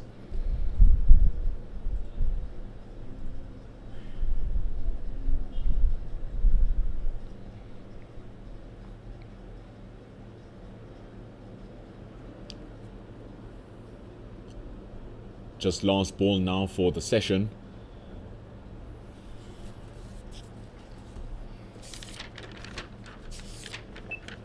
And it ends well for South Africa this time. The previous session ended with the wickets of Bedingham. This one ending with a dot ball of Clyde Fortain. A good one for South Africa. They'll be happy just losing a single wicket in that. It's 54 overs completed now. The lead is 146. You heard my exclamation. We're sitting in front of an open window and things started flying out because it is windy here in Benoni. And the other things that are flying out are the players who are going to have their tea. They'll be back in 20 minutes. So we return at 2 minutes past 3 o'clock. The score is 173 for 4 with Neil Brunt on 83 and 162. Fortain on 19. This partnership is currently worth 37 runs. The only wicket to fall in the session is that of David Bedingham, thanks to the bowling of Shimon Lewis, who trapped him LBW. That's how we bring the end to session number 2. We will be back for session number 3 in 20 minutes here at Willowmoore Park in Benoni, where South Africa lead by 146 with 6 wickets in hand.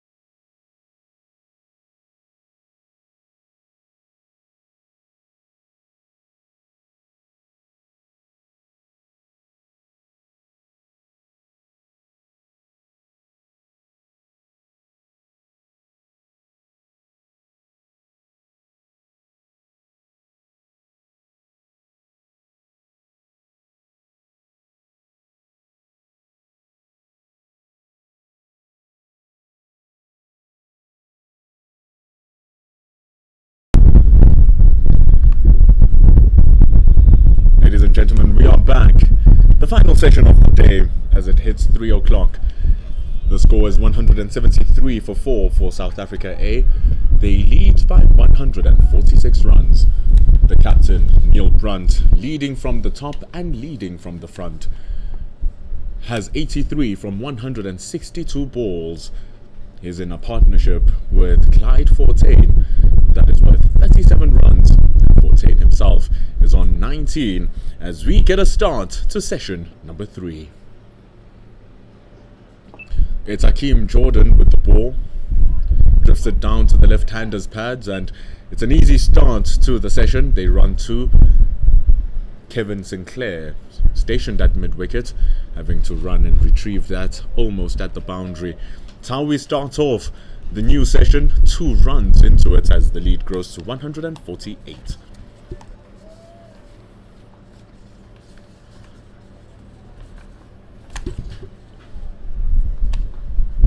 Hakeem Jordan has that solitary wicket of Keegan Peterson. A beautiful solitary wicket at that.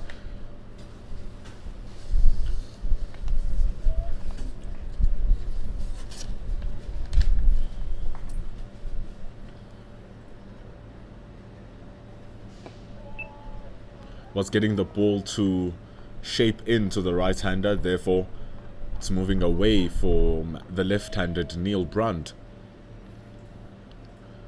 Had him shaken up a little bit, but then afterwards it was easy pickings for Neil Brunt.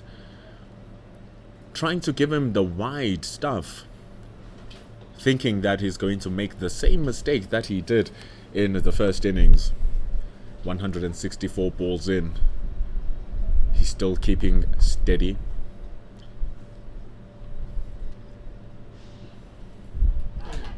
But then he edges it. And it does not carry to Joshua Da Silva again. Jordan is distraught. Seals is distraught. Hodge now holds his knees. The West Indians see the wickets fade away. They ask umpire Gasa, what's happening? And Gasa is saying that is not out because the wicketkeeper has already said that it didn't carry. This is the second time this is happening. Neil Brunt getting that outside edge. Ooh, too close for comfort. But that looked very close. Joshua Da Silva, the captain, telling his mates, Hard and Dwana, it's not the one, but also you can't help but feel hard done as Hakeem Jordan. Earlier on it was McAllister whom's ball didn't carry, and earlier on to that it was Seals who got dropped.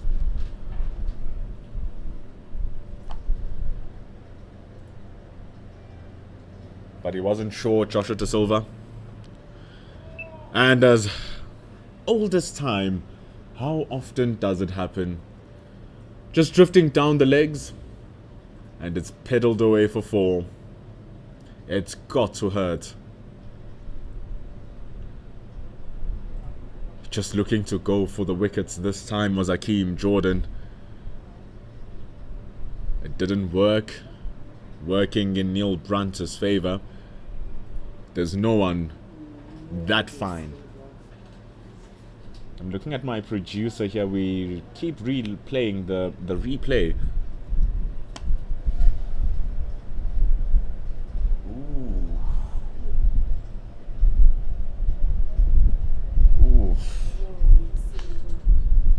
Hakeem will definitely feel hard done. Let us know in the comments what you think about that one. Go take a look at it, replay it. What do you think?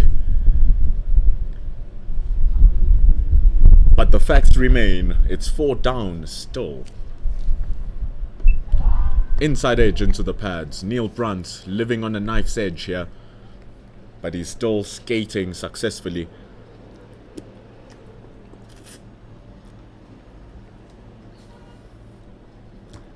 Manaka next to me is like, yeah, I would have taken that with me. He's saying, yeah, I take that wicket.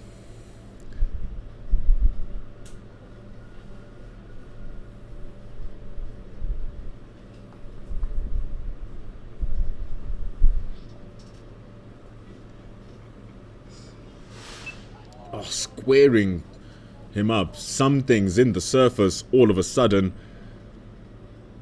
It's the end of the over, an eventful one. Hakeem Jordan is not happy. It's the end of it. The lead has gone over 150 runs. Now it's 152. Neil Brunt is still living on 89. Fortain there with him on 19.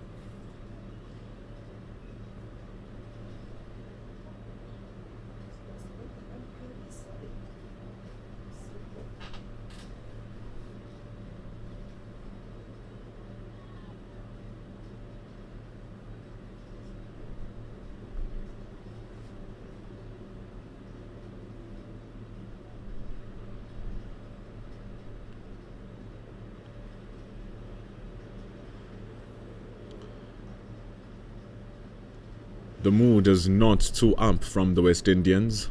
They need to build themselves up after a chance from Da Silva, which did not carry.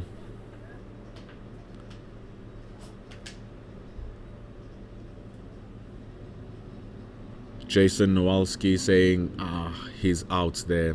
Looks out. Dan 1112 saying another one not given.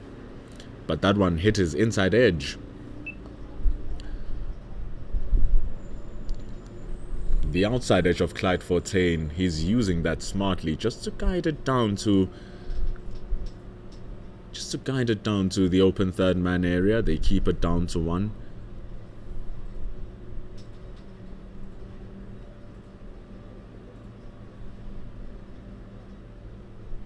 Mohan saying 2 catches have been dropped by Da Silva. He's only dropped 1, the other 2. The first one not carrying, and this one saying that it's not carrying as well.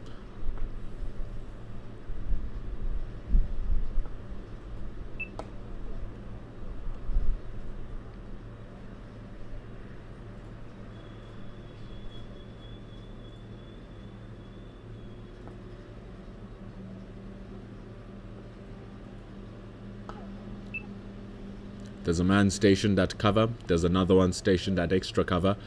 So it's going to be a hard gap to pierce, plus that long boundary. It matters not, though, because the outfield has quickened up significantly at Benoni here. Ooh. Just getting it to keep straight, getting the inside edge. Keeping McCaskey in the game.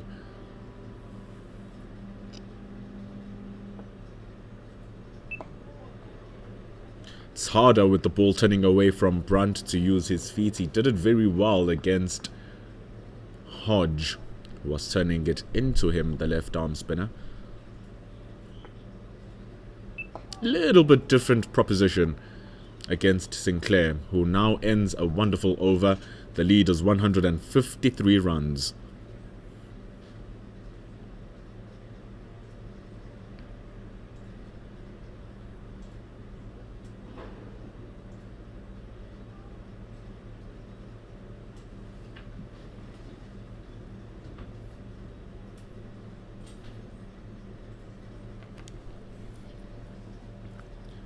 We're still 56 overs into this innings.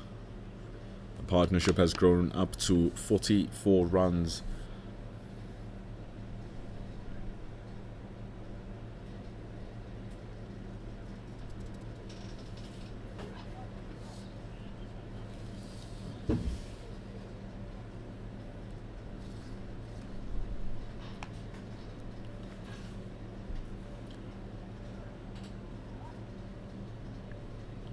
Hakeem Jordan continues bowling.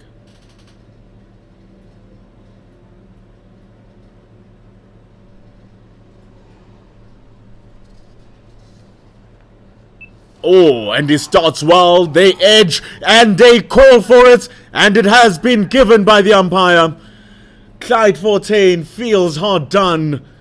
Akeem Jordan feels redeemed. And the South Africans go halfway through their batting order and complete Jaffa. Outside edge, steeper bounce, moving away from Fontaine. Fontaine was certain that he didn't take an edge, walking around candidly. But umpire Jacobs had already raised his finger. Good ball from Jordan. He gets his wicket. And there it is. 180 for 5.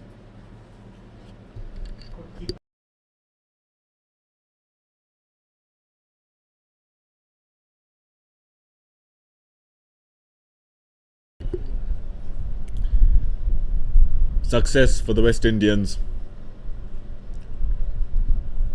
Clyde Fontaine is gone, and he was looking very good for his 20 runs. It was a good take from Da Silva. I suppose the sportsmanship that he's shown has been rewarded. The wicket of Fontaine gone. Mihlali Mpongwana makes his way in at number 7. It will be his 24th time batting in his first-class career. He has 2 50s under his name, one of them being scored last season, which resulted into his highest score of 77 runs. But here he is now, Mpongwana, his team needing runs. His team needing a lot of runs as the day is about to come to an end.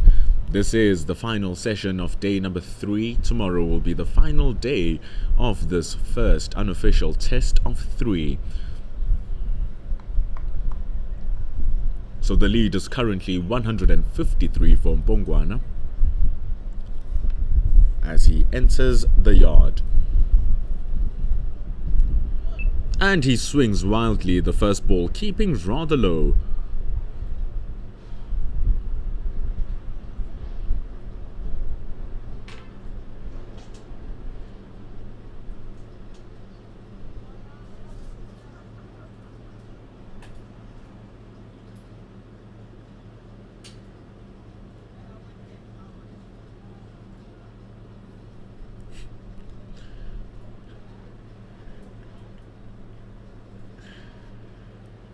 Neil Brandt having a word with his fellow batter who played a very loose shot for his first ball. The pitch has gotten slower.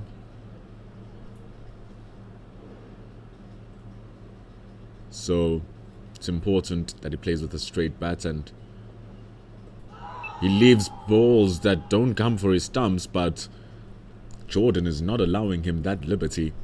The first ball, Jordan, he saw that, no, I'm giving you too much room, I'm giving you too much time to get into your game. The next one, he attacks the stumps. Most likely that's where he's going to stay for the rest of the day. That's where he should be wanting to stay for the rest of the day. Unless if he changes up his plans, looking for a shorter delivery. But the shorter stuff hasn't been his game. The full stuff hitting the top of off stump has been working wonders for Jordan. Like that. Good stuff from him.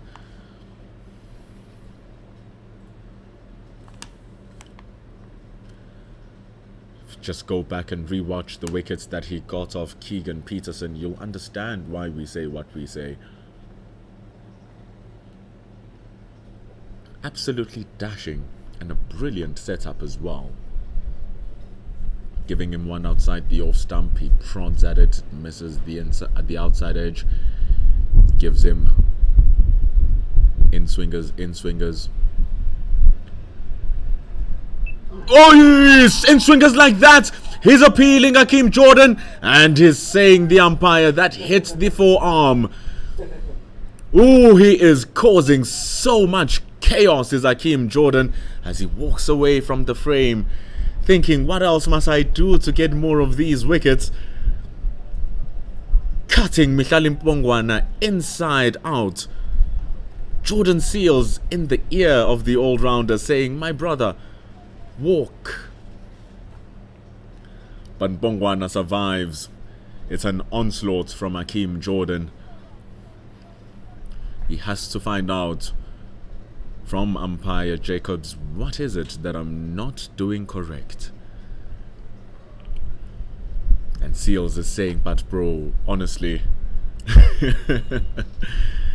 But the umpire didn't call it, and Mbongwana lives to see another ball.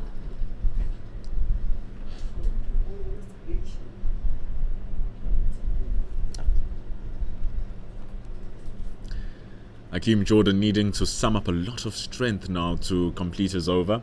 It's just one more ball left. A couple of overs ago, Da Silva caught it and said it didn't carry.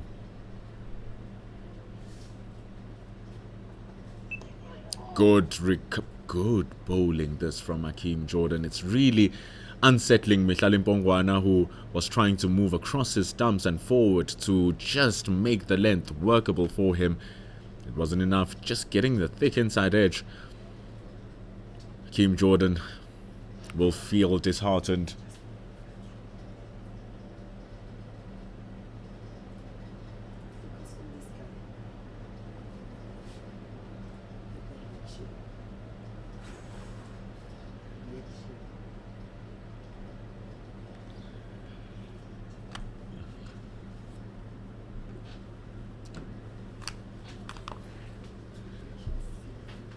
What must Hakeem Jordan do?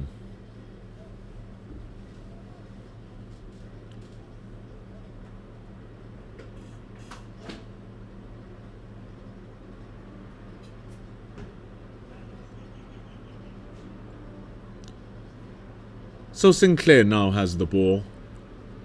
He will be bowling to Mihlali Mbongwana. There's a man who's stationed under the helmet. Hakeem Jordan getting the ball to do something where there seems like there's nothing for it to do.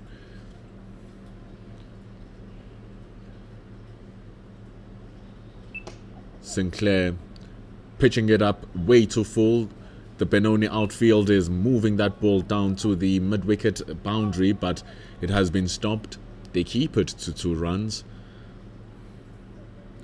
Mbongwana was not having a good time against Jordan, so we'll be hoping he can find his way back into his groove with this start against Sinclair.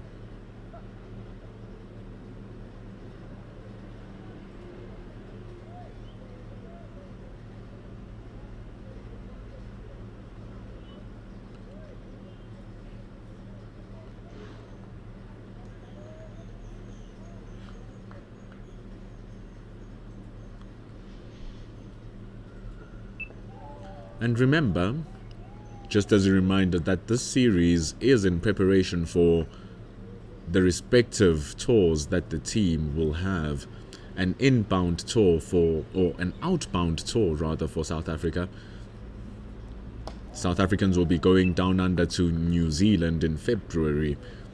That series starting on the 4th of February.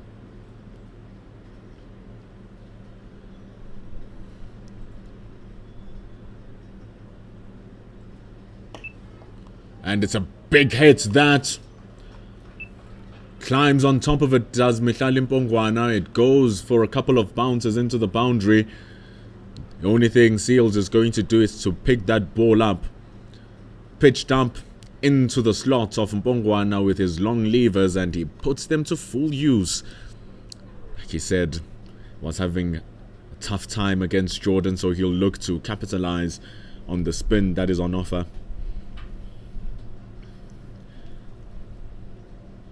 Good looking shot, and now Seals stands a third quarter way to the boundary, just where the ball bounced.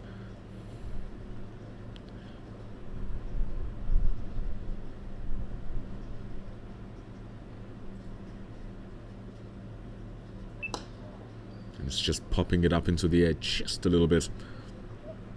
It's an easy single.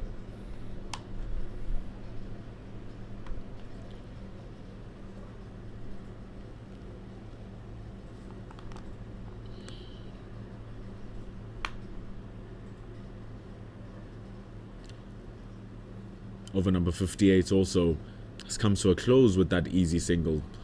188 on the board. The lead is 161 for the West Indies, or rather for South Africa, because I wanted to say that the West Indies are preparing for their tour that's going to be going to Australia. That tour that will be going to Australia will be starting the 17th of January. So it's really just around the corner for the West Indians.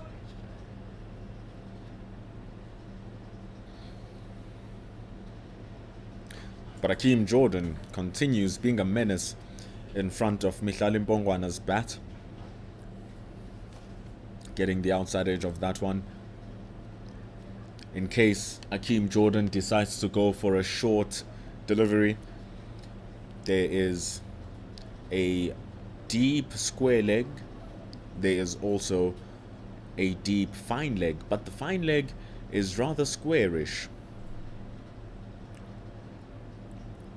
And they abandoned that idea. In comes a second slip because Jordan is excellent on that full length.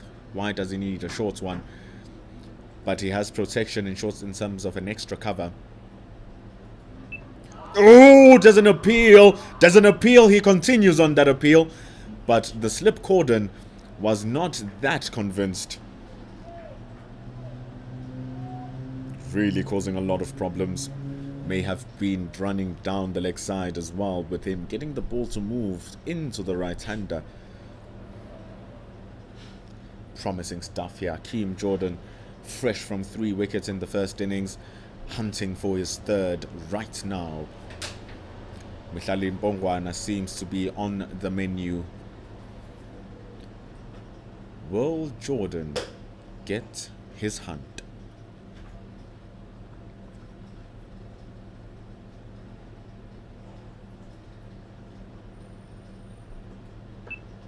Not as yet, not just as yet. Digging the ball out there, Mpongwana, looking for that open area in the cover region, because the moment the ball goes past either backward point, cover, or mid-off, which are the 3 offside fielders, if it goes past any of that line of fielders in the offside, it is going to be a boundary.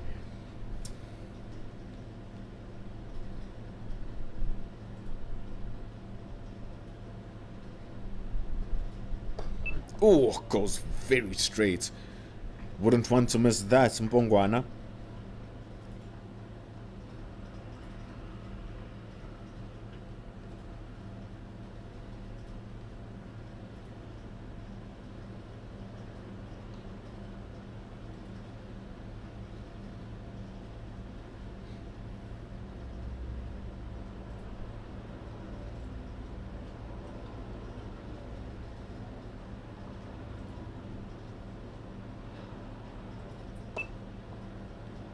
Straight into the hands of Seals, who is at cover.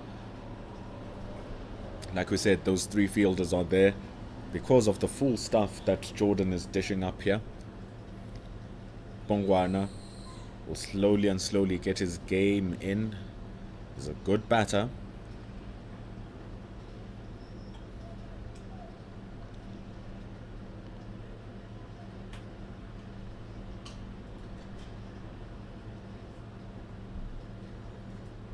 Oh, that looks plumb. That looks very plumb. And the hunt is completed. Hakeem Jordan does the job. He has been working and working hard. And finally, he gets the nail.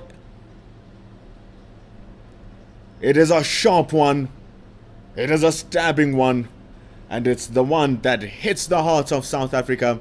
6 wickets gone. It's that one of Mihlali Mpongwana, LBW for 8 runs from 17 balls.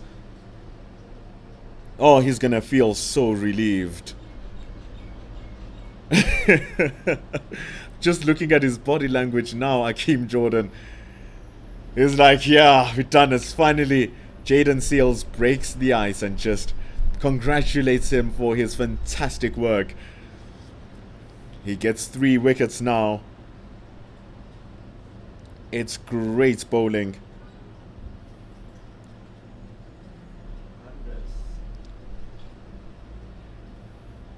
So Bongwana makes way for Hardes Viljoen.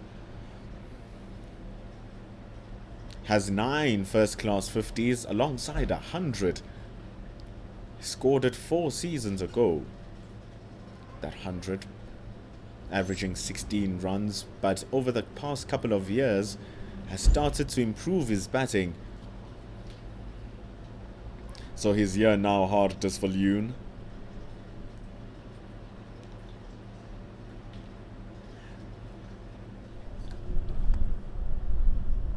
He'll be joining Neil Brunt, his captain, who is slowly running out of partners in the other end.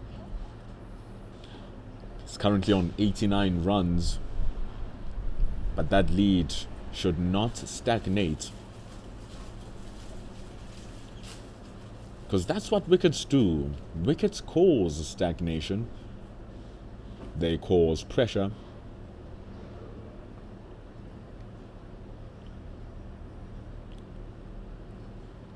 But that wicket was the end of over number 59. Over number 59 sees the score on 188 runs. The lead is 161.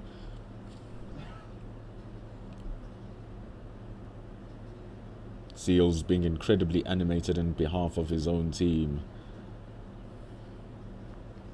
Being the life of the party as Neil Brunt is getting some treatment just for a little bit. Don't know what happened to him.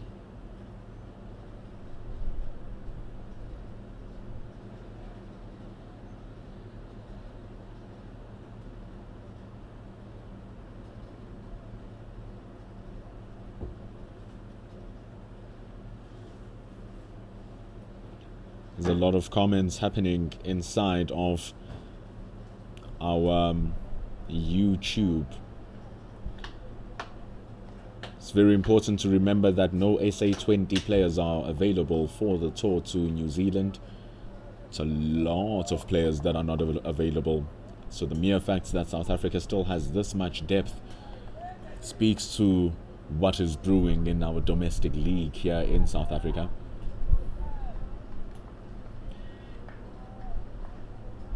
Experienced Hardes Viljoen, 34 years old now, batting in his home ground.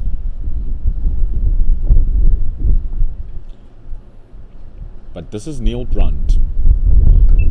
Ooh, he's gonna feel like he missed out on that one. Dropped short by Sinclair.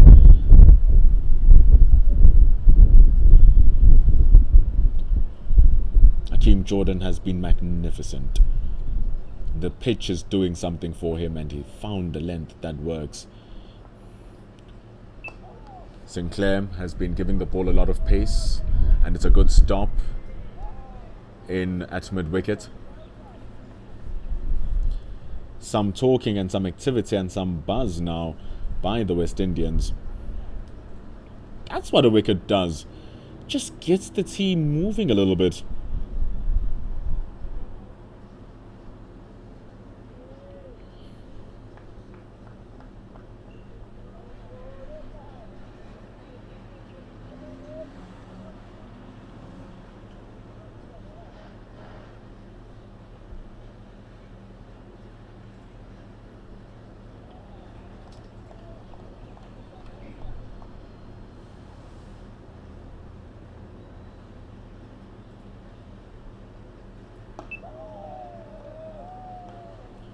Conversations about some of the players that could have been here as well happening in the comments section. Seeing a lot of chats of Dean Forrester, the young man playing for the ITEC Knights. Has started his first class career very well, but has only played 2 matches so far and has played them in the 2nd division, but one that we must definitely keep an eye out for. Seems like the Knights might make their way back into Division 1 in 2 seasons. And when that happens, that's where Dane Pete also plays his trade. But Dane Pete also has a couple of top wicket-taking awards in Division 1. He also has a test cap.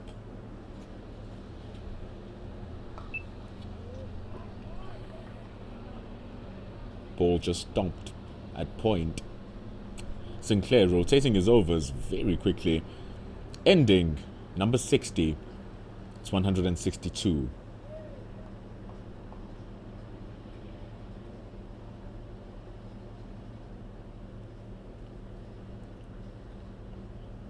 So I love the conversations that we are having in the comment section. Love chats about cricket, and especially about the game that we are watching here, and where we are taking the respective two teams' cricket to. Chats about the West Indies, chats about the South Africans as well.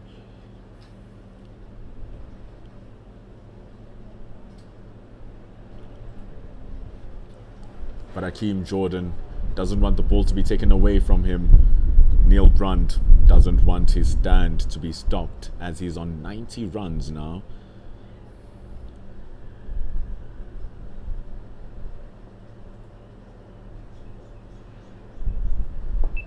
Starting it nice and straight.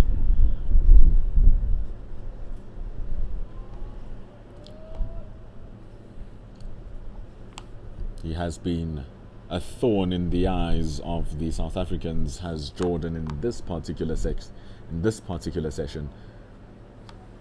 He's been a wonder to watch to all lovers of fast bowling.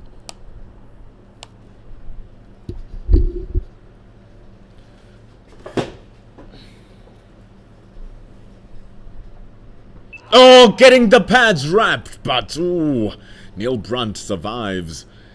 Hiya. He's really found his rhythm here. Something was in his tea, because session 3, he's coming in with the goods. You might even consider putting in more reinforcement for him in the slip cordon.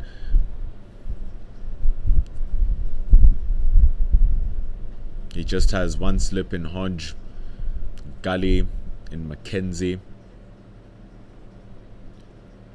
Seals is not close enough at short extra cover. Or rather, is not close enough at extra cover to be called short. Mid-wicket is not close enough to be called short either. So it's going to take a rather decent hit from Brunt in order for the ball to reach extra cover and for the ball to reach mid-wicket.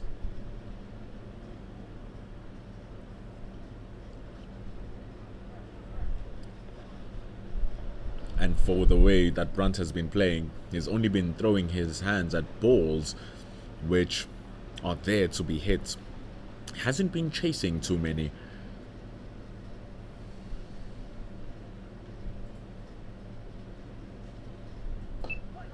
Good placement. That's fantastic shots from Neil Brunt. Full and wide, asking for it to be hit. And the placement could not have been better. Right in between cover and backward point. It runs to the square point boundary. It's 4 runs for the captain as he moves to 94 runs. He gets the gift he was looking for, Neil Brunt. Hakeem Jordan has been magnificent in hitting his lengths, but that time just pushing the ball a little bit too fuller than what he wanted it to be.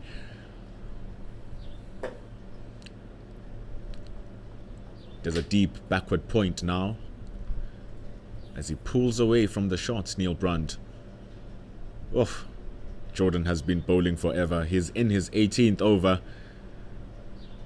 He's had calls go against him.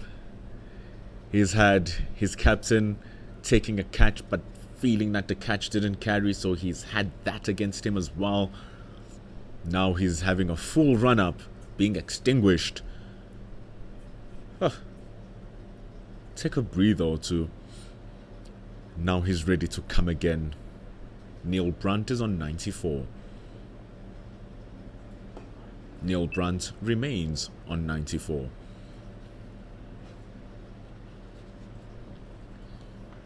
Just showing that his feet are still moving, Neil Brunt. As the game progressed and as the day also progressed, he has also progressed into his own shell. You see the flashes of the clean striker that he is, but you also see the head and spirit that he has. Just leaving that one alone. Very drivable. But he puts the handbrakes on his stroke to see the end of over number 61 here at Benoni. It's 193 for 6 on the board for the South Africans. They lead, importantly, by 166 runs. There are 32 overs left for the schedule's games play, with 4 wickets in hand for the South Africans.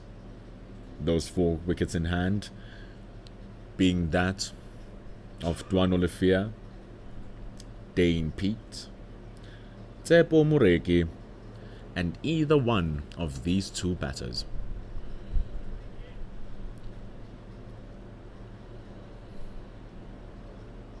But here's Hardus Viljoen.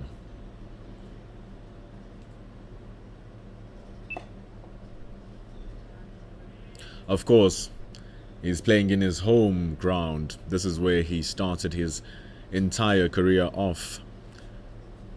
Hardus Viljoen, back in 2008.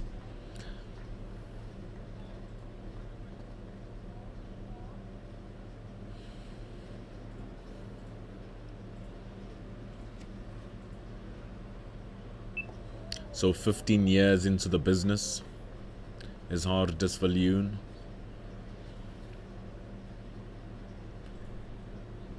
And right now his team needs runs. Oh! Castled! His team needing runs, not needing him to go back home. The West Indies are jovial, and the birthday boy strikes again. Bowls him clean through the gates as Viljoen was looking to take the initiative. But he loses his wickets without damaging the scoreboard. South Africa lose wicket number 7. And they lose it through their own hand of a double-edged sword of looking to start attacking. But the attack was countered instantly by the bowling of Kevin Sinclair. Viljoen gone for 0 in 8 deliveries.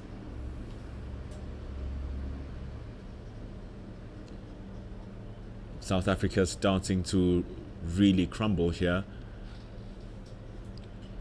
It's the last thing that they need. So Dane Pete must come and help his captain. Firstly, look to get to a milestone. And secondly, look to get his team to a milestone. If they can get that lead up to 200, it's a small psychological victory for the South Africans. If they can continue and persist and score more than that, even better. But that's going to mean having to withstand Sinclair. That also means having to withstand Jordan. But Dane Pete now makes his way onto the crease. The South African veteran, now 33 years old. He joins Neil Brunt.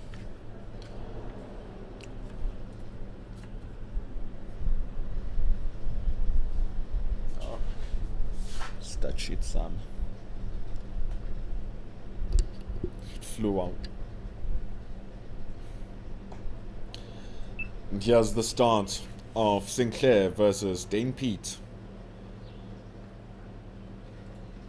Just one more ball remaining in the over.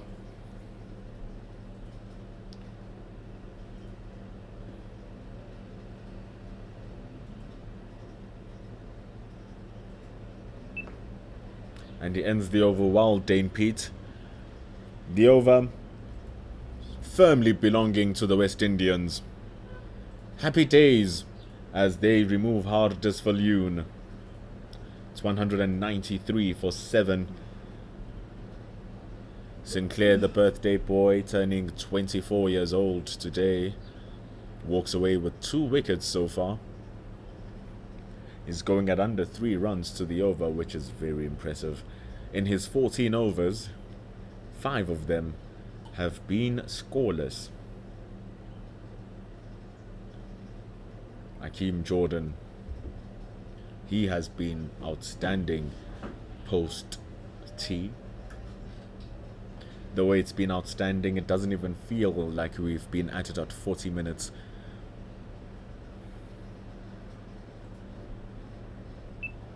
Gets that one to shape away from Neil Brunt. Oh, he's really getting his lines and lengths working. It's just gorgeous to watch.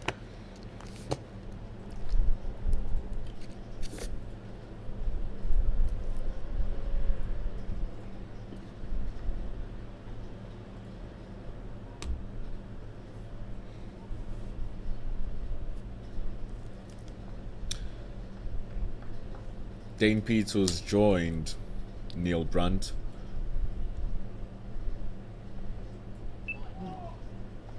Neil Brunt, who has just received 2 very good balls from Hakeem Jordan, which are peppering that back of a length outside the off-stump area, and they're moving slightly away from the left-handed Neil Brunt. But he has his head in the game, does the left-hander. Just allowing the ball to go past him. He's been exceptional in judging which balls to leave.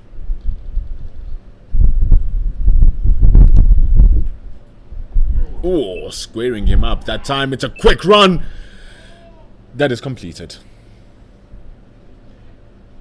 Dane Pete makes his way to Ekurhuleni end.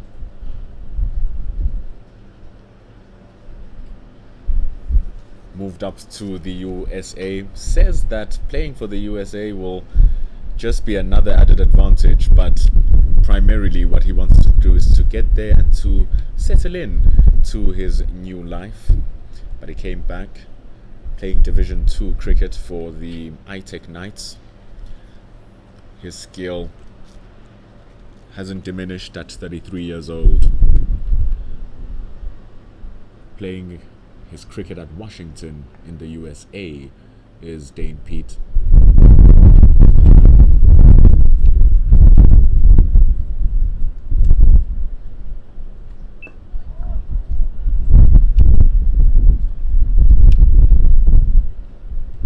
Has to come in here and showcase his batting.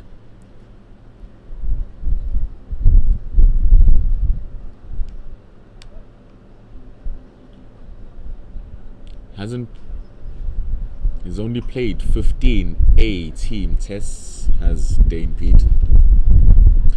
And in them, he scored just 205 runs in the 20 innings he's bat, averaging 11.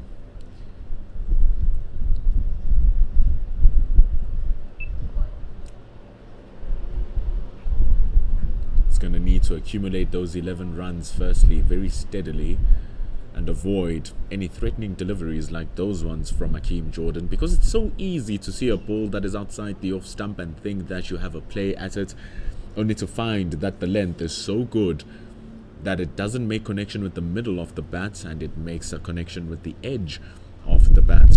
That's where you see your slip fielders there in Hodge wearing number 22, Sinclair wearing number 77, right next to the wicket keeper Joshua De Silva. That's where they come into life, when the batter feels like they can drive a wide delivery which is at a good length. Just like that one.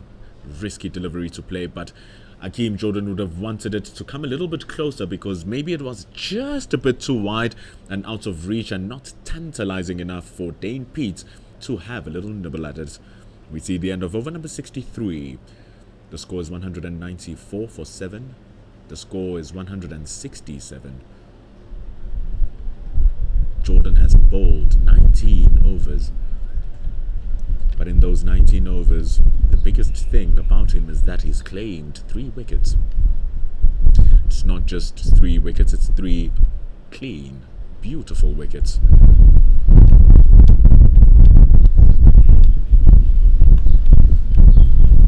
Sinclair has also had his share. but he wants the biggest piece of the pie as the birthday boy, which will be the captain's scalp, which is currently worth 95 runs.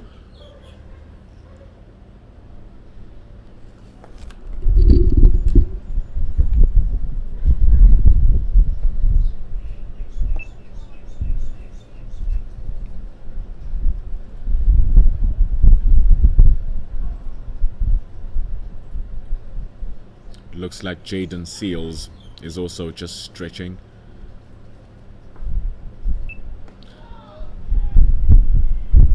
But he fooled us like that earlier on, Jaden Seals, just stretching, thinking he's gonna come into bowl, but he didn't. Still over number 63. You might want to test out if there's any air movement from the ball.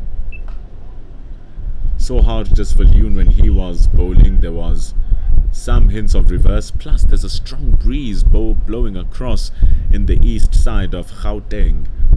Very strong breeze. You can probably hear it through the microphone as well.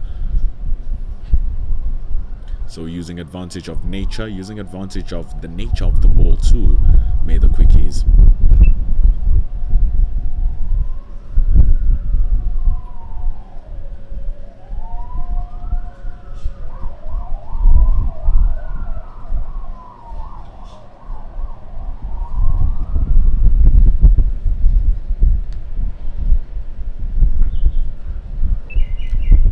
Goes wide down the leg side.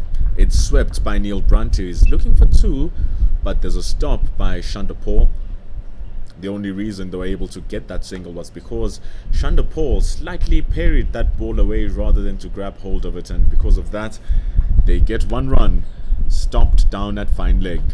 It's 195 for the loss of 7. The lead is 168, and Neil Brunt is one blow away from getting that century. He's on 96 runs.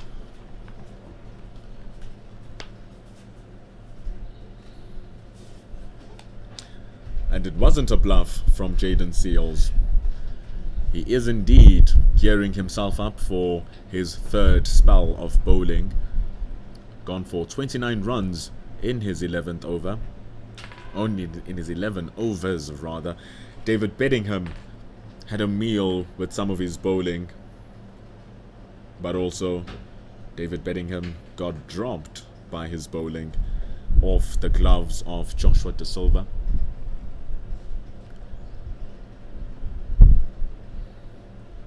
So right now Jaden Seals returns on the end that he was comfortable on, the chalet end.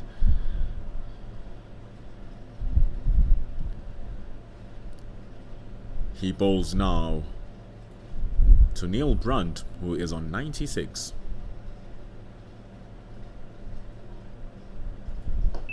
And starting it off nice and straight.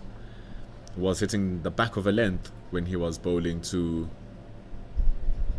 Tony Dezorzi. And why does it seem like Seals is holding that knee? Hopefully nothing is happening. He is coming back after a lengthy stay out of the game, therefore missing his stay at the Division 1 of the County Championship. Contracted with Sussex.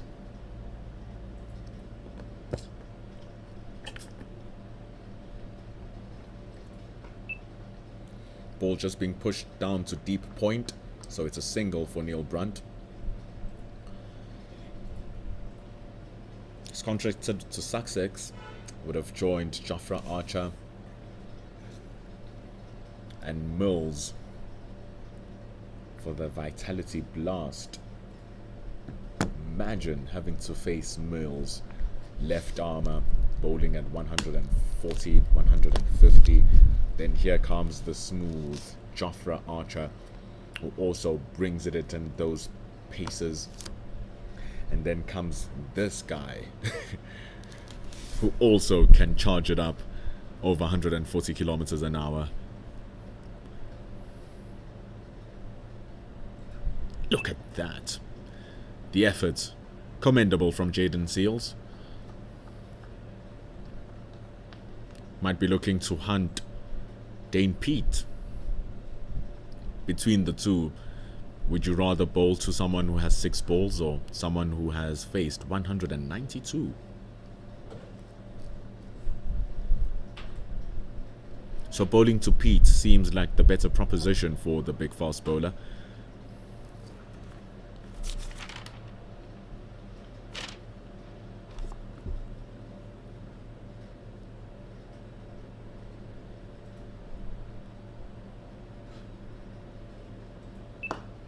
Looking for the block hole. The ball is overpitched, nearly knocking Sherman Lewis's head off as it goes for a boundary through to the long off fence. That brings up 200 runs for the South Africans as well. It took them 64 overs to bring up an extraordinary shot from Dane Pete, capitalizing on the free B from Seals. Was looking for that block hole. Can he recover and find it this time?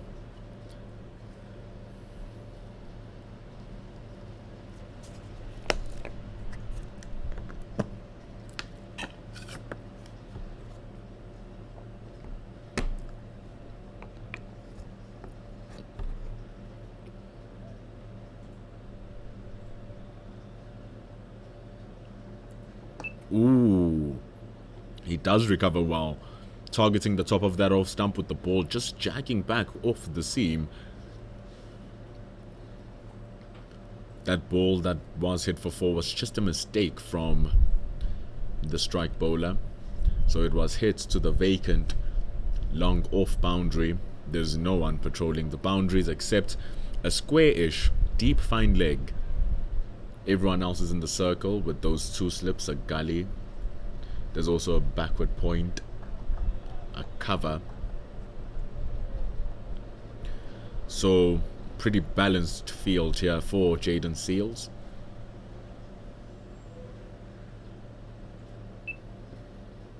Just bowling it very well, and Dane Pete is living it very well as we go for drinks. It's 200 for the loss of 7. South Africa, they are effectively on 173 for 7.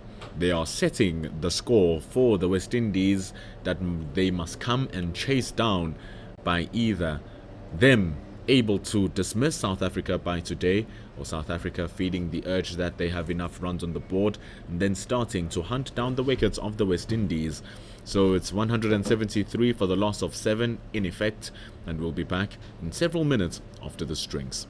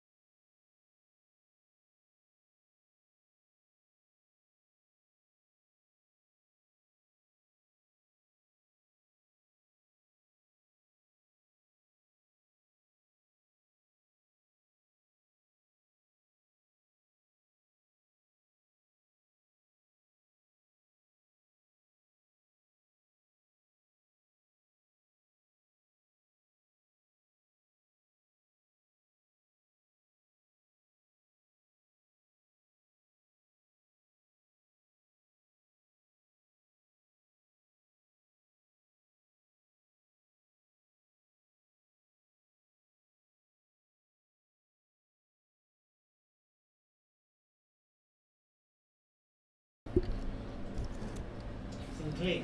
Now we return. Kevin Sinclair from the Ekurhuleni end bowls to Neil Brunt and starts off with an arm ball. Keeps straight with the arm. South Africa on 200 runs for 7. That means they lead by 173. Neil Brunt is on 97 runs.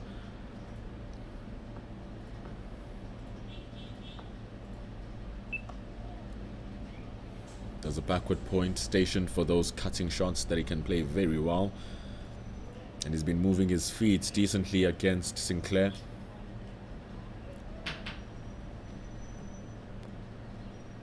Short extra cover, silly mid wicket, and that short extra cover coming into play in the form of Akeem Jordan.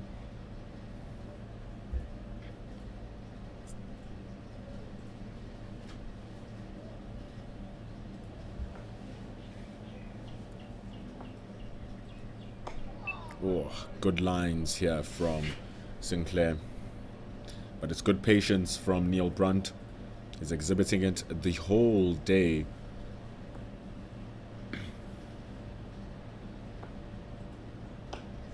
And just plays a driven shot straight to Seals, who is on mid-off.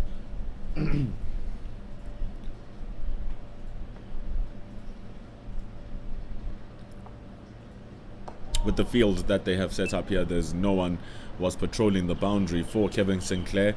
But he keeps it to a maiden over, 200 for 7. The jitters from Neil Brunt showing their faces. But it shouldn't be the case. He's been here 6 times before.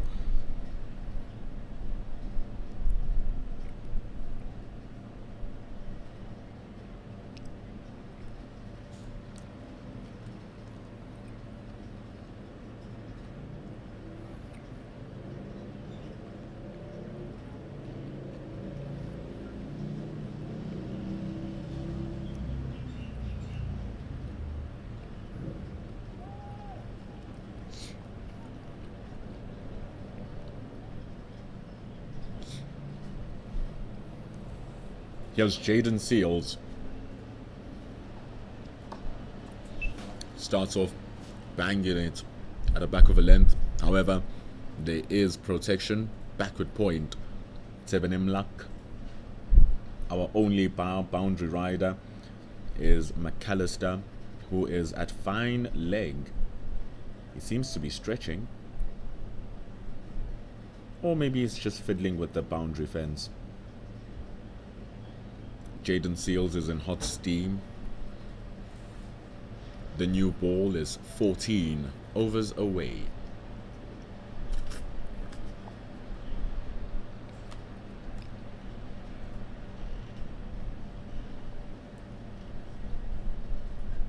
Oh, gets it straight this time was Seals, looking to target the stumps of Dane Pete.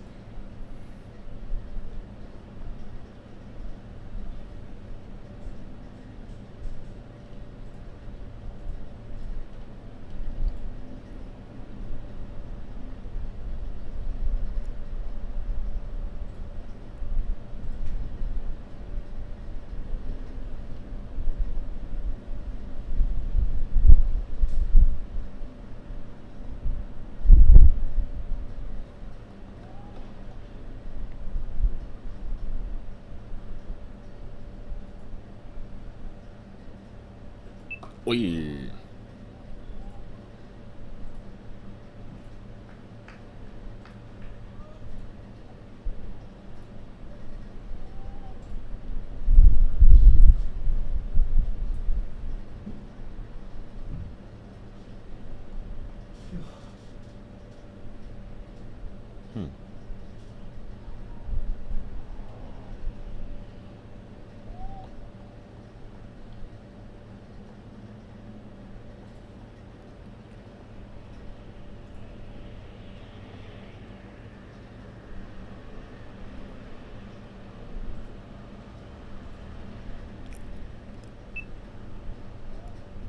Like we said, there's a strong wind that's blowing here in Benoni. It's blowing the bails off, and don't be startled by my silence. When that happens, I'll remind you again, it's just me reading your comments here. Haven't jumped onto them for a while. Jaden Seals bowls it wide, and it's cut away by Dane Peets. He will have to stop it, does Seven Imlak, which he eventually does. Just 2 runs given away.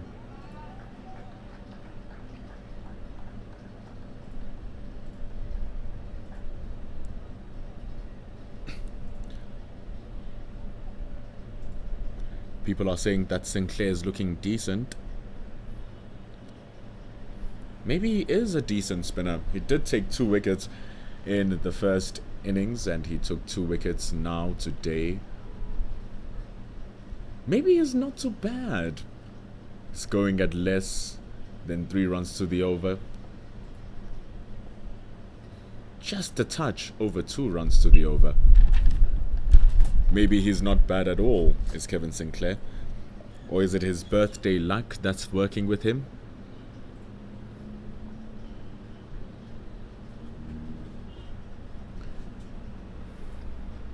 Seals being expensive more in this innings. He changed ends in the second session.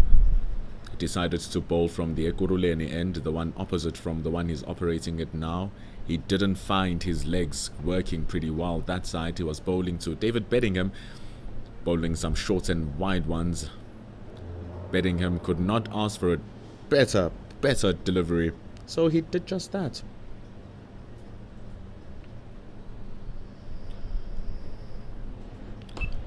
And he bowls a straighter one, but he retaliates brilliantly, does Dane Peets.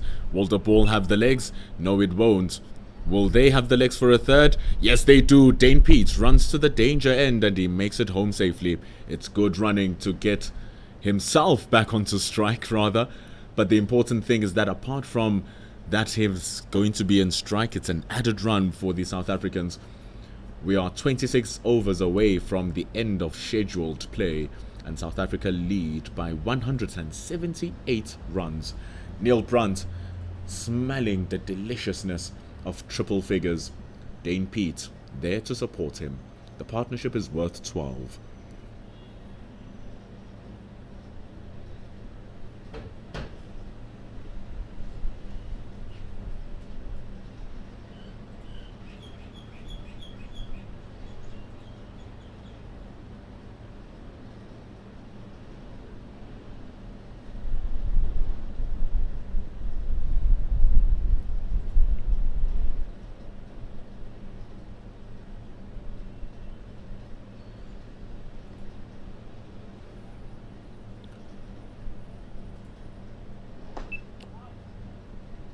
Kevin Sinclair continues with his bowling. He's been bowling very well from the Ekurhuleni end, which is where he is bowling now.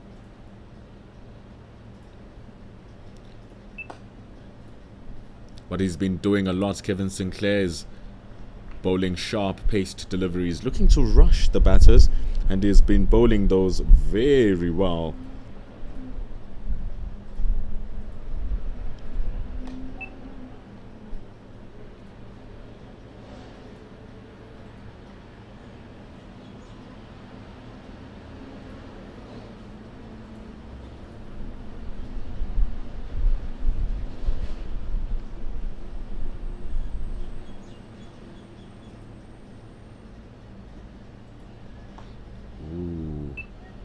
Working on good lengths is Sinclair, and what he does well also, Sinclair, is finishes overs rapidly. Can you believe it's already the 4th ball in his over?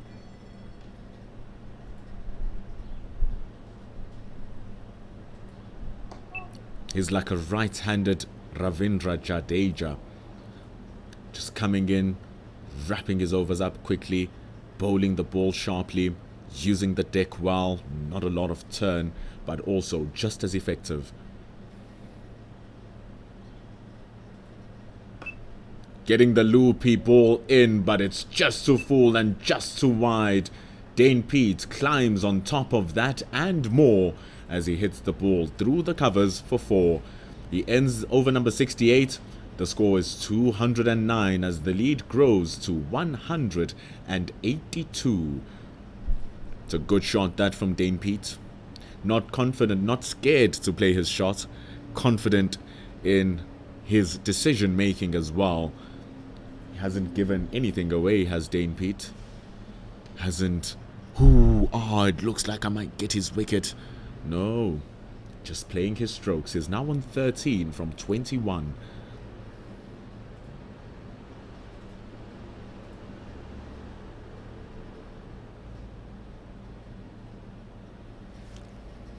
Jaden Seals. He has the ball coming down from the chalet end. He is bowling to Neil Brund. Neil Brund currently on 97 runs. 97 from 198. Seals starts off with a straight one at the back of a length, and it's an easy single for him as he trickles up to 98. Left-right combination forcing Seals to keep on changing his work. Also has been forcing the other bowlers as well to keep on forcing and changing their work too.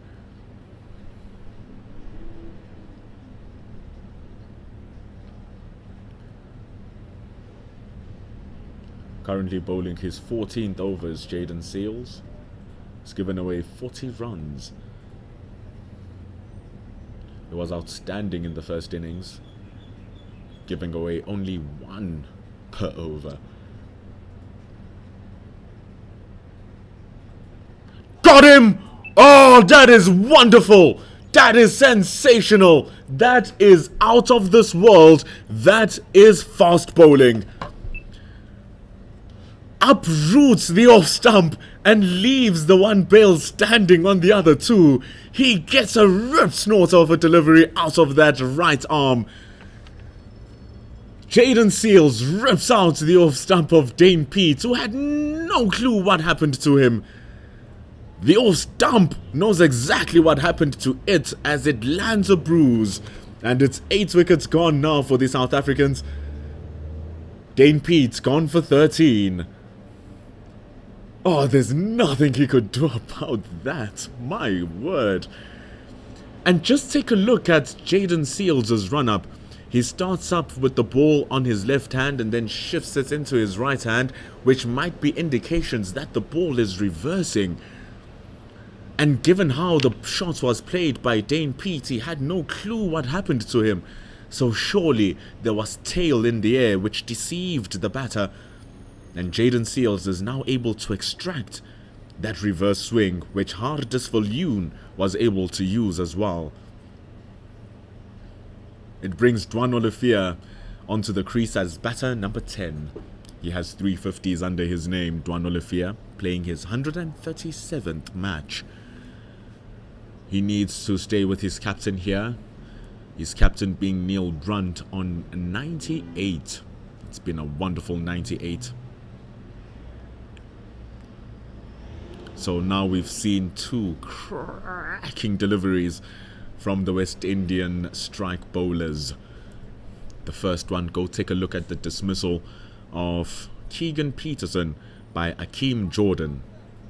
And then come take a look at how Jaden Seals dispensed of Dane Pete. With the ball reversing, number 10 is on strike, Dwan Olivier. Jaden Seals with 4 balls remaining. Oh, causing problems. Causing a lot of problems. The ball tailing back into the right-hander.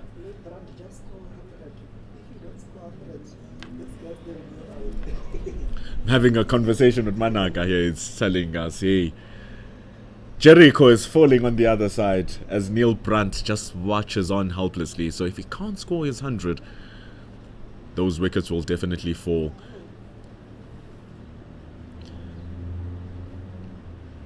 And when Seals is bowling like this, he'll be back in less than 5 minutes because Sinclair is so quick through his overs. So there won't be much rest for the South African batters because Sinclair himself is bowling well.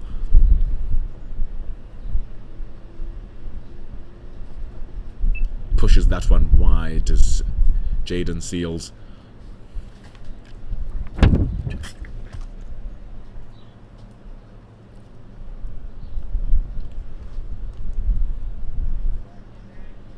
Neil Brunt has now faced 200 deliveries.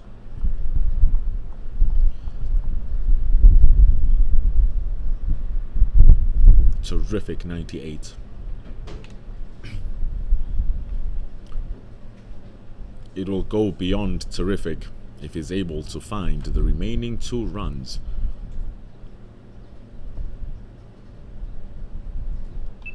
Oh, the edge is risky.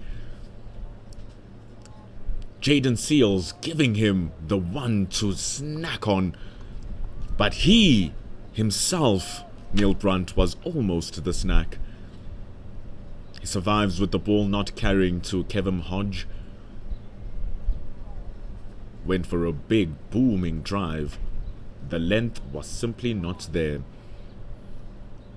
It's good bowling from Seals. Remember, he's also able to get the ball tailing away from the left-hander.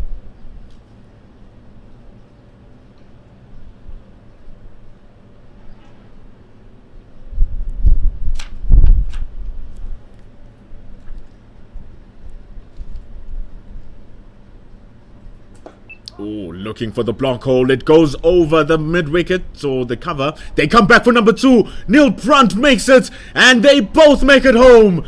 Those are the 2 runs that have been missing, and that is the century that Neil Brunt has certainly been searching for.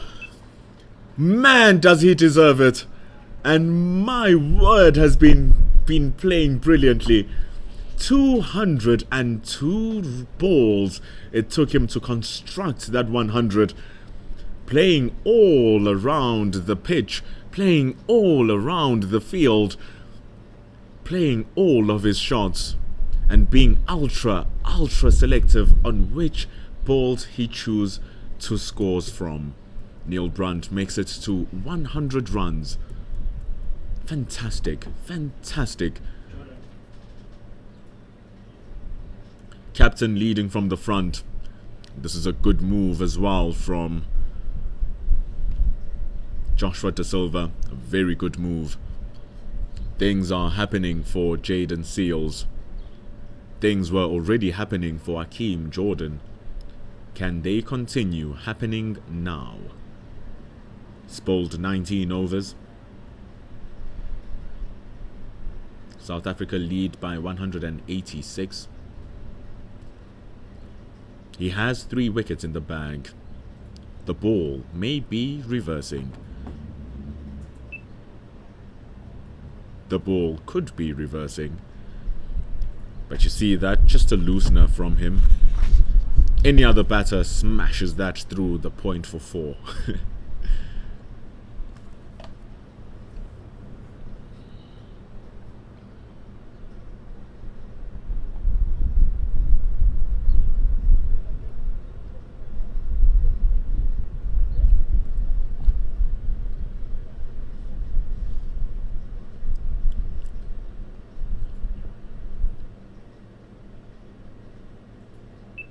Gets the outside edge of Dwan Olivia's bat, does Akeem Jordan.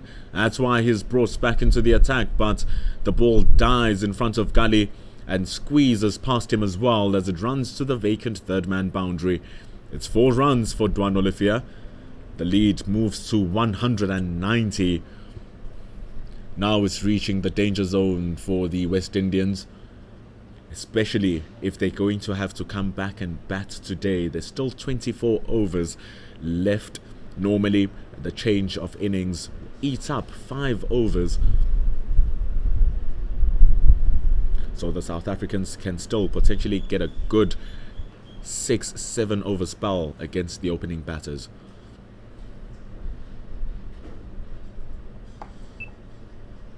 King Jordan just dropping it shorter a little bit. Is yet to find his rhythm. He's had a strong long spell, has the West Indian quick. Had a spell of 8 to 9 overs earlier on, just non-stop, pounding. The sun was at its hottest also, but he was there, putting in the yards. Oh, definitely shaping in, then pitching and moving away from Olivier. Not a kind delivery to receive. What he'll be looking to do now, Jordan, is see if he can get it a little bit straighter. Not by a lot, just by a bit. That's all that's needed.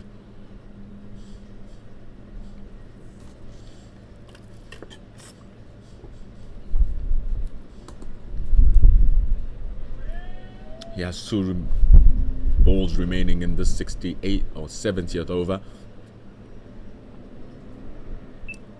Gives him a nice short one. Here's our setup. What is he going to close the over with? Trying to take away the legs of Dwan Olivier with that short pitch delivery. With him ducking up. It's a scary thing to face when you see that short ball coming to your face. So your body reacts a little bit differently when a ball that requires your feet to move comes. Your feet get stuck.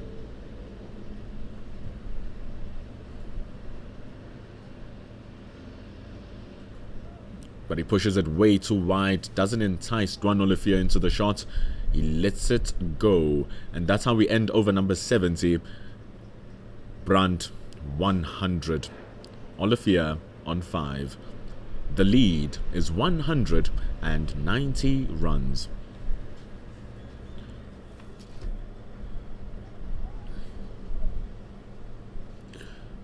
Now it's time to see how Neil Brandt will approach his innings. He's reached his double figures. Phenomenal innings as well to reach those triple figures. So now that that has been done, and there's only 2 wickets remaining, looking to come next is Tsepo Moreki.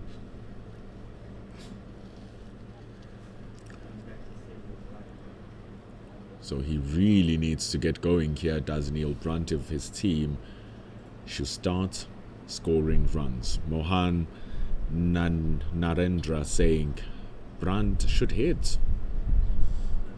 I agree with you, Narendra.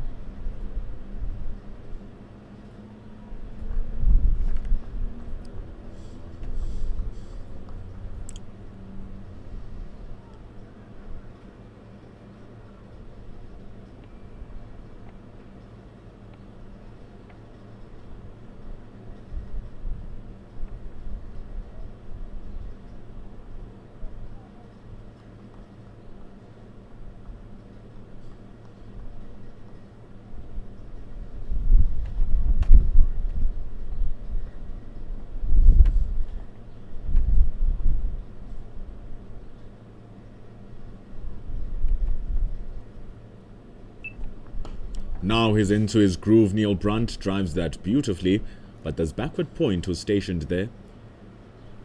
They choose not to take the run, which is smart batting. Now wanting to just preserve the strike.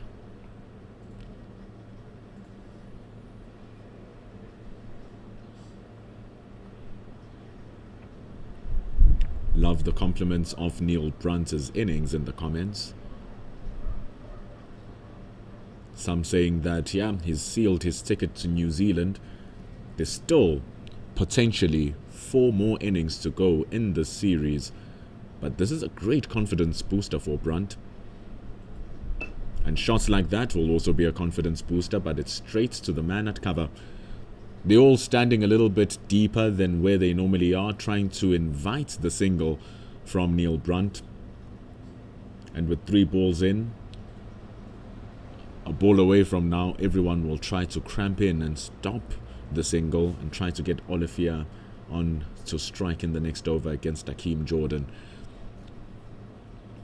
So for Neil Brandt, they have 2 slips, a deep point.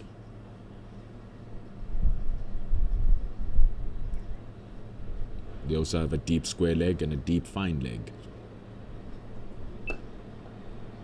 They also have that mid-off who's going to cut that ball. And remember, it seems like Jaden Seals was getting that ball to reverse. A mind-blowing delivery to dismiss Dane Pete. Just mind-blowing. So now it's 2 balls to go. You see your deep backward point coming in closer, but your deep square and your deep fine leg on the leg side are still stationed where they are. That's what Neil Brunt takes a look at now. So it's 2 balls remaining in the Seals over.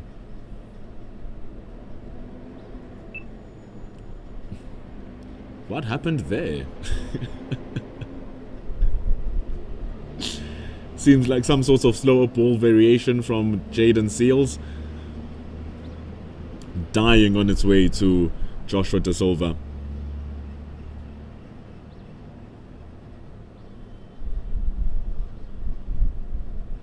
A big West Indian supporter amongst our comments, really wanting the wicket of Neil Brunt.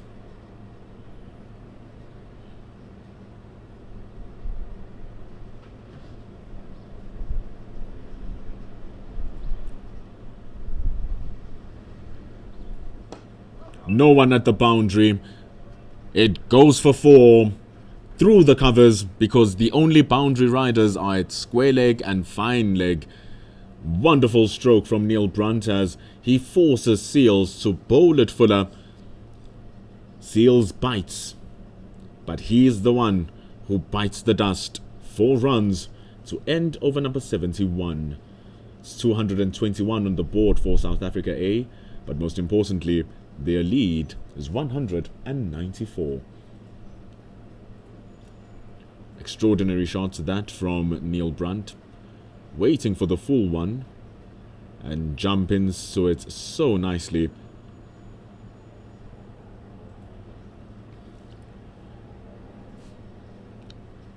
He's going to be really happy with his efforts here, the captain. Now we can start letting loose a little bit further. But also he must still play with some level of conservativeness so that he doesn't lose his wicket unnecessarily. The whole ground is tightened around Dwan Olifia. Only fine leg on the boundary, 2 slips and a gully.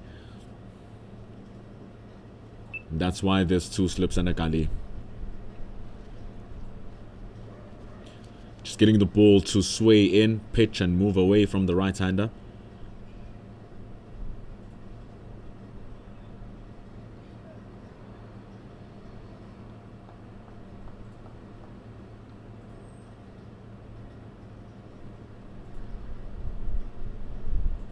So he has to deal with a lot of jaffers here, does Dwan Olifia. He got away with it last over. Just going a bit wider was Jordan, who will want to be a bit straighter this time. No, not like that.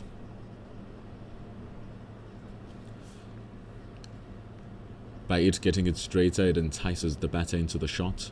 But it's been a long day for the bowlers. They've been out there for a very long time. And they've been pushing an incredible job for their captain, Joshua Da Silva.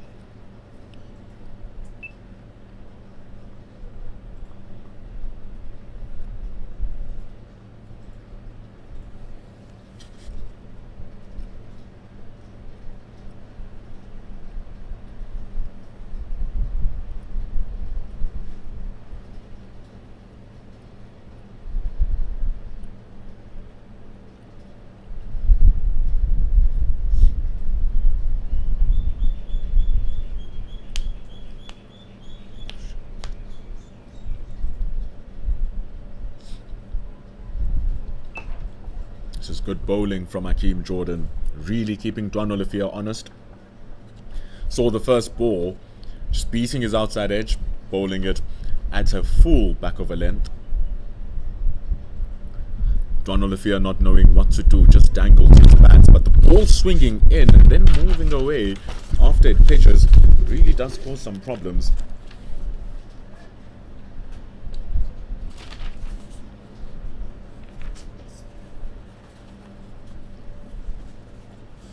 And was looking for the block hole, but starting it way too straight and therefore ending it way down the leg. It's 221 for 8. The lead, importantly, for the South Africans on 194. Will it be a score that they can defend? And tell us in the comments. Let us know. We'll read out the predictions for you. Just want to find out from this position now that the South Africans are in, what would be the most ideal score?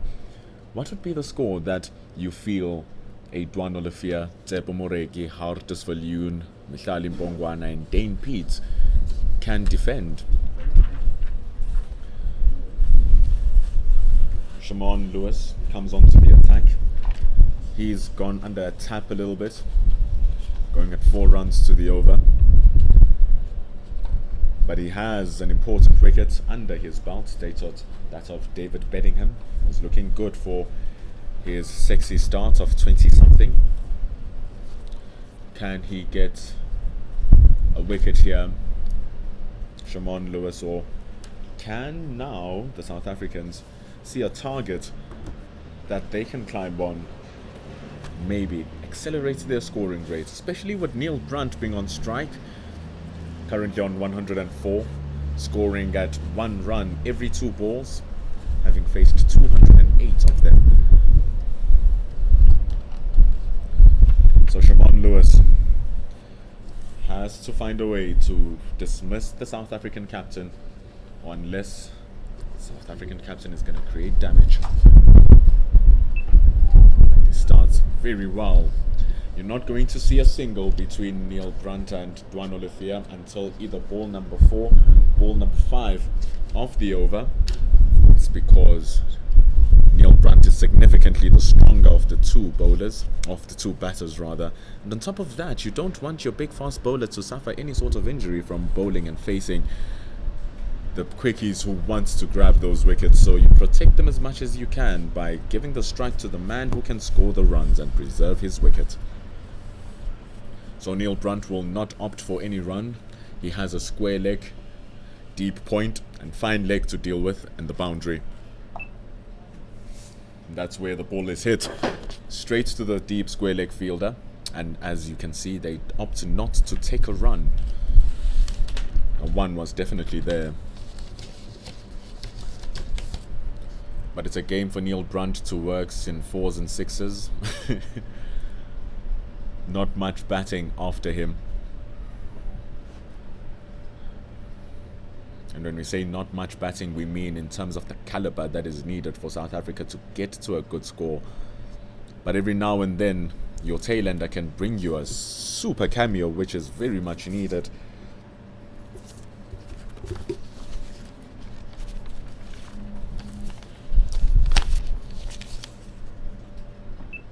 Wraps the pads, they're gonna take 2, and it's gonna work. Good awareness from Neil Brunt. Deep fine leg is deep. Square leg is very deep as well, so they had to work hard in order for them to come in close. And remember, when we are operating where we are operating, the leg side field to Neil Brunt is very big. So there's a lot of space for him to access 2s.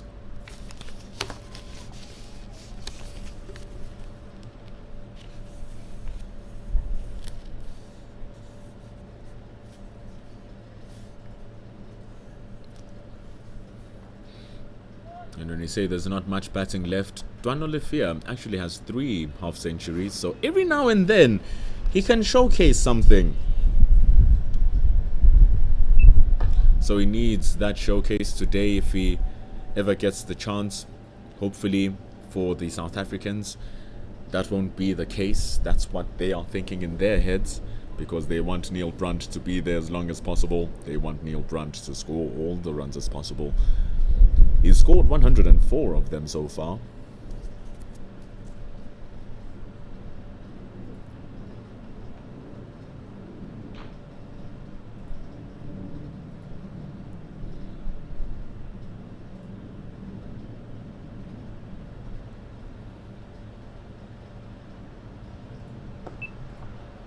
Shimon Lewis will want to be keeping it tidy, which he has been.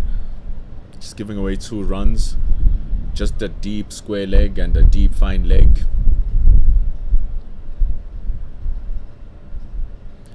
I would bring those guys closer as well, get everyone close so that Neil Brunt doesn't get the single. So now he's contemplating, where is he going to find one? The only 2 is fine leg and deep fine leg. Joshua De Silva is asking for a helmet, so we might see a spinner. Last ball. Gets away with it, Shimon Lewis. You see Neil Brunt where he wanted that ball to go. But he survives.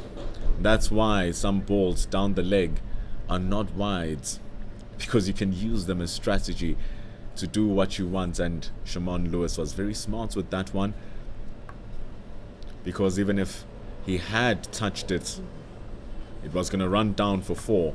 If it runs down for 4, it means that Dwan Olafia was going to be in strike anyway. So over number 73 is over. There's 7 overs remaining until the new ball is available for the West Indians. Kevin Hodge comes into the attack. They're looking to wrap it up quickly, wrap those 7 overs up. Then there will be 13 left after that. So we're currently left with 20 overs in the day.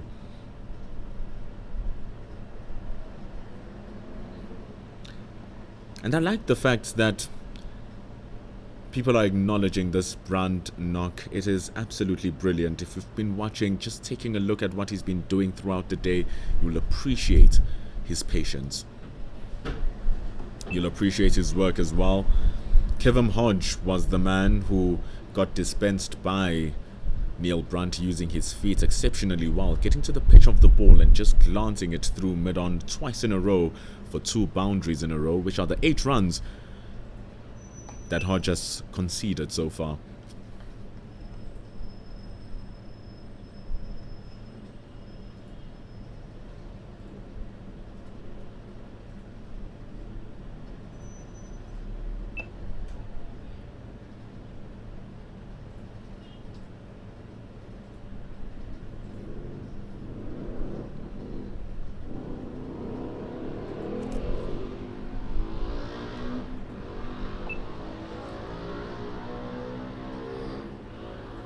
Brunt should show some aggressive body language, says Mohan Narendra Parasa.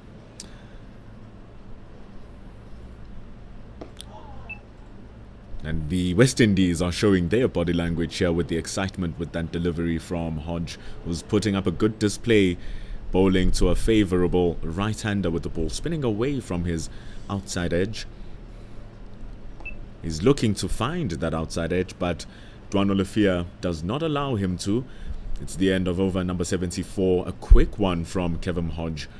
The lead is 196 for the South Africans. It's a good lead. 196 on a surface which has drastically slowed down. Seems good. But they need more. It's not enough.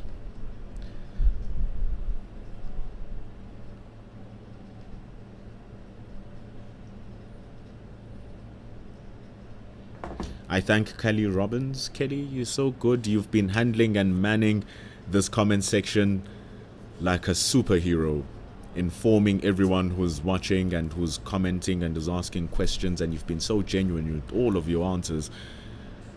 Love it so much to see, and thank you for your compliment about the super sports commentators. I'm just doing what I love. Watching the sports that I love. and reading the comments from the people who are watching the very sports that I love as well. And we are getting to see Lewis bowl to Brunt. Oy, looking for that shot onto that leg side, but misreading the length, or rather the ball keeping low. Either or. Something for the South African bowlers to be excited about that.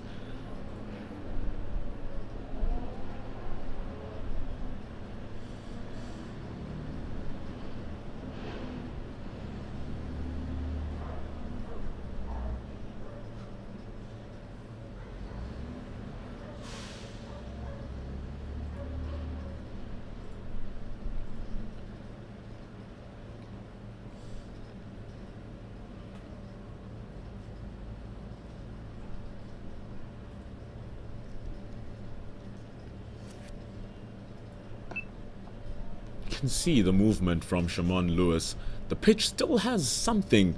The ball still has something here. It's just moving away from Neil Brunt. So it's not at all a I'm just gonna hit sixes, I'm just gonna hit fours, I'm just gonna score at 150 strike rate. It's not that type of surface. Even when you are 216 balls in, you still struggle to pick those balls, unless if it's bad balls that you can dispense. So it just shows the difficulty of batting on this pitch as the match progresses now in day 3, session 3. And it's a good ball that from Lewis. The hardest ball to get away. Wide outside the off stump, full Yorker. How are you gonna hit that? One of the comments earlier on spoke about AB de Villiers' smear drive when the ball is full and wide, when Zubair Hamza was facing Sherman Lewis, and Hamza just couldn't get him away for that maiden over that Lewis bowled. He said use that smear shot that AB de Villiers plays well, but can't do that with that type of delivery.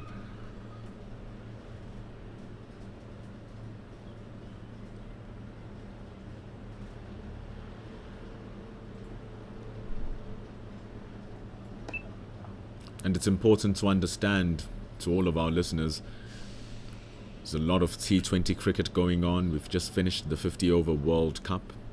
Here, there are no limitations to the time that is used to bat. If South Africa feel like they need to bat up until tomorrow in the first session, they can definitely do that. The role that Neil Brunt has been playing here is preserving his wicket, tiring out the bowlers, waiting for the bad ball and forcing the bowlers to bowl to him. It is wonderful batsmanship for the top order batter. And he waits for the bad ones, and it's just popped up into the air. The commentator's curse strikes again. It is not an easy surface to think you can just hit the ball. It has slowed down considerably, and Lewis is now the perfect exponent to bowl on this. So difficult to get away, and Neil Brunt mistimes it after a superb innings at the top. He's gone for 104 in 218 deliveries, and to all the South African fans who are watching this stream as the commentator, I apologize for the curse. But it was an exceptional innings from Neil Brunt. It was beautiful to watch, and he was allowing all the batters to bat around him. You take away that 104, and South Africa has only scored 119 runs.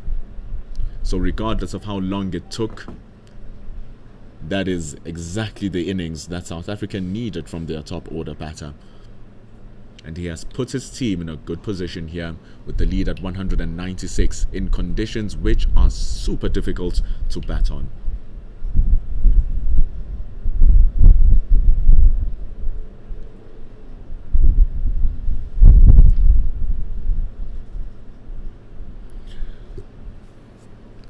So I hope the discussion just before we cursed Brunt explains the red ball format to a certain extent, that it's not really much pressure that dot balls do for you. They only become a pressure situation when runs need to be scored, and they become a pressure situation when there has been too many of them and you're allowing the bowlers to just do what they want on you. But apart from that, if you are in control as a batter and you are choosing your shots, if the balls are not threatening your stumps, there's no need for you to play that ball.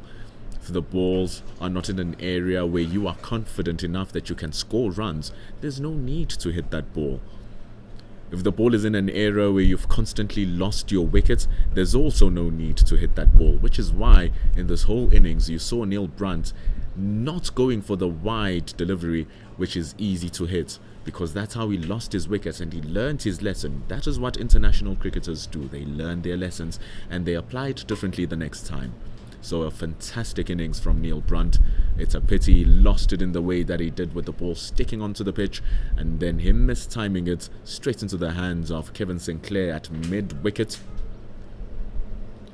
The lead is 196.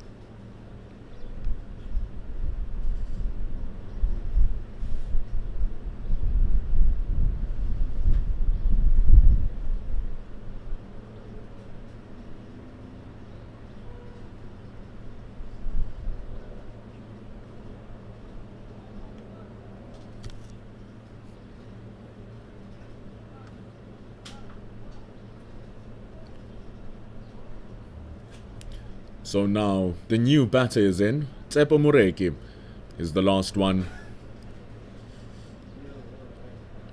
Neil Brunt dying by the sword. Left-handers, and the ball coming onto the pads is an easy boundary through mid-wicket. But when you think that my scoring option is there, all of a sudden it's not there. So it's good captaincy as well from Joshua De Silva, understanding that Neil Brunt is about to attack and putting a stop to his scoring options. But here's Tsepo Moreki, who whips it out from his pads.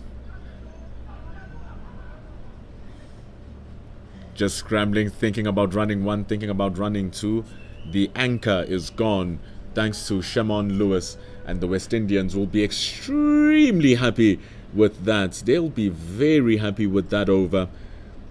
Neil Brunt was denying the runs because he had to preserve strikes so that he could score and keep scoring, but his hunger to score runs was his demise. 197 with 1 wicket remaining, and because of that, Jayden Seales takes the ball.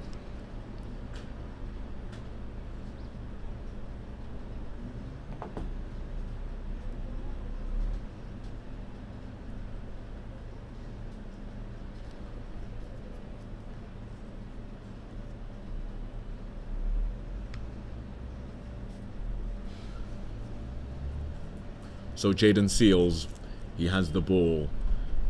Moreki, he has the bat.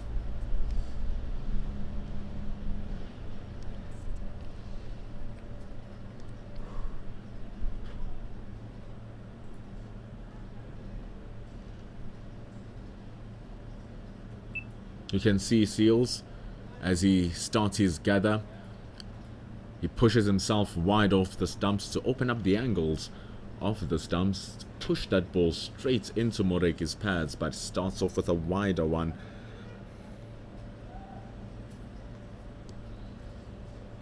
Looking to bring an end to this innings. There's still 18 overs remaining for the day. They might get 10 overs to bat here, the West Indies.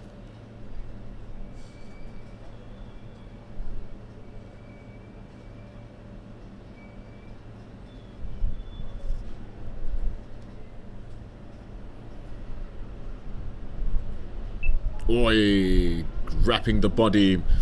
You would wonder if a very short or silly man under the wicket or under the helmet will be useful, where Joshua De Silva is right now. But also there's not much pace on the surface too, so that might not be an option. We've seen so many balls not carry to the slips, a lot of them not carry to the slips. 2 crucial ones not carrying to Joshua De Silva. He claimed that he did not feel them carry onto his gloves. So what we have is a short. The mid-on is quite close to where the umpire is. Mid-wicket is standing on the 5th pitch from the pitch that we are playing on.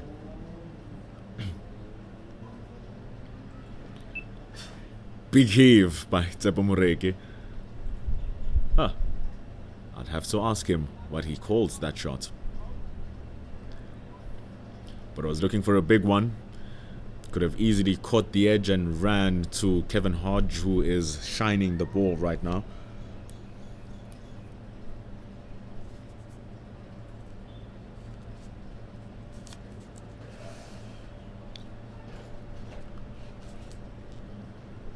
Jaden Seals is halfway through the over, looking for that last wicket. Goes down to the pads, but he strays too straight. Too hungry for it.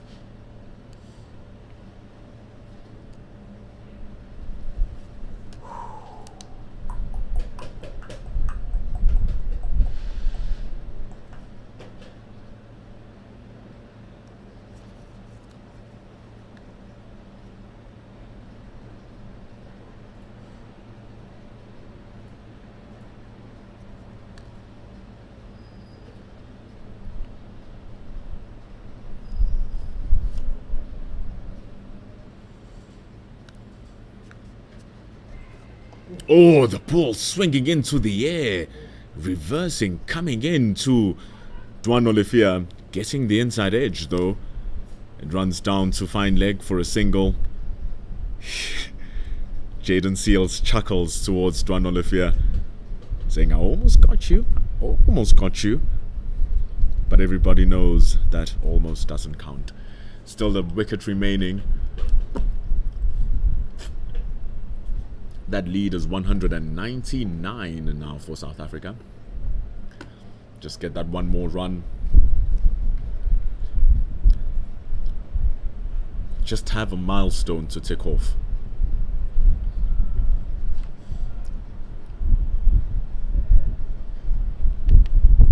Oi, dangerous ball from Seals. Dangerous stuff indeed. That's how he ends the over, with a good defensive shots from Moreki. 226 for 9. The lead is 199.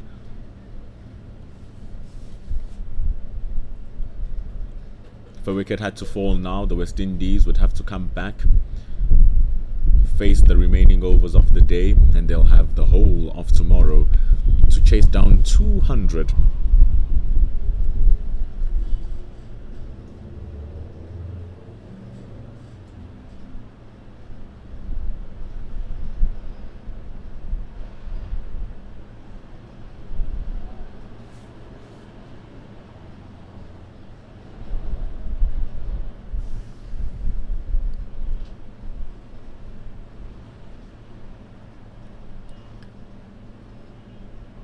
Hakeem Jordan continues his work.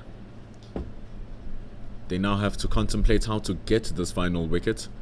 There's a deep fine leg, there's a deep backward square, and now point is being pushed back as well, from starting off with a slower delivery. Looking to set up a wicket here is Hakeem Jordan. Dwan Olifia with his 350s will now have to anchor this innings between him and Moreki.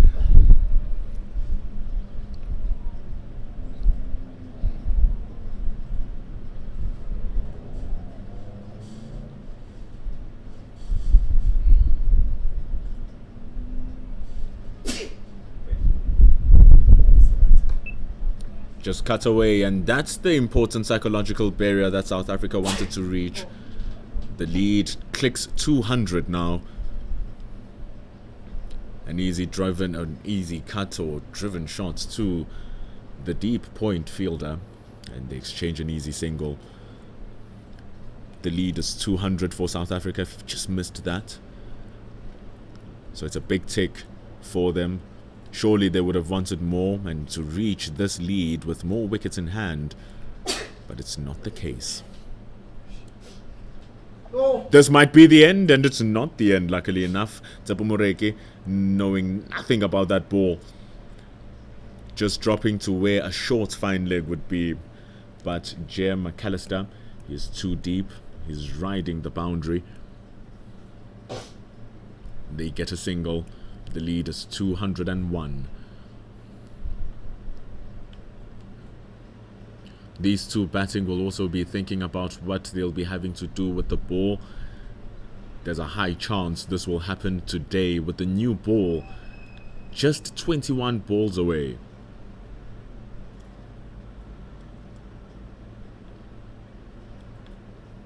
Oi, rapping Duan Olivier. He's looking him down. I'm saying, you're doing that to me? I'll remember you. I'll come back for you. And Jordan played very well when he was batting. But for a majority of the time, unfortunately, Duan Olivier was not in the field. He was replaced by Ruan de Swart.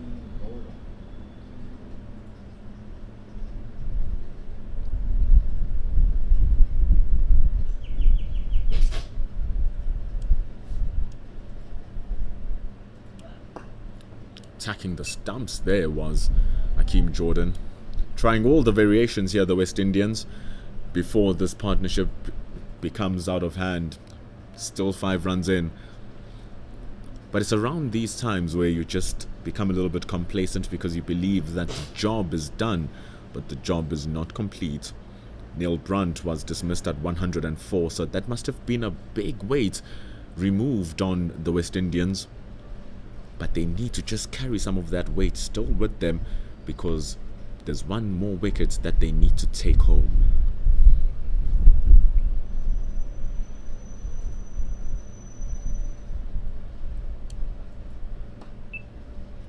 And they just keep eking out these singles to end over number 22. The lead is 202 runs. They just need one more wicket now to the West Indians. It could be either Mureki, who's been there for 7 balls and scored 2, or it could be Duan Olivier, who scored 8 from his 25 balls. 3 overs remain until we see the new ball being available. The ball being available in over number 80 does not mean that the new ball has to be taken.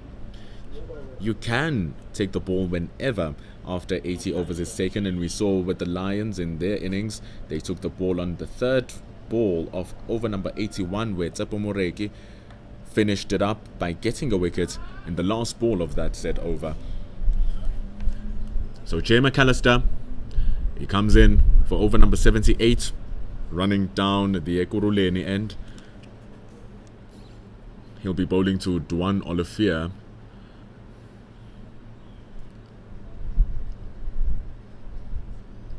McAllister and Jaden Seals having a young conversation.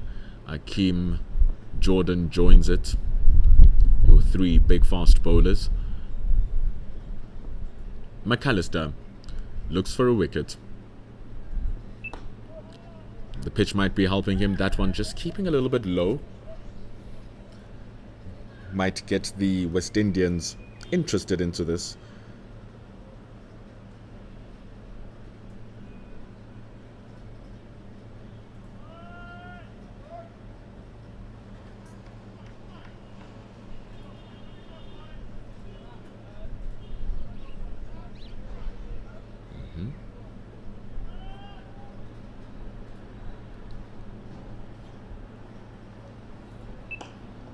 Just popping it up into the air, but there's a mid-off, and they are getting these ones. They are just accumulating these ones.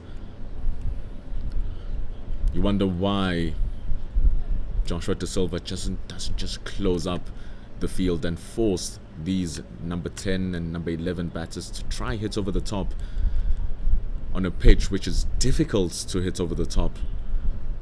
But he's giving them deep point, he's giving them deep square, he's giving them deep fine leg, and that's where they're taking these singles. Just like that. That's where deep point is. If it was anywhere closer, he might have had a chance for a catch there, but it just goes a begging, and it's an easy single. Just feels like a procession until the new ball arrives here for the West Indies.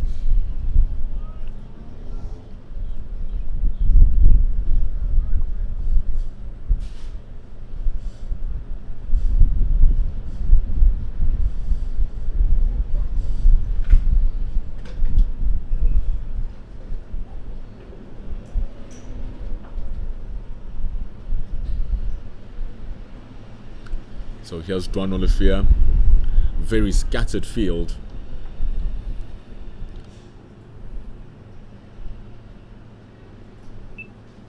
Almost nabbing that edge.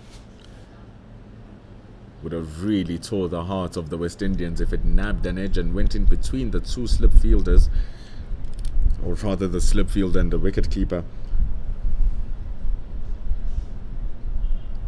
Jack Evans, I'm hoping I'm saying your name correctly, Jack, saying I'd be keeping Jordan and Seals on here. Get your two strike bowlers to bowl. I share those sentiments with you, Jack. But there's a reason why we are not the ones who are being paid to play. Surely Joshua De Silva knows better for the conditions and the situation. But Jaden Seals did look threatening. Full deliveries, swinging in the air. Hakeem Jordan has not looked... Hakeem Jordan has not looked like he's here to play games. He's here to do his job, and he's been doing it brilliantly as well. So for the two strike bowlers. Well, alternatively, you can use both Hodge and Kevin Sinclair just to rush through these final overs and get the new ball into the hands of your strike bowlers, because it's just 2 overs away. The lead is 204 after 78.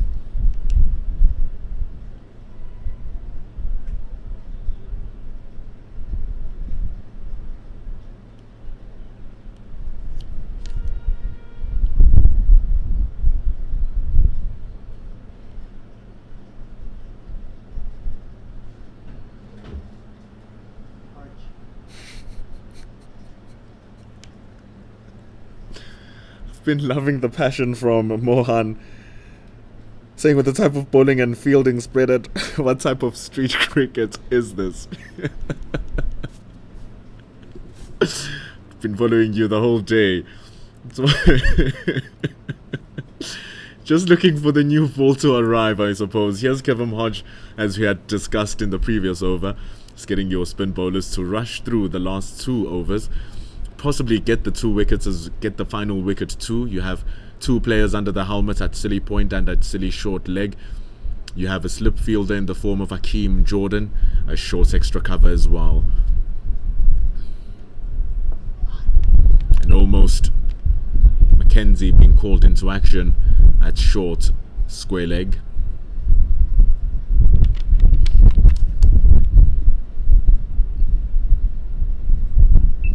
Big swing, there's no one in the deep, and it goes all the way. Massive smash from Tsepo Mureki, taking on Kevin Hodge, and he wins that. If you're saying that you're going to be putting pressure around me and the bat, well, I'm going to counter that pressure against you, and he does it well, does the South African bowler. Now with the bat in hand, looking to cause damage to Kevin Hodge. Dancing down the track this time. Will he make it back home safely? He does. That big shot from Tsepo Mureki has forced a long on fielder who's standing very square, so he's right in between where you'd find a cow corner and a long on. Just hovering for that big shot again from Mureki, but he denies them that chance. Silly point now feels like he's standing at silly cover.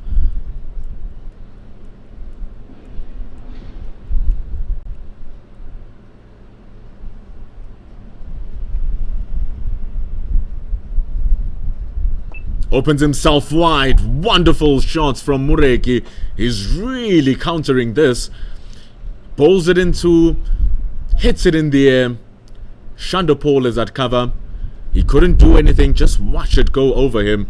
And it hits the cover boundary for 4. This is good stuff here from Tsepo Mureki. Pushing the score to 214. Jaden Seals was saying, bring out the flighted delivery.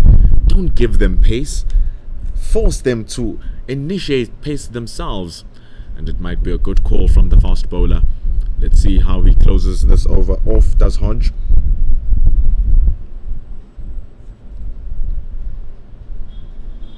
not the air that Jaden Seals was talking about, and that is why he gets punished. Straight over the top, Tsepo Moreki playing with so much vigor.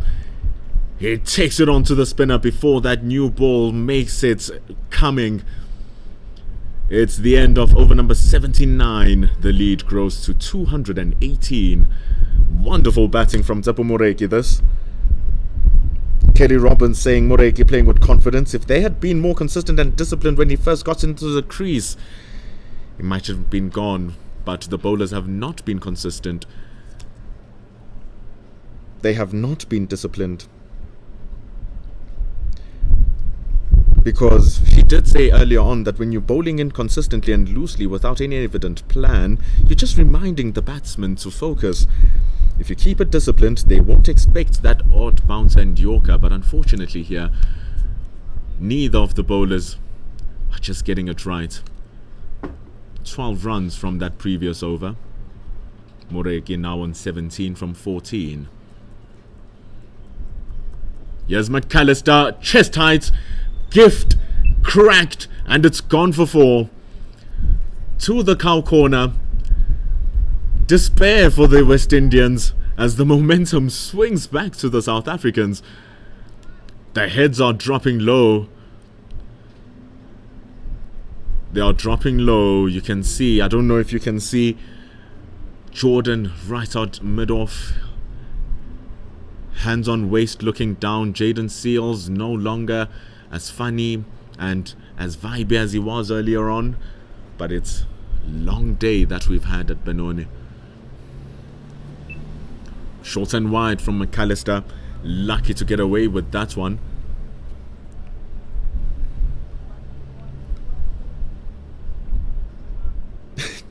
Jack saying that the spinners were not going to go through the overs as quickly as we thought because they were being taken apart for 4s and 6s. 3 4s in that previous over made the over longer than what it should have been.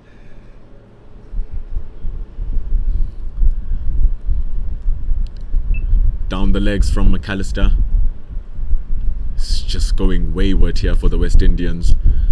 And it's a big thing because once that new ball comes, it's a very, very, very devilish fruit. And as much as it can give you the powers, it can so easily stab you right back if you're not putting the ball in the correct areas. Because as quickly as it comes to the bat, the quickly it can go to the boundary because it's so brand spanking new. It's so hard as well. So just before it arrives, the West Indians don't want to be giving Moreki and Olifia momentum, which is what it seems to be the case. That one was just stopped at deep point by Tevin Imlak. So a very defensive standpoint here, and unfortunately the bowling is not backing it up. This has resulted to South Africa reaching an improbable 250 runs from where they were when they lost the wicket of Neil Brunt.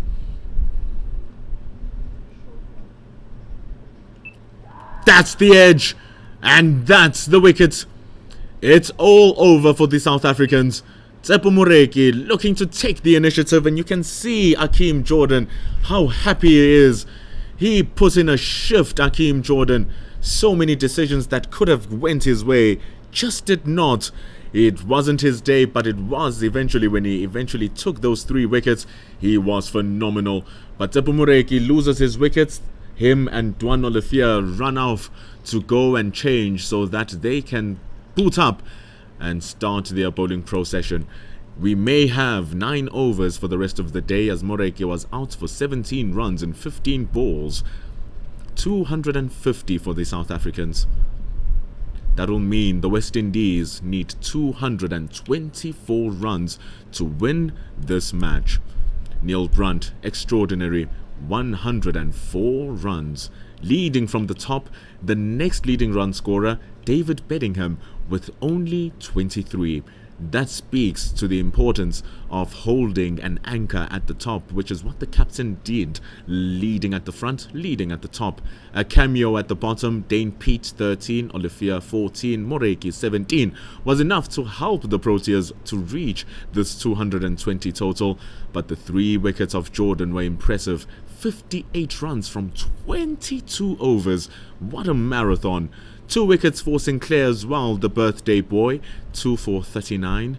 2 wickets for Jaden Seals, 2 for 48. And Lewis recovering brilliantly after a very shaky first spell. He gets 2 for 37. We will be back in the changeover of the innings as the West Indies A require 224 runs to win the first unofficial test here in Willowmoore Park, Benoni. We'll see you in 10 minutes.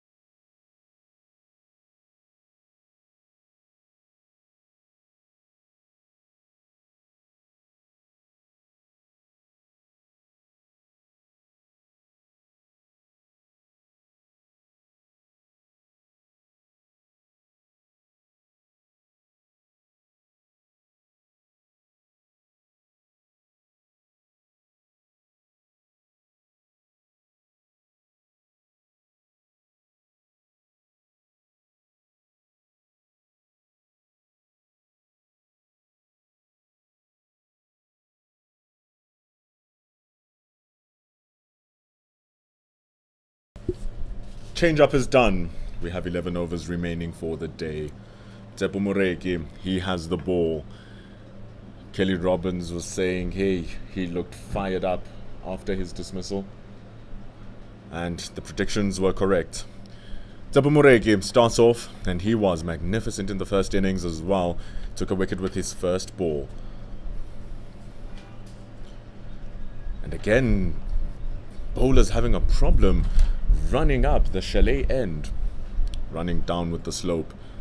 It's exactly where Tsepo Moreki was so devastating yesterday, though. So we start the innings again. Let's restart.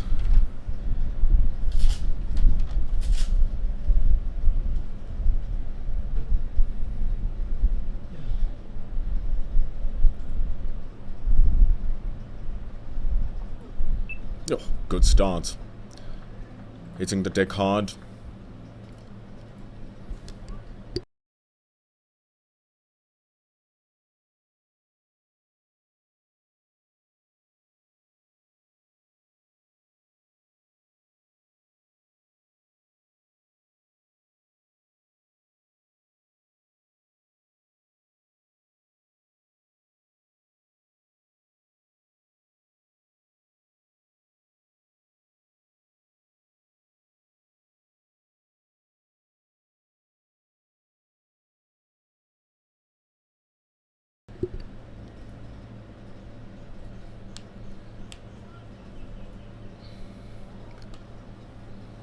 Tsepo Moreki starts off bowling to Shanda Paul. Tajareen Shanda Paul playing so well in his What happened to this over? to his first innings. No ball. No, what? Yeah, no ball, second ball. Huh? Second ball, no ball. This ball, you just ball now. Yeah, the one that he just balled. Okay. It's a good ball, just getting some feedback from Manaka here telling us the second ball was a no ball. Head was not in the game, head back in the game. Moreki's head has never left the game.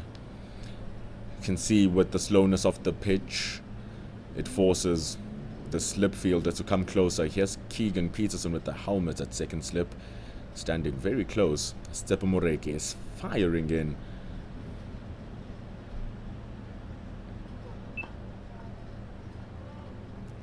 Getting his areas working well. It's the last innings of the match. It's 224 runs to win in totality. They've scored one, so now it's 223.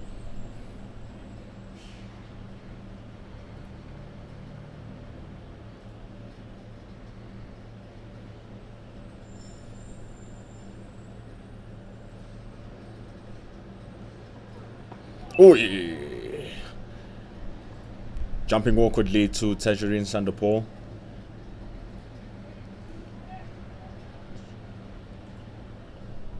Oh, really? I've been saying it wrong all this time. Weird stuff.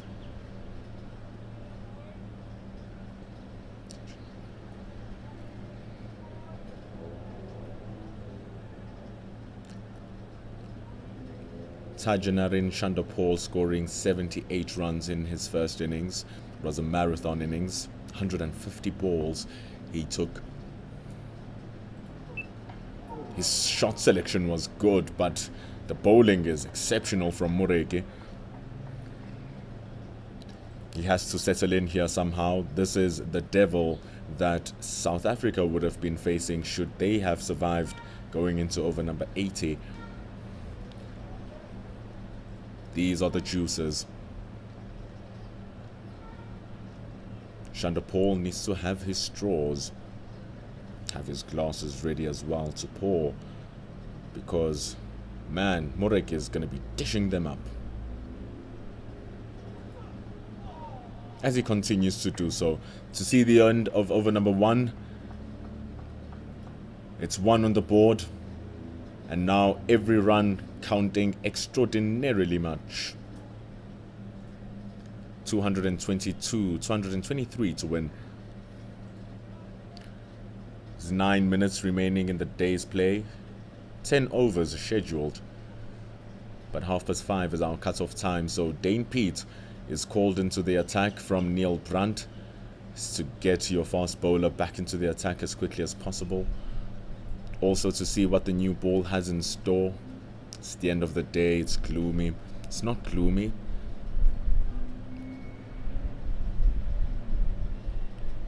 Tell me, my friends, what is the opposite of dusk? It's about to be dusk to dawn, the sun is about to rise. What is it when the sun is about to set? Twilight. But whatever it is, Dane Pete has the ball in this part of the day. He'll be bowling to McCaskey.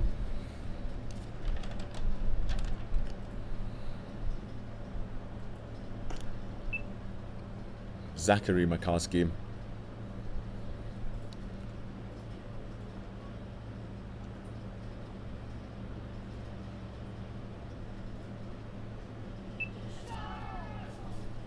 Ooh, problems. 31 runs he scored in the first innings. Was dismissed by Tepumureke. Was Zachary.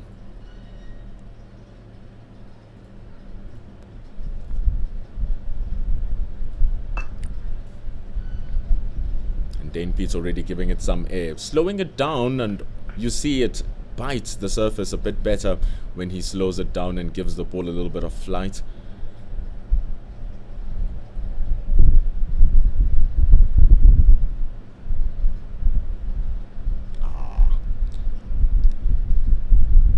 Got my fair share of help. Thank you, Tim Dale Lace. Not just a cricket brain, but also has his vocabulary in check. It is dusk.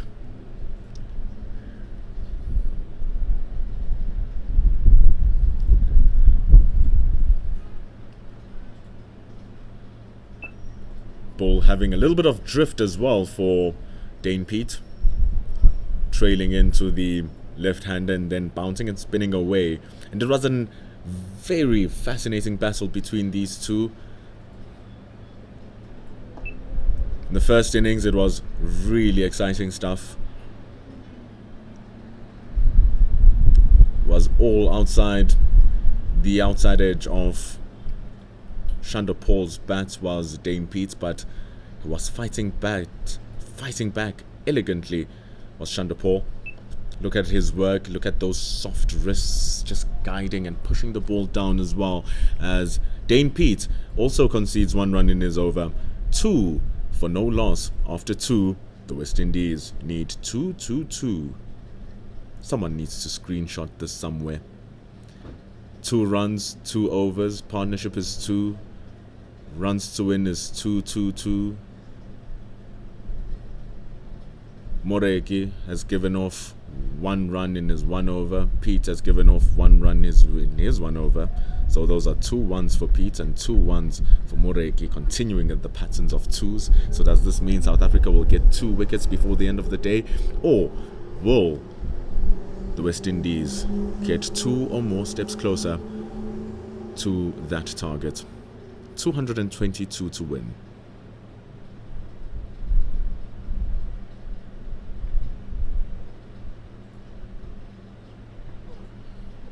Moreki getting the ball to nip away from the right-hander. And the thing is, he's able to move it both ways, is Taipo Moreki.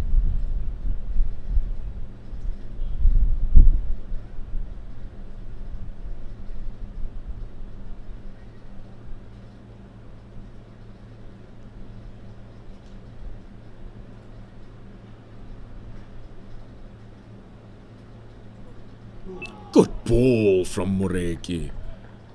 Superb lengths and lines. Jagging back this time. Told you can move it both ways. Previous ball, letting it go, was McCaskey. Thinking that it's going to do the same. Moreki brings it back in. So close to the plan working. So now McCaskey is going to be aware of what Moreki can do. He might look to move this one away. Tsepo. But it goes 2 straight this time, just a little bit greedy. A big work for fine leg. Fantastic work from Mihlalimpingu Pongwana to stop that to just being 2. That is brilliant work at the deep. He was at fine leg. He had to run around to where deep backward square would be. Puts in a big dive and stopped that ball from going over, and made sure that also he lets the ball go before he touches the boundary rope. So it's fantastic work to keep that to 2 runs, because every single run counts.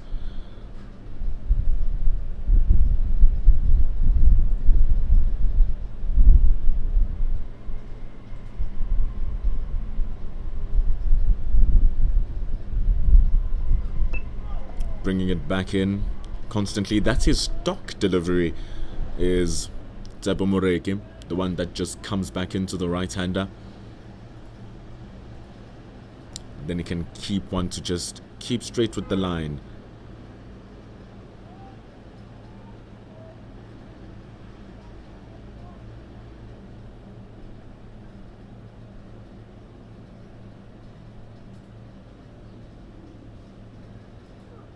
Oh, sharpening it back in. The deliveries from Mureki are incredibly sharp. They are skiddy as well. There's all these different types of deliveries that a bowler bowls. There's a heavy delivery, there's sharp delivery, there's fast delivery. There's a floating delivery because it's just so light. There's a nippy one.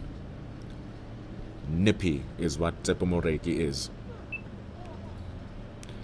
Hitting that back of a length, nipping back into the right-hander. C is not happy with where he executed that ball. It's a leg by, signalled by umpire Jacobs, and it ends over number 3.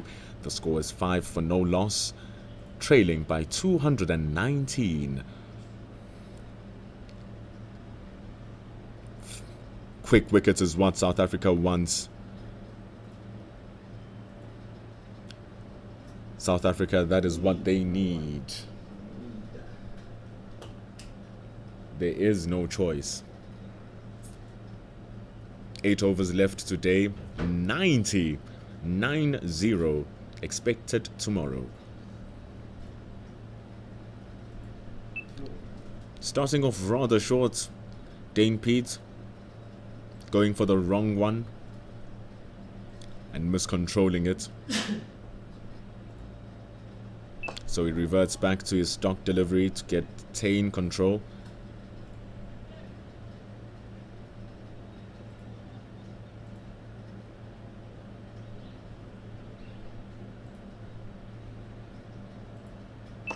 Dropping it a little bit short. There is long on.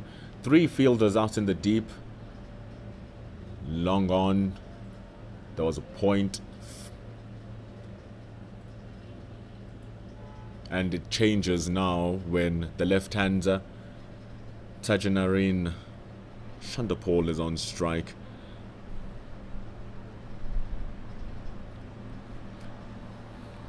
With the ball spinning away from him, Keegan Peterson grabs a helmet.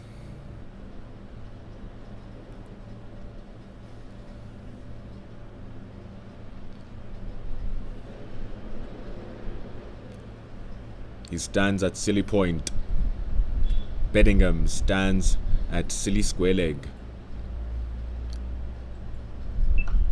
Tajanarine Shandapol uses his feet and squeezes the ball to cover where Hardus Viljoen collects, and it's a single.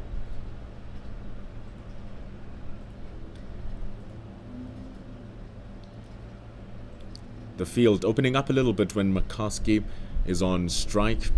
The square leg goes deeper, long on, he's halfway, and deep point. Neil Brunt standing at short mid-wicket, or rather standing at silly mid-on, and Peterson at mid-wicket.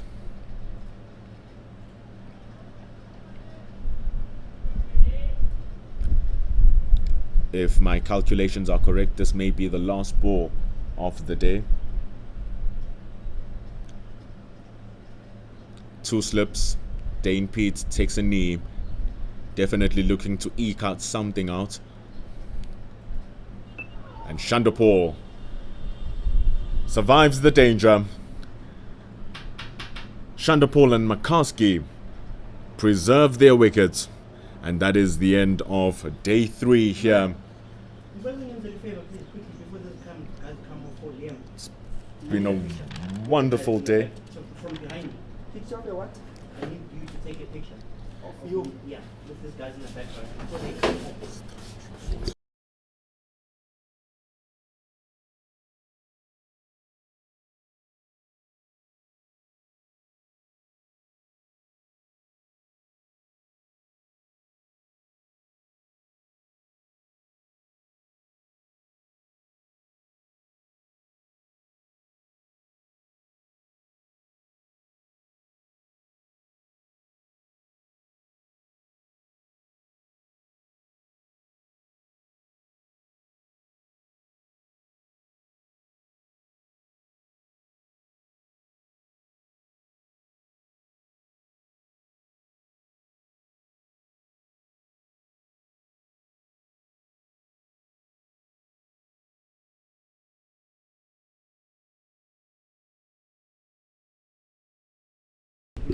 So that's the end of the day here at Benoni.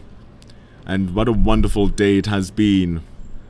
Thank you to all of you who have joined us. We got a full quota of days play, regardless of the fact that there was expected rain to come through later on.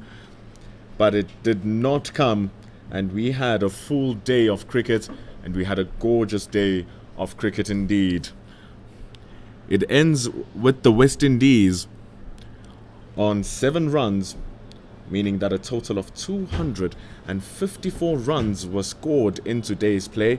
254 runs, alongside us seeing a total of 10 wickets fall as well. So 247 for 10 after 94.2 overs equals a complete day of cricket, and it completes a great day of cricket as well, where the scoring rate was running at 2.5 runs to the over. So we come back tomorrow to see what it will hold. 10 a.m. is when we begin. Join us again on this live stream on Cricket South Africa's YouTube channel, where we will be bringing you ball by ball commentary. It has been me, Bendulo Makubane, bringing you this. It has been wonderful. The comments on the YouTube channel have been wonderful, so civil, so cricket specific, and so wonderful to follow. So we will see you again tomorrow with the West Indies requiring 217 runs to win, South Africa needing 10 wickets. A result is certainly going to come. Who will it be? Let's find it all out tomorrow.